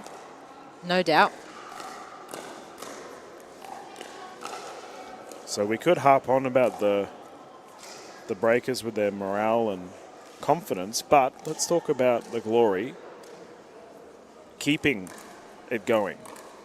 Now, obviously, we've got some high-tempo, high-energy players on court. You find yourself riding that wave, Caitlin. Yeah, I Are mean, you someone that thinks about it, or you just enjoy the moment? I just enjoy the moment. Yep, fair enough. Yeah, I think, you know, Danny's known for being lively and being loud on court, and I think she's really bringing that energy. There we go. That one goes long. Breakers need that. Hopefully bringing something here on the turn.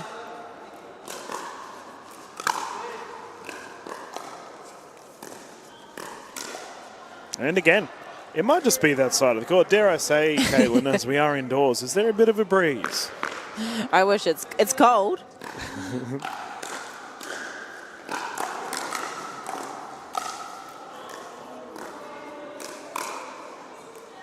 That one lands in. That's 3 points for the Breakers. That is 3 points, and they're all off of shots that you would typically see in windy conditions. I'm glad it's not windy because I'm freezing right now. Yeah, temperature keeps dropping. 7-11 Breakers. Good passage of play in the last couple of minutes. I go and say it, and then that occurs. The curse is a real thing. You haven't had any commentators' curse moments, though, so you're doing well. Yeah, remember I said mistake, and then he made one in the last game. But that's calling something. It's just means you're really good at your job. Wesley Vine starting to fire. And that is what the Breakers need. Yeah, I think they just need to come in with some intensity. You know, the Glory have got it. Ludovika Shaki getting involved. Alex Fairbanks flicking it back at her. Minimal errors thus far from Fairbanks.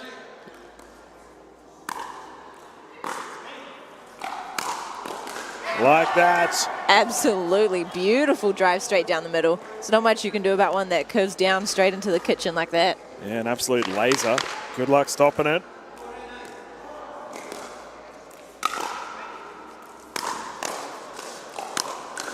Not that time, however. The fight must come from the Breakers. They need to dig deep here. The Glory looking hot.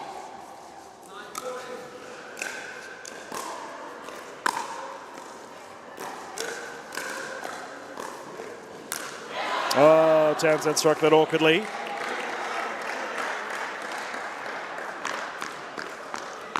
She did open up the paddle face to get that pop-up that she wanted. Just couldn't execute the finish. Oh, Wesley Vine, look at him go. Yeah, Glory kind of pushing a couple quite long. Wes at his best. Terrifying presence at the net. See, he's covering here. And converting. Wesley Vine has made this a 2-point game. Great comeback from the Breakers. Yeah, captaincy from Shaki, just letting her partner do his thing.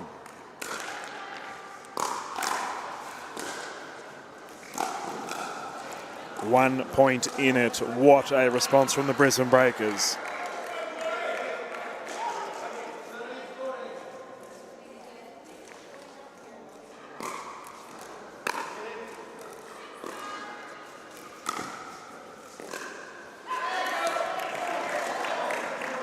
Townsend pumped up after that one. She knew how crucial that point was. Momentum was swinging in favour of the Breakers.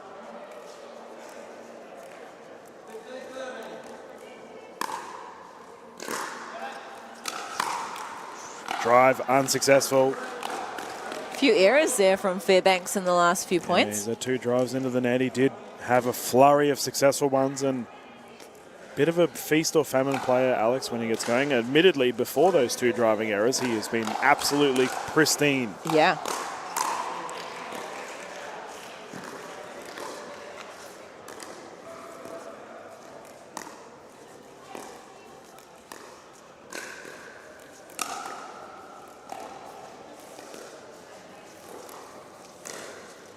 And that is good. Top spin, perfect. Townsend absolutely pumped for the next point. She only had 1 shot in that entire rally, made it count.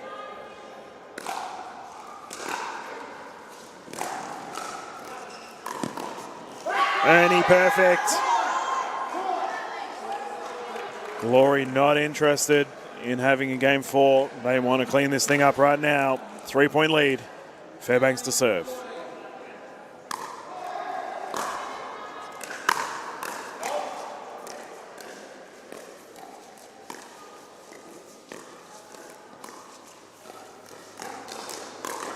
Yeah, pop-up was there. Townsend capitalises.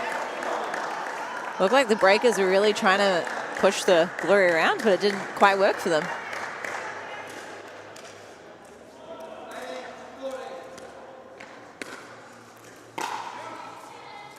That return goes long. Fair to say, momentum fully in favour of the Gold Coast Glory. 2 points away from a victory. 2 points away to progress to the next final.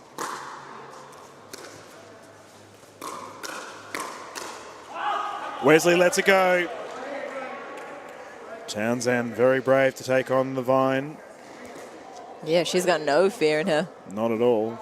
Fair enough too, she has the lead.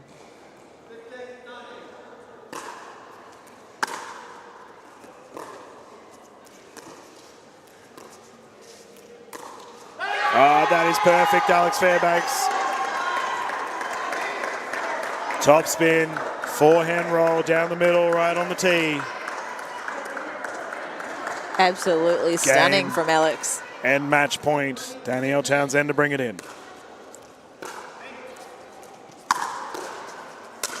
Pop up, put away. Townsend secures it. The Gold Coast Glory will go through to the next stage. What a finish. All over Red Rover for the Breakers. Heartbreaking for Brisbane. And we mentioned consistency. I just feel it just came down to that. The Gold Coast Glory, minimal errors. Yeah. Minimal errors, high energy, straight in there on the attack, you know, in that last one. Whereas, you know, the game before, they were just all about consistency, getting it back, waiting for the other team to make the mistake. It was a 3-stage victory. All 3 of the sides that we saw hop on the court performed at a high clip.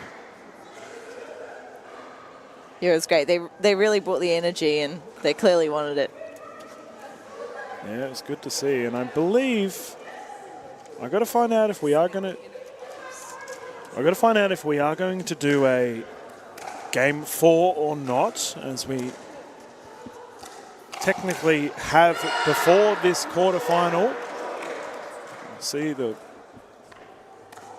Glory players are still celebrating, so time will tell.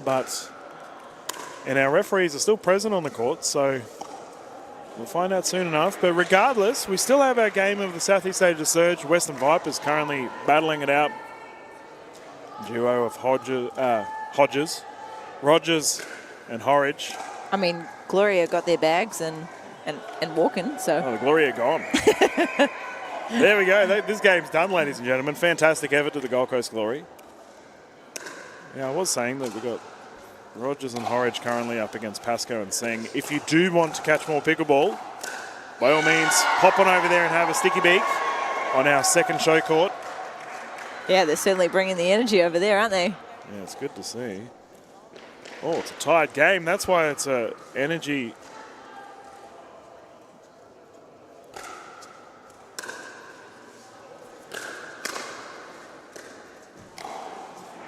That's an Ernie. Wow. Okay. Either way, ladies and gentlemen, thank you for getting involved with our streams today. It's been, I think I've done like 10 hours straight of commentating. Solid effort. I kept calling... Not quite the 12 hours of pickleball that the other guys have been doing. I can't whinge. I kept calling Jason Taylor Kermit today with his frog action. He kept jumping up high from the Sydney Smash, but fair to say, I'm going to start sounding like a frog should I keep it up. But thank you for jumping in the booth, Caitlin. Yeah, thanks for having me. Absolute pleasure having you on board. We do have our finals tomorrow for the Major League Pickleball Australia. It's going to be an absolute thriller, as we just saw the Gold Coast Glory have made it through. They will be joined by the Northern Crocs,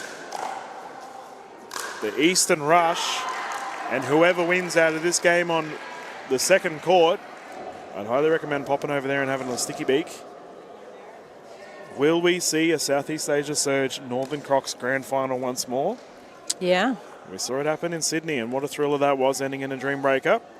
Make sure to follow us all on the socials. Major League Pickleball Australia. We've got some of the best quality pickleball you will see in our region. Players across the board from Australia, New Zealand, and Southeast Asia. Caitlin, thank you so much. It's so good to have a New Zealand representative here in the commentary booth. We're going to close things down, ladies and gentlemen. Getting quite late here in Auckland. And cold. And cold. Subtle hint there, Dylan. Get me out of this booth. I need to warm up. But we will close things down here for now, ladies and gentlemen, and we will catch you tomorrow for an absolutely thrilling Sunday. Yeah, it's going to be great. great. What a way to end the Easter weekend, too, I might Yeah. add. So thank you, everyone. Dylan Kimlin signing out. Caitlin, any final words? No, I'm good. Thank you. No, I'm good. That'll do it. Thank you, ladies and gentlemen. Cheers. And we will see you tomorrow.